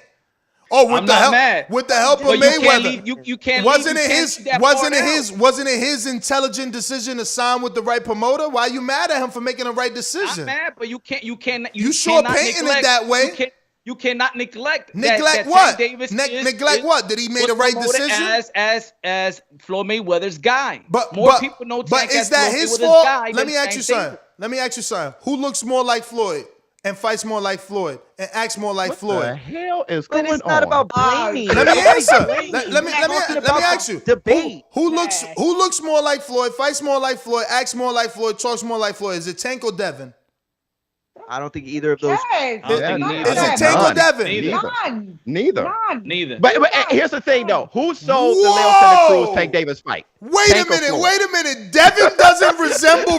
Devin More doesn't people resemble cared about Floyd. Yeah, I mean, I guess if you're comparing him like that, Not sure. pretty I mean, boy. Sure. I'm sorry, he's not comparable. Not comparable to me. I don't I don't compare think neither it's one of them comparable, to. but if you're gonna make it a choice Y'all between him and tripping, Tank, man. if Y'all that's the tripping. only choices we have y'all on this multiple clearly- choice, then fine, I'll agree with you. You guys are clearly ignoring the media then. Hey, but I'm gonna tell you. And you're ignoring reality. I'm hear gonna you. tell you this. I I'm gonna hear tell you. you this. Ness. You're good for We're not- one-liners. I'm not disrespecting Tank though. Tank is one of my favorite So- fighters. so The guy's how- a star, so how and can he's you even laugh better than then? I thought he was. Fact. Like Tank Fact. is amazing. So how can you But laugh? to say that we think that Pacquiao means more right now than Tank Davis is That's where we disrespecting Tank is part ways. insanity. Disrespecting Spence too. Like he's in the big welterweight fight. But Like we have to part ways when you put Tank versus his popularity against Pacquiao. I was walking with you, Ness. And then Yeah, I you was said, with right, you. I walk and I had to alone. beat- I had to go left and you had to go right. But it's all good. Yeah. I'll meet He say Pacquiao. walk I walk alone. alone. You- I I know walk you alone. walking alone. I know. I walk alone. You know what I'm saying? all My- appreciate. Listen, I think if you would have left this debate to trajectory alone, I could have rocked. It's with not you even about a little bit. trajectory, But the man. fact- There you go, Mario. that's It's what not I'm about- saying, though. That It's not about Yeah, but- trajectory because one dude is showing you that his trajectory is downward. Nah, Biz put it the best way. He said it. It's like if you want to take, Pacquiao at a certain point in his career and then compare it to where Tank's at right now, then we can have that conversation. But you cannot make the statement that more people in America care about Tank than Pacquiao when Pacquiao's 2 weeks away from the biggest Listen, welterweight fight that we've Based, seen. listen to biggest me. fight in the world. Based off numbers, more people seem to care about Tank. It's just the Ness, bottom you line. It's the have- numbers. Ness, you have a dub though.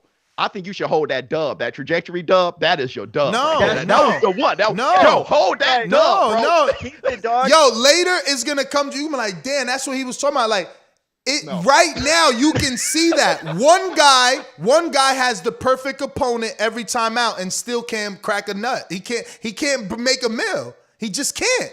He can't show. But he has the perfect opponent because it's him. He can't show what he used to when he was in his golden era. When we all thought that success meant a million, Pacquiao was still not doing that. Floyd was bragging how he was coming in under. Right? So now here he is still with the best opponents, still not doing it. But somehow Tank doesn't have nearly half of that opponent and is doing half of that number. Well, can you compare this? The fact that we've been having this conversation and Pacquiao's 42 damn years old. Again, you talking downward about Tank in his trajectory. prime.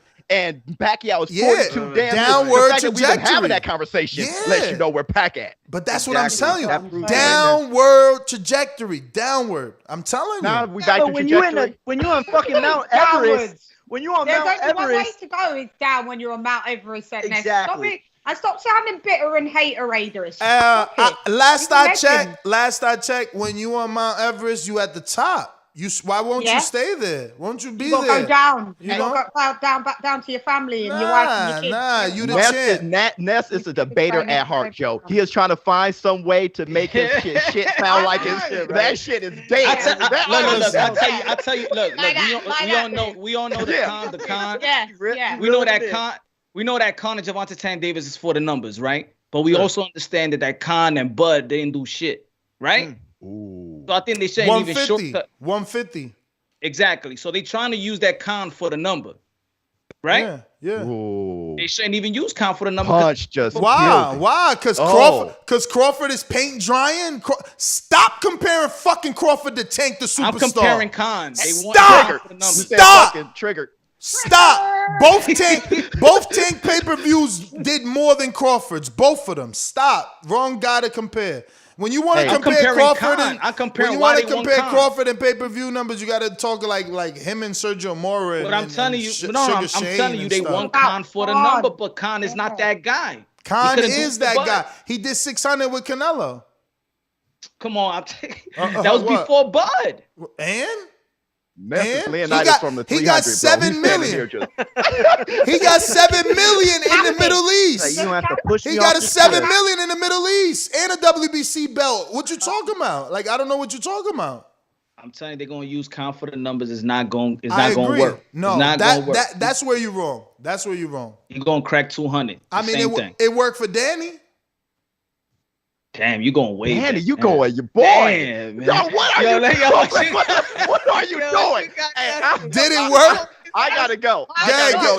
let him give out his social media and his platform. Yo, showbiz _the_adult on Instagram, showbiz the adult on Facebook, biz adult on Twitter, showbiz the adult on YouTube. I'm out. Huh. Hey, great show, then, Biz. y'all. All right, then, brother. Great Thank you show, so Biz. Bye. Peace. Yo. Jesse, you're making people leave the panel because you're whited right now. Well, it's your mic. They can't hear us because your shit keeps echoing. Your voice keeps looping. You don't get it. Okay. It goes Okay, in the don't try- speakers and don't out try and into the deflect. mic again. Okay, What? but don't try and What? deflect the stupidity What? with What? running people off onto my mic. Dumb I'm them. not using a mic. I'm What? not using a mic. I'm What? not using a That's mic. what I'm just using- saying. That's what I'm saying. Yeah, because when I had the mic, It's it's looping. looping. Tomorrow, It's looping. I'll have the other thing hooked up. Oh Be my quiet. God. You're out on the limb. You're talking stuff that people are having to leave. You the too show. loud. You too loud. You don't got a I don't mic. care. You sound Louder. loud. You sound You're like you're like in louder. an empty room. You need pillows in there. I got pillows. You Don't need worry. more. You ain't need laying more. on them. You need more. You need more. We Oh, going don't out worry. to Seattle, Washington, so we ain't gotta hear her micless voice. Mr. PBC, baby. BoxingWords.com. I'm the flyest. Canelo talking about he believe he can win. Go to my kitchen. Get the sharpest knife and cut the bullshit out. I don't care what you do good. I do every fucking thing great. Mr. PBC, baby. Yo, what's up? What's up? Yo, shout out to Ness, man, for making YouTube history. Just combining people, which a lot of YouTubers on boxing don't really do, other than LDBC. I like Lou DiBella's points, especially when it came to the zone, and Ness and your narrative of having Netflix basically of boxing, but not all the movies that you want, but kind of like boxing, you want all the fighters. I guess you want to turn on your TV and see Canelo versus anybody and have every single fighter on one network. It's not going to happen.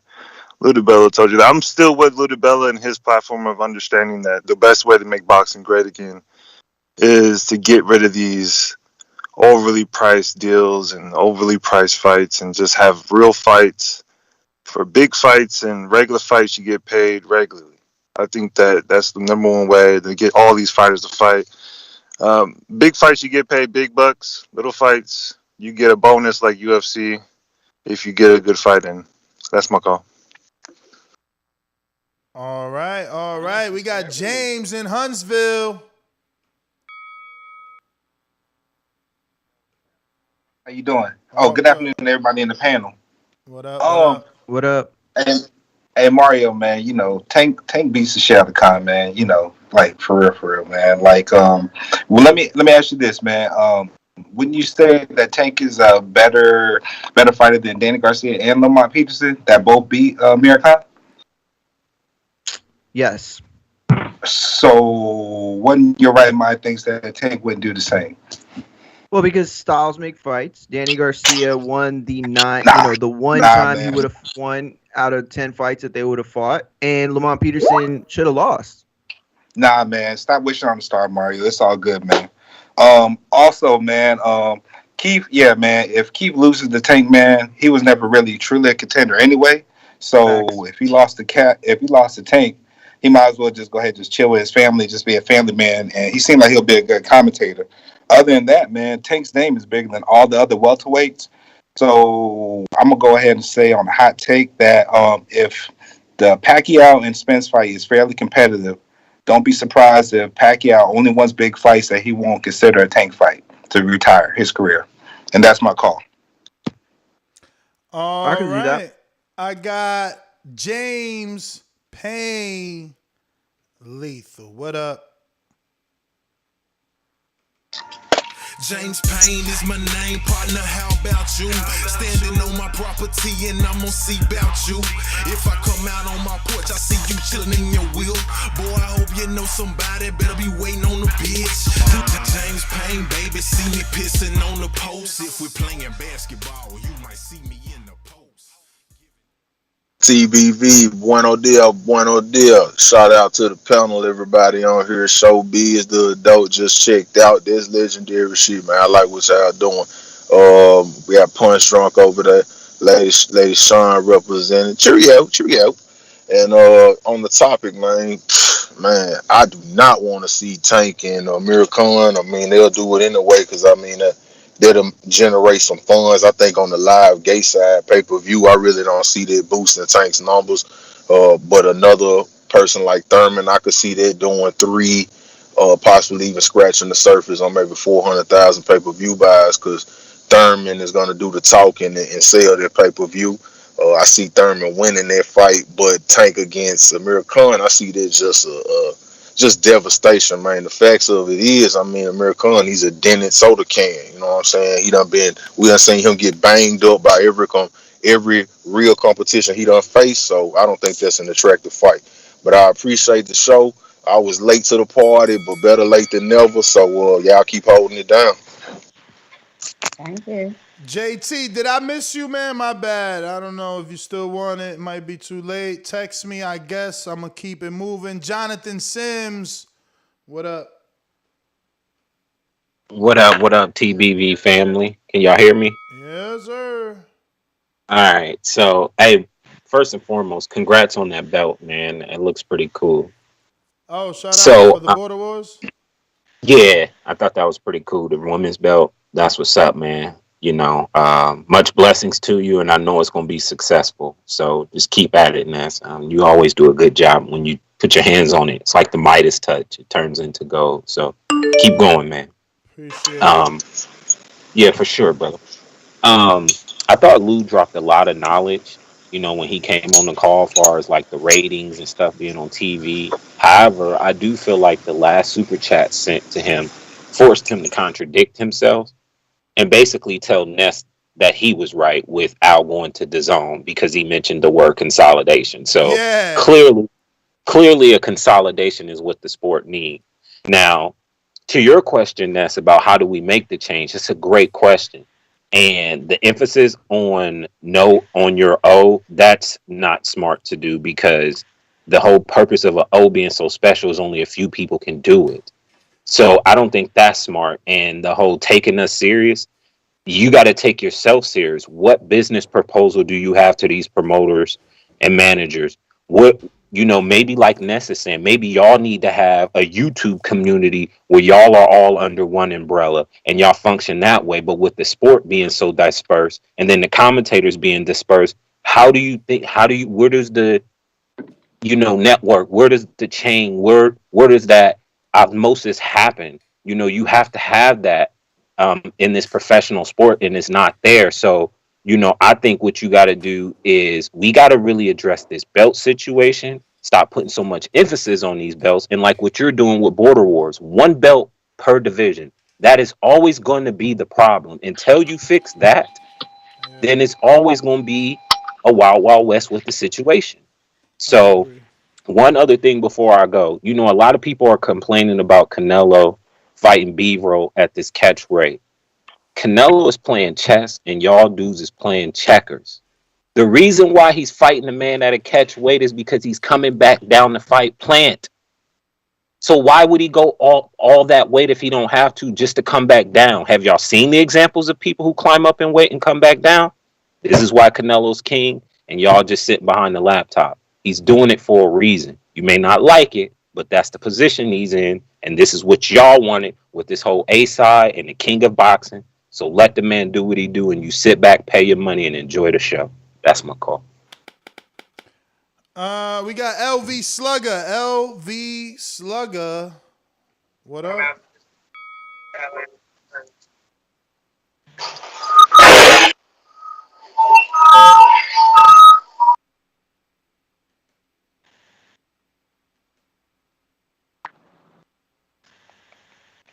No LV?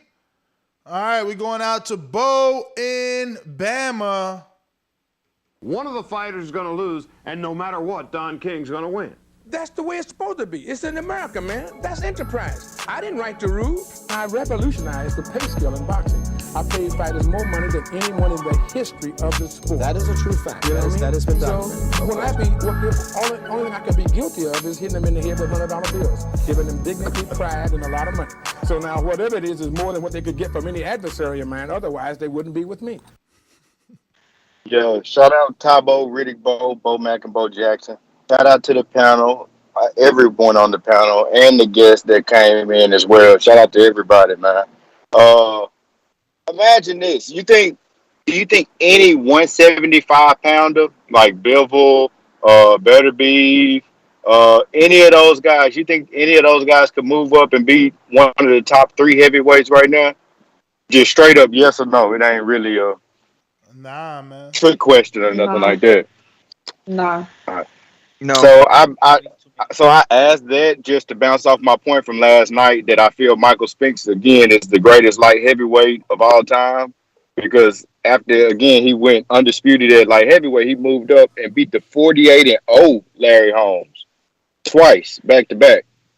So I mean I just that's like Bivol going up and beating Fury, in my opinion. And so I just want to emphasize how great that actually was. So when we talk about 175, we got to make sure we mention that man's name. Also, outside of that, but ain't Foreman short? How tall was Foreman? Because Foreman was like 6'3", 6'4". Because Fury a giant, man. I met Fury. He is big tall. So that would be, yeah. I mean, hey, the heavyweight champ is the undefeated heavyweight champ is the heavyweight champ. It's different every era. The sizes and whatnot. So I'm just comparing that era specifically. Not saying that era better than our era, because I rock with my era. But outside of that, I do want to give credit to who I feel may actually be the best. That's who I signed to if I was boxing. I wouldn't sign to Eddie. I wouldn't sign to Al. I'm not signing to Bob. All those definitely gonna fuck you over. Excuse my French. But I feel like I signed to Samson Lewikovic. He going to battle on YouTube, everywhere for all his fighters, man. He believe in his fighters. He trying to get them the best fights. He in public. He ain't ducking no fades. He going to the bank, getting checks, betting on the fighters against the other fighters' dads, Bill Hayne. Like, I rock with Samson Lewikovic. And from now on, every time he call in, I'm going to make sure I super chat. I'm going to call in and get my feedback. I want to talk to that man because I like him the best. Samson Lewikovic for president. Shout out Don King. Shout out Roger Mayweather. I'm out. All right. Looks like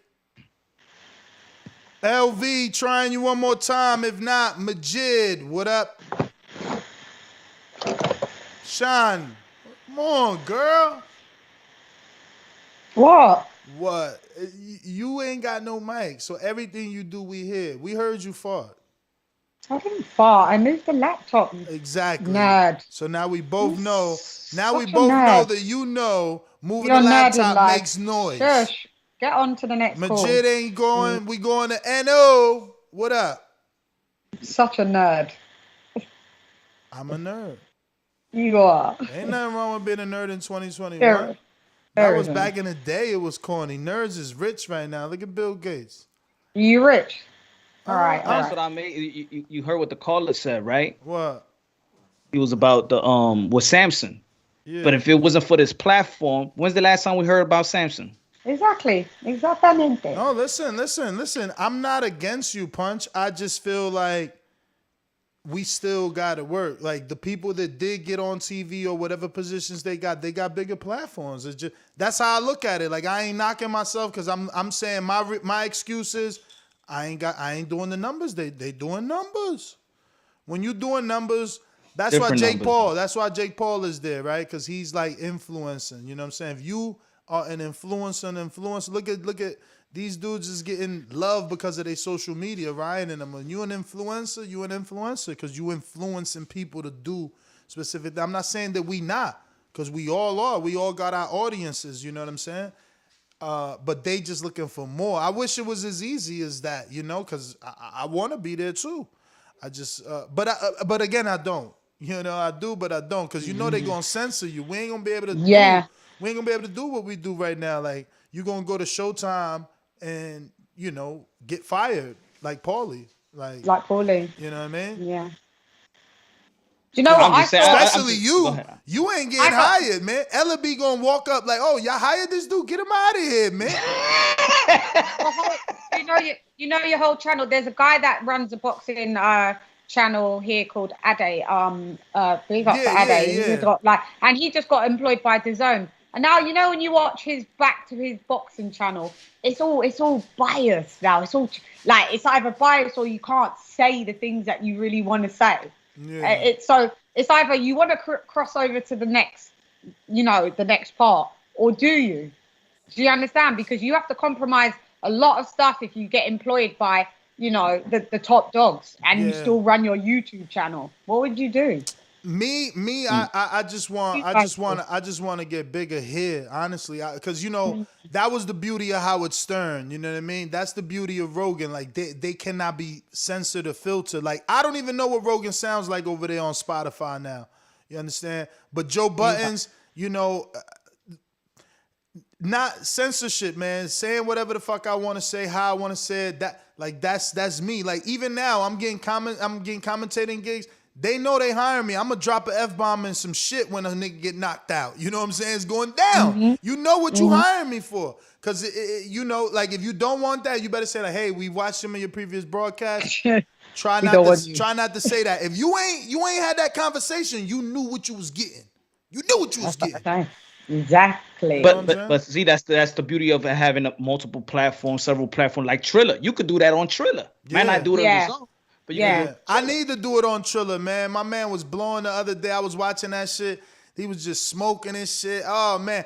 I was like, yo, why didn't I apply for this fight? I could have been right there watching fucking Locks versus Dick. It slipped my mind. Awesome. Yo, and let me tell you, I look like a total shitbag because, they hit me up so much. Like, yo, you coming? I'm like, I'm not in New York no more. I'm over here, man. Oh, yo, I'm all the way over here. Yo, let me tell you, I could have, even if they would have denied me, the promoter I just worked for, that's his fighter. Mike Wilson is his fighter. The main event. TriStar Promote. Remember the dude? Matt, that's his fighter. Yeah. So they was all there. Him and Billy was all there front row doing, Instagram lives and shit. But I didn't know. Ryan Kavanaugh be blowing too. He be smoking, I think. I think Ryan Kavanaugh. Bro, let me tell you something. Yo, your man Jadakiss got 200+% uptick after Triller. Triller need to pat themselves. That's conversions. Mm-hmm. Bro, every spin made Jada money. That means people converted, man. Like that is data that they can use right now to get on top, man. Like, yo, my man's, he's like top 20 on Apple iTunes right now because of that Triller shit, man. That's crazy. That's dope, man. That's crazy. That is. And Michael Hunter with a great knockout. Yeah, he had that, that was a highlight reel knockout. Jada played him. Kavanaugh got to make sure they don't do that. He like, man, there's more people right here than it was for boxing. Let us rock out, yo. You ain't shutting shit down. Y'all ain't hear that part? Nah. I didn't hear that. I didn't watch it. I heard him saying don't shut it down, but that's fucked up that he went there with it. He definitely said that. Keem, the dream. Is you training? Florida. What up? You avail? Keem the Dream. That's a no. Lids low. Decatur, Georgia. Are you available? Get your ass in the ring and Ain't no swing, hard man. button. Boxing motherfucker like this. Hey, Daddy. Boxing thinking man's game. This a dollar beat. Skill. Up here. You gotta get out and think of motherfucker. That's what boxingwiz.com. TBV was happening, man. What up? Man, everything, coach. Shout out to Mario, Lady Shan, and boy Punch. Punch, what Poncho at? What up? What's up? It's too early for Poncho. Hey, Ness, I want to get it to you, bro. I know you put this panel together, and no disrespect to anybody who ever been on this show, but with that panel you had right there, bro, that was a fire-ass panel. Shout out to each and every one of y'all, man. Ness, this shit you doing with bringing people to your platform, bro, this shit is awesome. I just want to say that.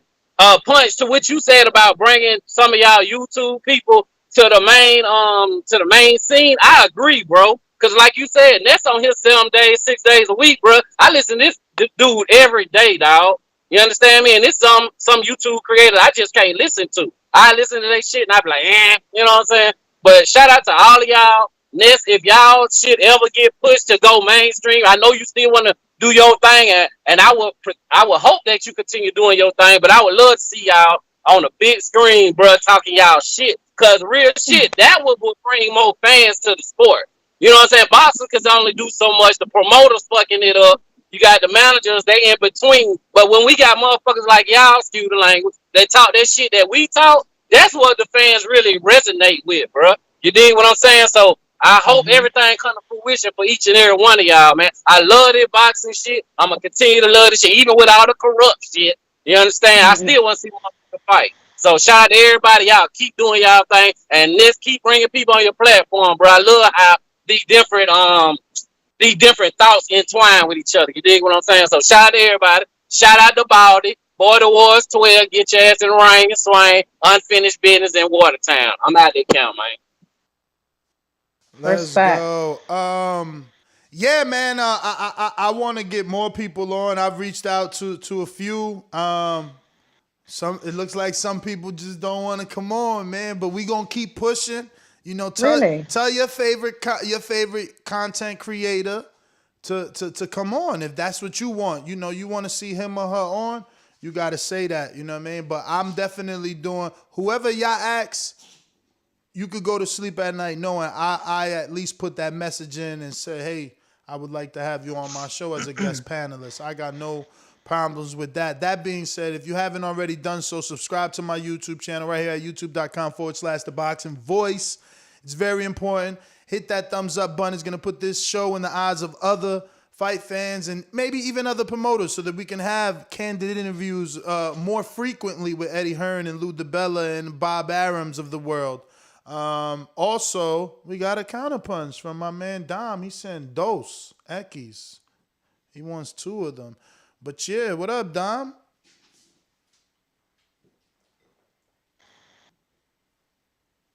Yo.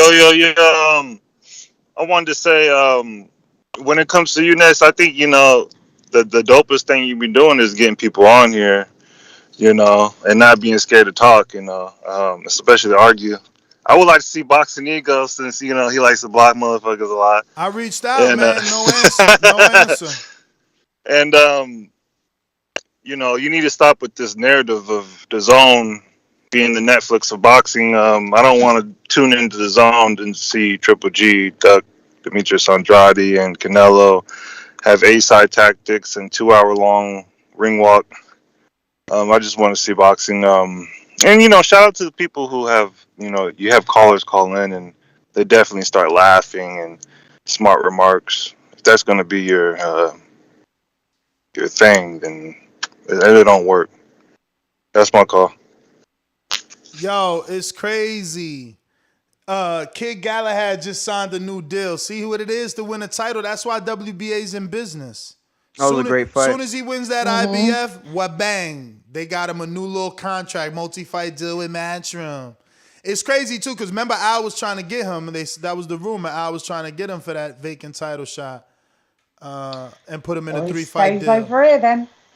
I don't know what's Say going again? on with Al. He's not getting them signings like right away, right? It's like I wonder why. I mean, listen, when you being, when someone is overpaying, they overpaying. You got like that. The Zone is on record. They overpay. Like people gonna take that money. Mikey PBS went over there. underpay, so yeah, we know why they don't go over there. But anyway. I hear you. I mean, yeah. So anybody's gonna go where the money's being offered. You know what I mean? course. You want to hope. That's why Canelo's not at the Zone. He's gonna do that fight with PBC because they're offering him more money. Let me get to Oh yeah. Sorry, line 6. What up?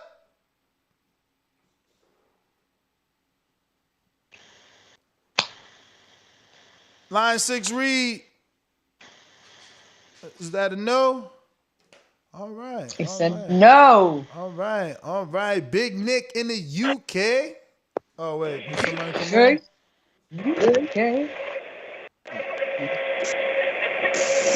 Big Nick. No. Yo, what's going on? What's happening, people? What up? Just a quick. Yeah, what's happening? Is Mario still on the line? He dipped off again. Mario. He dipped off. Okay. Anyway, man, just shout out to all the AJ haters that think that Usyk's gonna come up from cruiserweight to heavyweight and beat AJ, and there's literally nothing that AJ can do about it. But yet we'll still, in the same breath, think that Wilder's gonna beat Fury. And anyway, listen, but do me a favor in this, man. Can we stop with this Tank Furman talk, bro? It ain't happening. That fight's you never just had happened. another promoter say he loved the fight. Bro, it's not happening, bro. Right. Like, why would And he's bro, a why would rival Furman promoter. take- He's a rival Bro. promoter. What you mean? Why? You act like I didn't do an entire interview with Thurman. He said he'll take the fight. He said he likes the fight. Bro, Like, listen, he likes the fight, but let's be honest. if Like, why don't he didn't want the fight, think about this. If he didn't want the fight, he would have disrespected Tank. He would have called him all types of littles. I'll knock that little boy out. Boy this, little son that. Come on, none of that. He was super respectful. Bro, he's a fighter. What is he supposed to What say? you mean he's a let fighter? me- We got Dillian White out here as a fighter, and he'll disrespect you. There's plenty of people that would have took that situation differently. He's showing you his actions by not taking the disrespect. Listen, Ness, route. personally, I don't see what's in it for him. I don't see what's in it for him. Because you At don't the end of the day, he's see- not like you don't he's not see like the he's a washed up stardom. fighter. Ness. You don't see Ness, the it's stardom not- in Tank. You don't see the stardom in Tank. He does. Bro, He does. listen, Ness. Arguably, after Pacquiao, Furman is probably the biggest name, not at PBC, and he's not bigger than Wilder, but in that welterweight division after Pacquiao, he's probably arguably the biggest fighter there in the welterweight division. He does the numbers. He's proven free-to-air TV. His numbers are But proven. he's had Also, two fights in the last 4 years, though, my friend. 2 fights in the last I 4 just, years. And bro, what I just what think you there's don't more want- life in that you're- old you're dog just a yet to be fan. fighting Listen to me. people like Listen to me. Tank. It don't Listen to make me. sense. And Listen go to on. me. You're just a fan, and you're thinking of boxing that way. Thurman made $8 million plus, man. These dudes can't pay him. You need a Tank. You need a pay-per-view fight to give this man the type of money he wants. Like, yeah, but Ness, it's you not think like it I was could understand. Listen, Hold on a sec. Didn't we all Go on. laugh? Didn't we all laugh like, oh, he wants $10 million for Crawford? Don't it sound real now? And then he All come right. back and say, come on, Bob, you ain't got to give me 10, but you got to pay me. Come on, man. Like, But hold on. He got a high I can understand if mandatory you fight.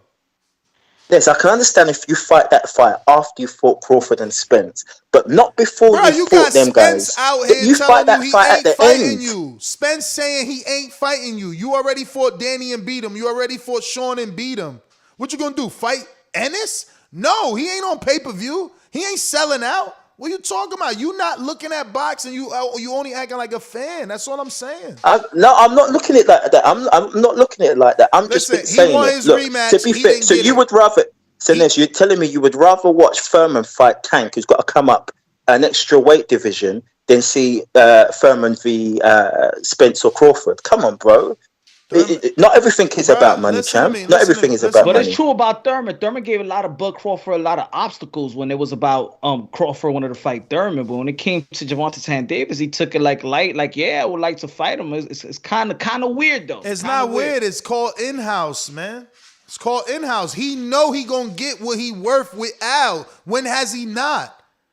You gotta tell Bob what you worth because he trying to downplay you and discredit you and offer your contemporary and Sean a fucking $1 million, my friend.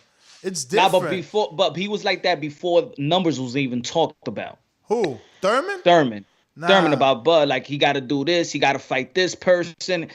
Why doesn't he do that with Tank? He got to fight this person. He got to get this title. Again, he got to fight somebody in the world. In-house. If Thurman loses to Crawford, he's helping Crawford's resume. He's helping Crawford's journey. In-house is the same reason everyone does in-house. Makes him look a little soft though. I mean, competitive nature wise, it does make him look soft. You say soft, I see the business, man. It's just, when y'all the more y'all do it and the more you see these people take business decisions, you're gonna start thinking business too. That's why this fight is talked about everywhere. That's why this fight is being talked about everywhere.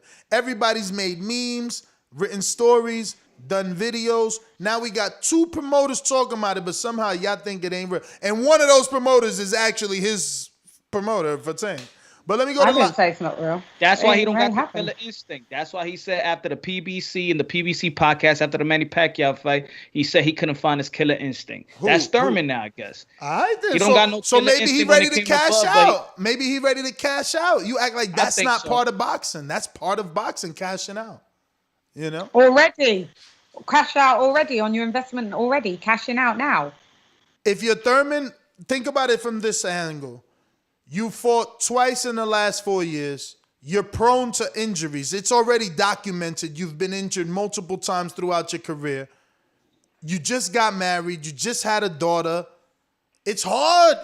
The phrase is real. It's hard getting up when you got silk sheets. And let me tell you, he lives modestly. He's not a flashy dude. None of that funny shit. He's regular. But that's probably another reason why he could just walk off into the sunset because he's so modest. His money going to last him forever. When you speak to him, do you get that feeling though? Do you get the feeling that he does want to check out? No, from this visit, man, he looks hungrier than ever. And the sparring was animal sparring. 1 fight, 2 fights, 5 fights.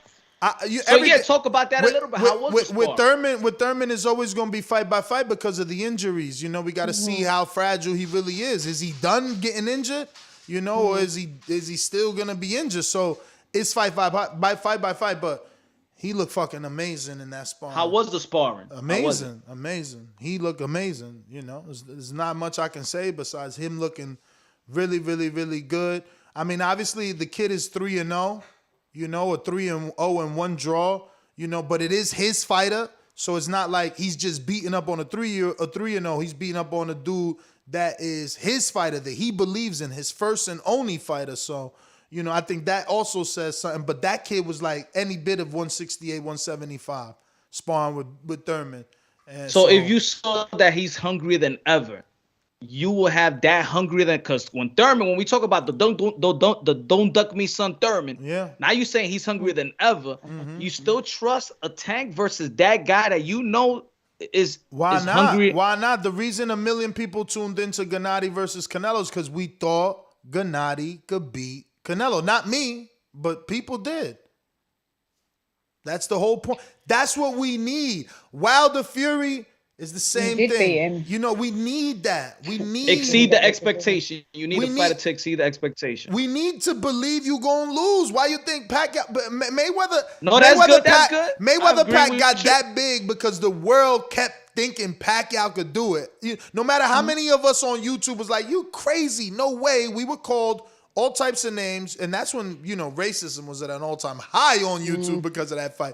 I don't ever want to go against Pac. It's crazy on the internet with Pac and his fans. That being said, people thought he could beat Mayweather. That's why that fight was that big. Same thing with McGregor, the Great White Hope. He could beat Mayweather. So all those people tuned in. You need to make the people think you're gonna lose. That's why Tank sold Barrios. Some unknown dude you don't know, but look how big he is. Oh, and he a Mexican warrior? Oh, his name is Azteca? Sold. All they need is 200 when you got a fucking little ass purse, I agree that Do you know that Canelo did get beat by Triple G the first time round? Are we clear on this? No, I mean, I I rescored that and gave Canelo 2 rounds. Many people disagree with you. Yeah, I know. That's why I do a rewatch series on my channel where, I take controversial or very close fights and I rewatch them and we point score along with like a live panel. That's and then cute. That's Yeah, cute, but Canelo did a refight and beat the shit out of him and proved that he won the first one. Yeah, in the second fight. he won. Usually the second one is to prove what you did in the first. Remember Ward Kovalev? Mm-hmm. Yeah. Yeah. But what I'm saying, it still didn't change my opinion. I still feel that I watched it again. I still feel Canelo lost the first fight. Look, you thought he lost in that first, and then he proved it in the second, and now the third. Everyone is already giving Canelo the win by knockout now. So I don't even want trajectory. To be fair, I don't want to see. I could see a Tank versus Thurman fight looking like the Porter and Broner fight. I could see something like that. Porter, Broner. Oh. But who's Broner? Tank. He knocked it down. I could see something like that. Yeah, because and look, Porter was tough in that fight. He was trying to bully Broner, man. He was trying to bully Broner. Yo, something is wrong with my fucking super chat page, man. It's not letting me open it. It's fucking. Oh, let me see if I can put this in another web browser. Shit, whack. I know I got a bunch of super chats I gotta read, but I can't even open this shit. Pardon me, people. Stainless, what up though? You available? Stainless in Nashville by way of Detroit. You busy too? Everybody busy today. Okay, let me see if I could open this up. Pero mi hermano. What up? Mi hermana, me voy de aquí ya. You out of here, man? He out, man. My man out, man. Give him your social media. Let him know your schedule. Yo, y'all already know Punch Drunk Boxing YouTube channel, the Smelling Salt podcast, punchdrunkboxing.net website. Be on 8:30, 8 p.m. Eastern time live. Check y'all out, man. God bless y'all. Nice. Yo, what the fuck? This shit looks so different on Safari. Wow. I wonder if that's why it's not working on Chrome. Maybe I gotta update my Chrome browser. Chrome. Yeah, maybe. Damn, this shit look extra sexy on Safari. Wow. I prefer Chrome. They just put out like a dark theme. Oh, yeah. I wasn't using it, but I guess they made it mandatory now and shit. Nah, the super chat page is down. I can't even open it on Safari. This is some bullshit. Where's Mario? Mario he dipped off. You know everybody. I'm the one that's always here, but you are too, Shan. You're a rider. I've been noticing that. You stay on for 5 hours and shit. What's up with that? You love boxing. I love the sport of boxing. I do. I like chopping it up with different people. I like the energy. I wish you loved boxing as much as I love mics. I know. Watch how bang on I'm gonna have it. It's literally since getting them. I've got it. I posted it up on my social media on my story. Got the mic. Just haven't had time. I've been running up and down literally. Well, we got Philly Handball that says, "What up, Showbiz? Sorry, champ, I'm late. We had interviews, guest panelists. I do apologize, and super chat pages down. I'm doing this from the inside of my software. I gotta literally screw." Yeah, I can't see him. Hopefully, can we not see it on the phones or anything? My battery's gonna die. Nah, there's no way. No. I even checked the YouTube Studio app. I can't even see it on the app. I got Michael who says boxing has become a soap opera. Oh, I say that all the time. You must be new. Actually, I don't know what I would do if we didn't have a little bit of this, back and forth drama. Like, can we just really talk about the fights? I guess we have gotten away from like who's gonna beat who, because we're so wrapped up in who's going to win the negotiations versus who. You're talking to me. Sorry, I guess I'm not. You busy on your phone. No, you know what? I was looking at the chat because I was looking at the chat. Looking at the chat, man. Sorry. What would you say? I do think, just going back to the original topic, that in my opinion, Usyk is the best boxer that AJ is going to face so far. I'm trying to think who would come after, but I think technical with his skill set. So I mean, the obvious question is, do you think Usyk is technically more skilled than Tyson Fury? Because that's the other person that he would eventually face. Tyson Fury is Tyson Fury as a heavyweight is a harder fight for AJ because you have to encompass the height with the weight and with the skill set that he possesses. Whereas Usyk, he has a better skill set than Fury, but he doesn't necessarily have the height and the weight to back it. But, that skill set can still put AJ into some problems. But I do believe he is a better boxer than Tyson Fury. But Tyson Fury is a better all-round package if you're comparing him to Usyk as a heavyweight. ¿Entiende? Yo, I definitely understand. We got Punch Drunk. This says, Amanda Serrano, pound for pound knockout queen, August 29th, the Manny Pacquiao of women's boxing. I don't know about all that. Pacquiao had mad knockouts and was fighting real impressive names. I'm waiting for Amanda to fight Katie. When is that going to happen? Katie Taylor. Yeah, right? I don't know.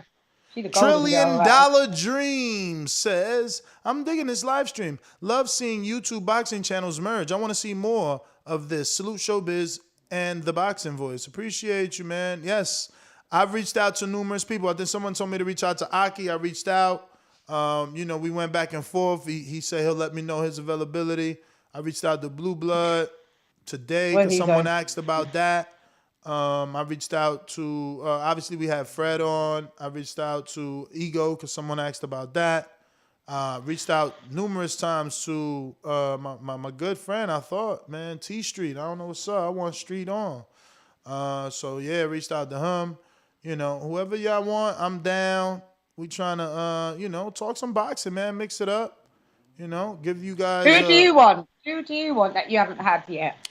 I think that dude Boxing Physique. Is that his YouTube channel? He's always talking about Pacquiao. Probably be good to have him on. He's always talking about Pacquiao. And he gets really good numbers. He does like videos on people's like physique and training and side-by-side training, but he does good breakdowns. I like him. I reached out to that guy you was just talking about, Ade. I reached out to him months ago. He's probably one of the first. He did say but we never got it in. So maybe you should connect it. He did the same thing to me. He was like, I reached out, and he was like, and then he just kind of floated away. So I will reach out and DM him or again though on the behalf and see if he would like to come on the show. I will do that. I'll do that later. I mean, it would be good for him to come on. Whoever wants to collab, man, we just talking boxing. We got Dimitri Clark that says, shout out to my 2 favorite boxing shows, linking up. Shout out to you. Appreciate it.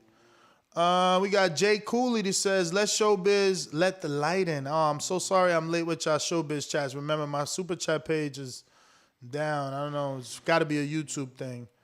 It's not working on Safari or Chrome for me. So I'm on the unlimited scroll as I talk. We got James Benitez that says, focusing on the pugilist is why boxing damn near died this era. We need asses in seats. Fighting Khan increases Tank stardom for a Haney fight.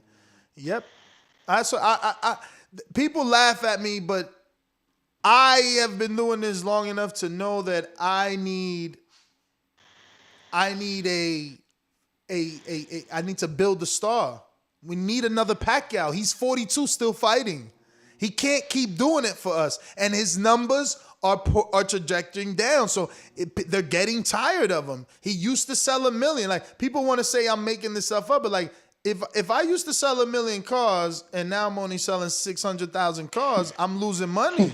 It's just the bottom line. I mean, black and white. So like, we need to build the next Pacquiao. Who is he?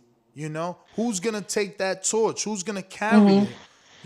Who's going to carry it? And the thing is, we're blinded by Mayweather and Pacquiao, right? Before Mayweather and Pacquiao, you had Oscar, you had Lennox and Mike, Mm-hmm. and then Canelo Mhm. and Floyd. Like, who else was doing $1 million? Like, you guys are so, Yeah, but times have changed. So even if we get the next superstar, they may not just come in and just be like $1 million. Like maybe the new stars will have to settle for 600,000 for a minute. The times have changed. We're not going to get back the times of. Manny Pacquiao is the last of a like living legend. Like so, once he retires, that era's done, and we're in a new era. And not saying that we're not going to have any stars, but there's never going to be another Michael Jackson, is there? It doesn't matter if we live 100 more years. There's never going to. That's why they're called superstars, because everything else, if everybody was a superstar, then it would be regular. So. You can't force superstars onto people. It has to be organic, and I feel like sometimes that you're forcing Tank on us. Like we like Tank, we like Tank, my G. We like him. You saying that there's never gonna be another? You saying that there's never gonna be another Michael? But like, I mean, are we boxing the artist into a genre? Like, I mean, not a genre, but like a sex. A gender, because you could consider Beyonce, she's powerful, she could be considered our generation's Michael Jackson. But if you're saying it's not like a unisex thing and it has to be a male. No, it's unisex. No, I'm not saying it has to be a male. You said I said I'm that. asking. No, it just has to be. Beyonce isn't the next Michael Jackson. Beyonce's Beyonce, and there's not going to be another Beyonce. This is what I'm saying. People always want to be doing comparisons where there's a lot of things that are not comparable. We just have to accept people for the star that they are. And Beyonce didn't come on and wasn't forced onto us. It was a migration. It was an evolution. But you talking force? How you saying force when people buying? They paying for his pay-per-view. That's not forcing. Forcing is giving it away for free. No, that's not forcing. No, listen to me. Listen, hear me out. No. Forcing is giving it away for free if you don't want it. Paying, that's exclusivity. That's showing conversion. That's showing exclusivity. Like, yo, they willing to pay for me. But let me go to Dom, who got a counter punch. What up, Dom? Yo. Shout out to you, Ness. Some people I would like to see is, Trill Boxing. Get up on here. Second Chance, Behind the Gloves. Shit, get Tyson Fury on here. Deontay Wilder. Barbershop Conversations. We have and Goodfellas, and Blue Blood. I reached out to Blue Blood and I had Fred on. He's out here protecting you. You might as well get him on the show. Yeah, man, I reached out today actually, but Fred we already had on. And Deontay Wilder. Ah, man, And then Sean Porter, he got a podcast. I reached out. You he got to call his dad. Come on, man. That's my call. Let me get to Elijah. What up? Shit, what happened there? Shan, you there? Shan. I don't understand where my picture. Yeah, my picture just went. I know. Hey, Elijah. Can you hear me? We hear you. All right, what's the topic then? Because there's been multiple, innit? We talking about Usyk being the best boxer AJ will ever face, according to Bellew. And then, then we're talking the possibility of Tank and Khan, since that whole welterweight Tank thing is still out there. That sounds like a safe international fight. Do you not want to get Khan killed? That guy, man. That's it. His chin. That's it. Really and truly, he should be just doing exhibitions in Asia or something like that, because the guy's chin's gone. But with the Usyk the best boxer thing, I really don't. I think similar to Showbiz, I don't really get that. When someone says best boxer, to me, I think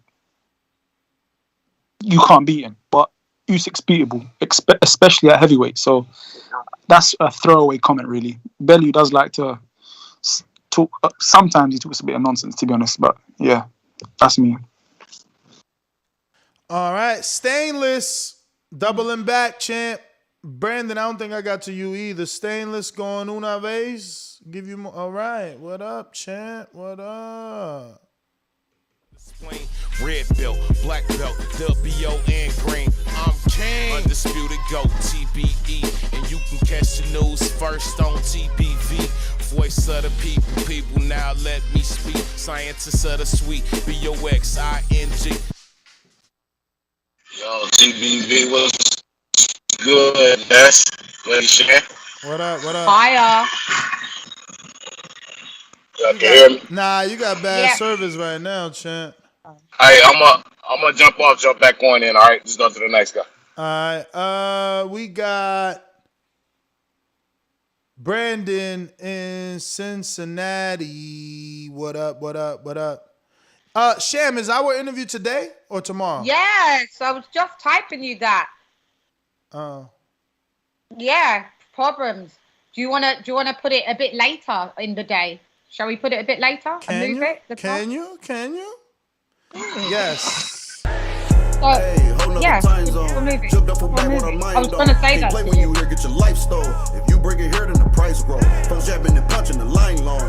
I drop a pigeon, let 9 go. We slap with the fake glass and white go. This only happens in Ohio. Only happens in Ohio. Yes, what's up? Is this my husband? Like, this one of these guys, my boyfriend's on here? Nah, this ain't him. This ain't him. This ain't him. Oh, it ain't him. My YouTube. What's up? What's up, Nuts? Can you hear me how I sound, bro? You good? You good?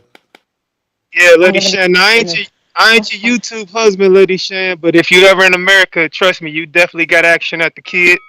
But let me give a shout out to Lou DiBella, man. Lou DiBella sounded like all us disgruntled hardcore boxing fans sound on a daily basis.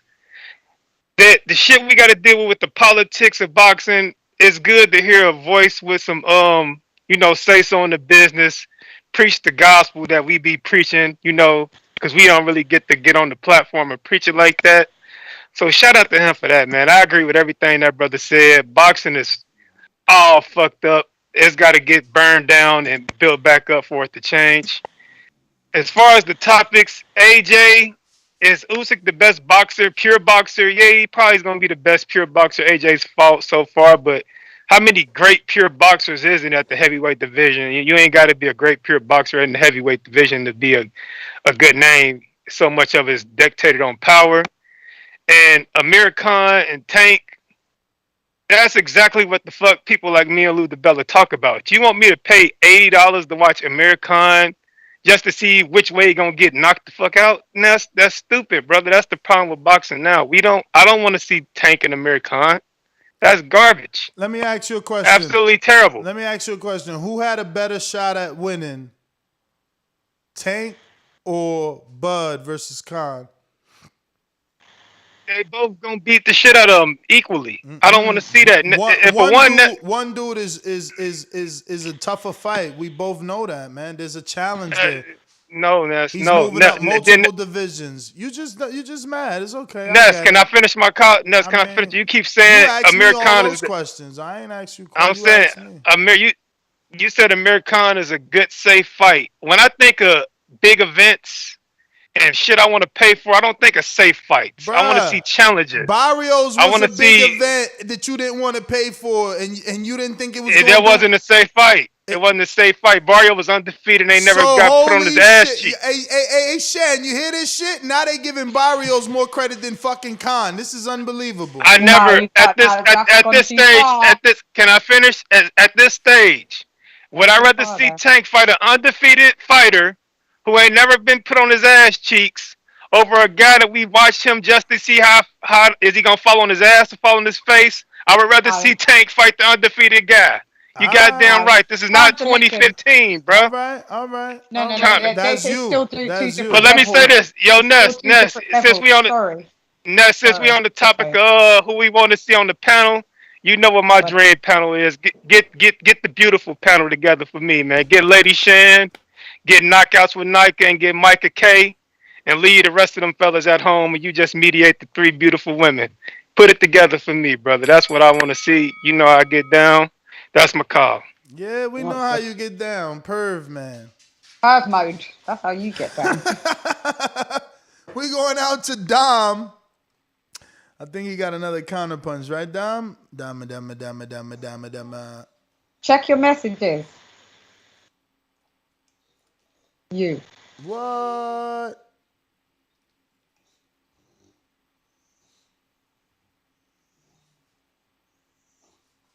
What? 10 p.m. your time. What's that? 5 p.m. my time? Yeah.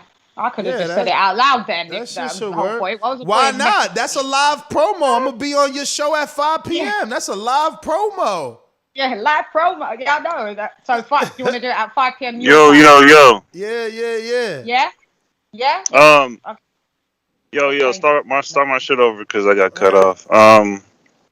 Yeah, man. I would definitely like to see if there is a UK podcast that's pretty good. Someone get on. I miss UK Rob, Mike on sports. He's definitely ready to come back. UK Rob is there, but he don't want to come on. Just some people with a good mic and Mike we had on, but you already know what it is, to get him at a full capacity, man. We need to get sponsored up.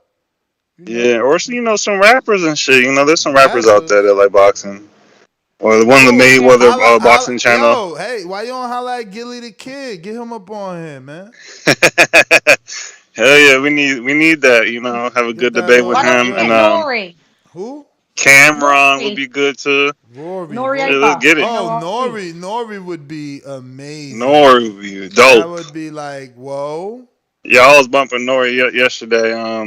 Just to spice it up because it seems like the TPV is the only podcast that UK people come on to. I don't think they really have nothing out there. Get AJ on here. We need to show some love to AJ. There's so many AJ supporters. We don't have that call in. Okay version. And definitely support him. Though, so I would definitely want to see AJ or Eddie Hearn or something. Keep them coming. Shit, get Canelo on here. You show so much love. I wish, man. We had Eddie. I thought when we had Eddie Reynoso on, we was for sure gonna get Canelo, but it ain't work out, man. It didn't work out. Yeah. That's my call. All right. Stainless, what up, man? Stainless. No, move it along. Stainless still not ready. Yeah, Stainless still not ready. Yo, we about to hit it. Actually, let me keep scrolling down. As I scroll through these messages. Nope, we got Louisville Slugger that says, I don't want Khan or Berto for Tank. I rebuke both. 100 emoji. Damn, he rebuking that. Look at his dog hair in front of my face. Fucking dog sheds so much, man. I know. Is it molten? Yo, I fucking hate that you shed so much, all right? Jerk off. That's what they gotta do. Bruh, she need her permanent summer coat. We in Florida. I guess she's still on Jersey time. I know. She out of control. Who's next, man? I'm just kind of drop hand sanitizer. Damn doggy. What we got? He said, let's try now. Talk to me, Stainless. Yo, you can hear me? I hear you. Cool. What's the topic? Are y'all talking about Tank and Khan for real? Yeah, we talking Tank and Khan, and we also talking Usyk being the best boxer ever that AJ will face. AJ wrestling.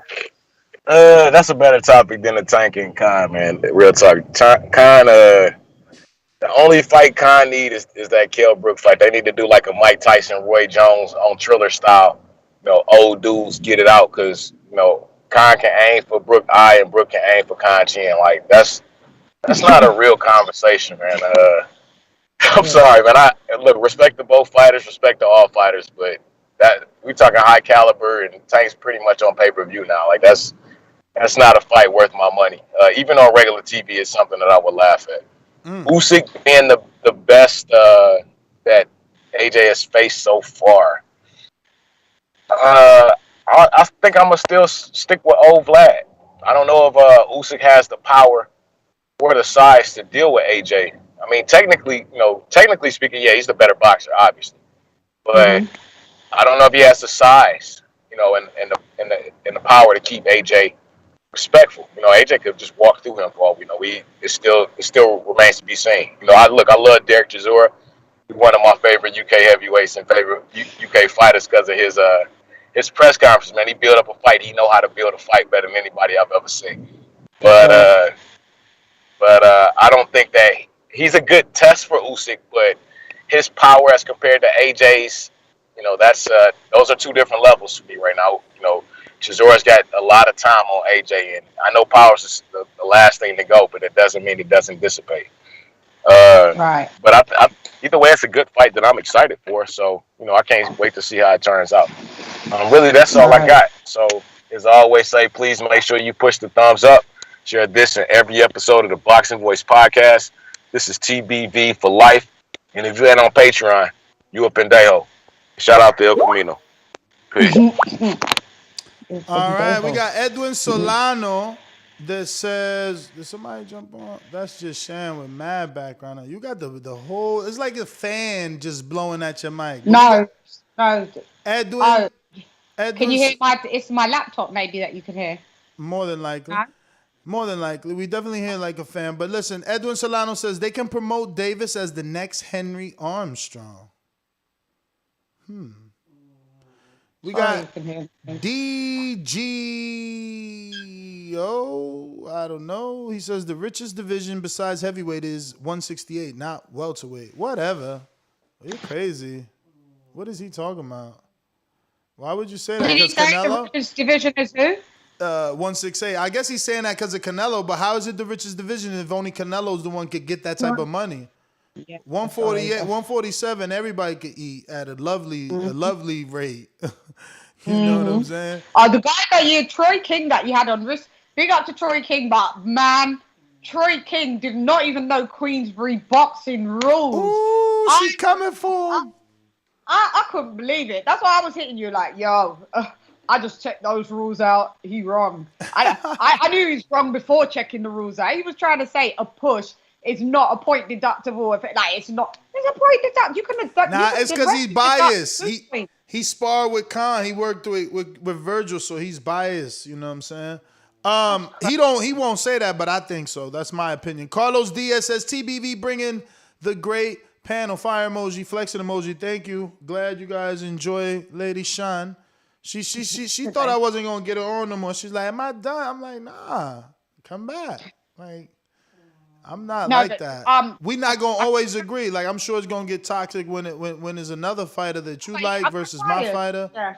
You know what I'm saying? It's gonna get like that. I can't wait for Wilder versus AJ. That's when I'm gonna really make her cry. That's when I'm really just gonna make you cry when he loses. No. And then you'll be doing another meltdown video like he might lose. He might lose to Fury. Video. You be doing a meltdown video like you did the other day. They heard you the last 20 times. When you come to my show, we're gonna be talking about that, the meltdown. They heard you the last 50 times you said the meltdown. Yeah, so I'm saying it another 5 more times. The meltdown, the meltdown, the meltdown, the meltdown, and the meltdown of Nesta King. Oh, jeez. The meltdown. AKA Chulo. The meltdown. Where we at? I'm scrolling.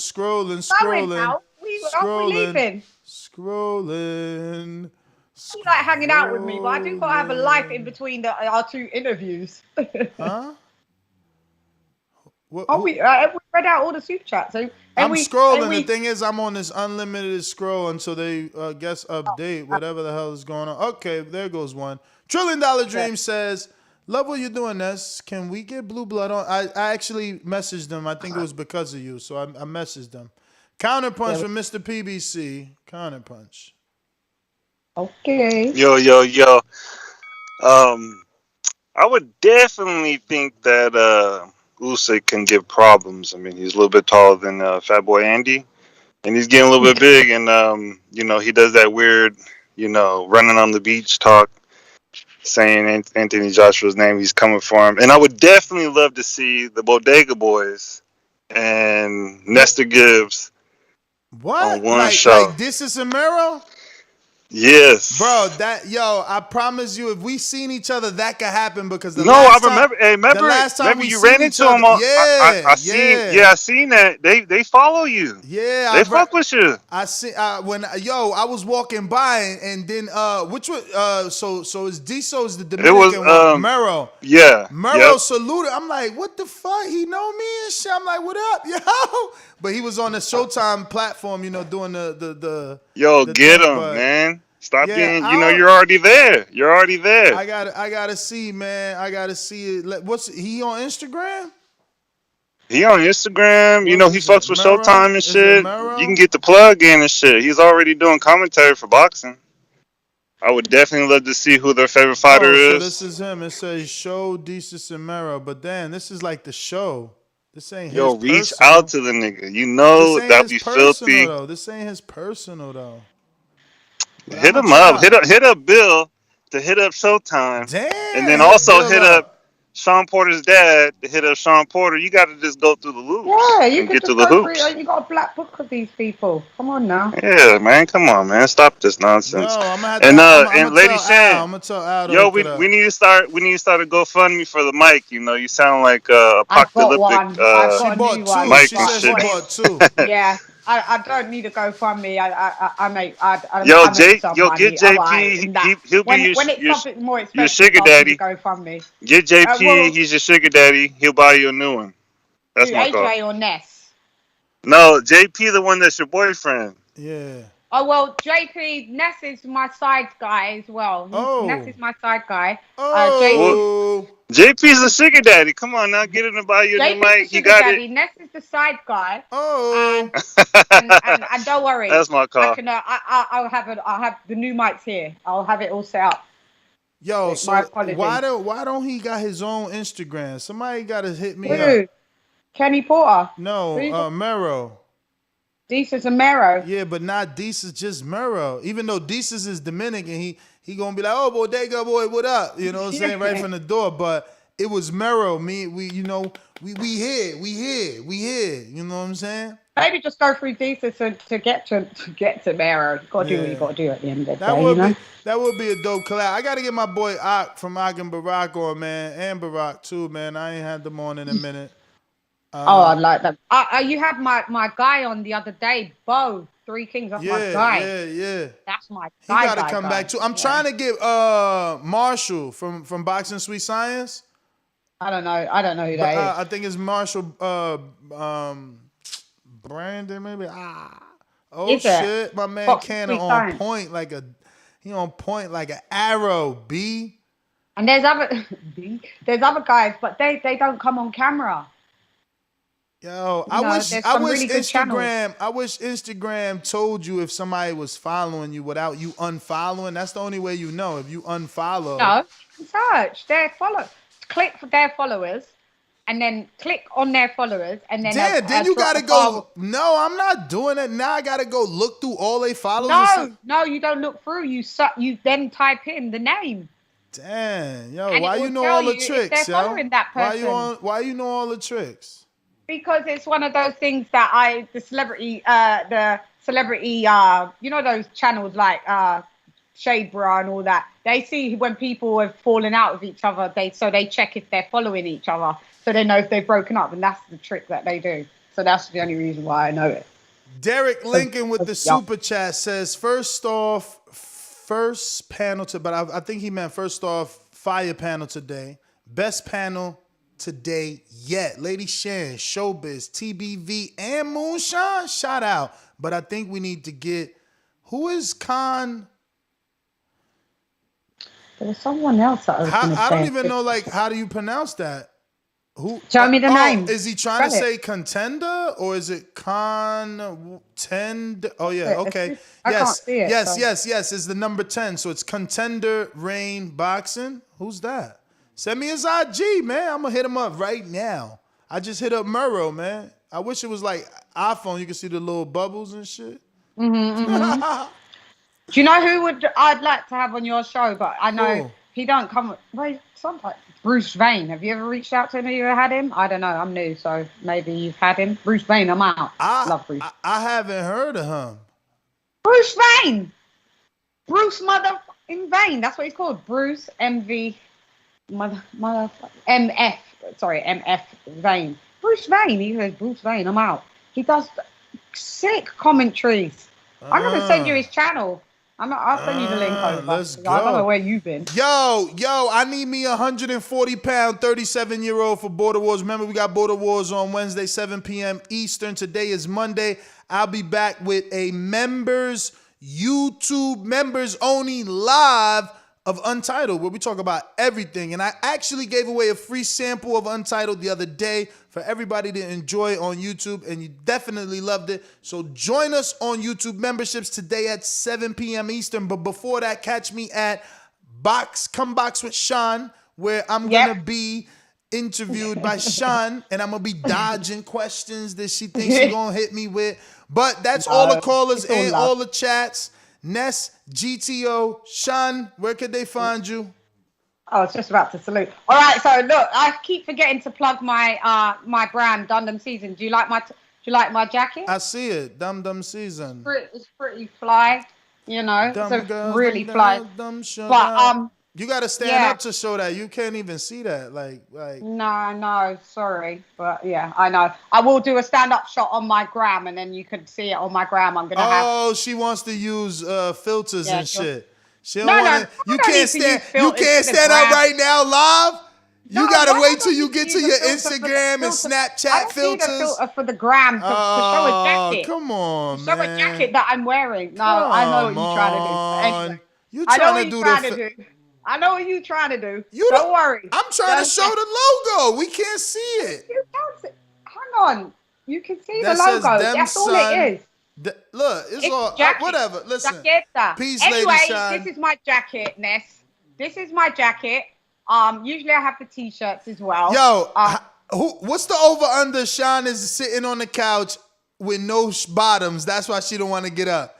Did she just like stay in no bottom? Like, what's going on? Oh, I just came in from the house. I was out. Sometimes I am in no bottoms. Sometimes I am, but yeah, sometimes I am. Here she That's goes. a She's fact. trying to make it. She's trying to make it interesting for y'all. No, little sometimes surprise. I'm not in bottoms. Everyone that knows me knows that I say, I've not even got any bottoms on. Like I say, I did a whole show, no bottoms on. But Oh, yeah. man. Anyway, that's so besides you the point. so that's what it is. I hit the nail on the head.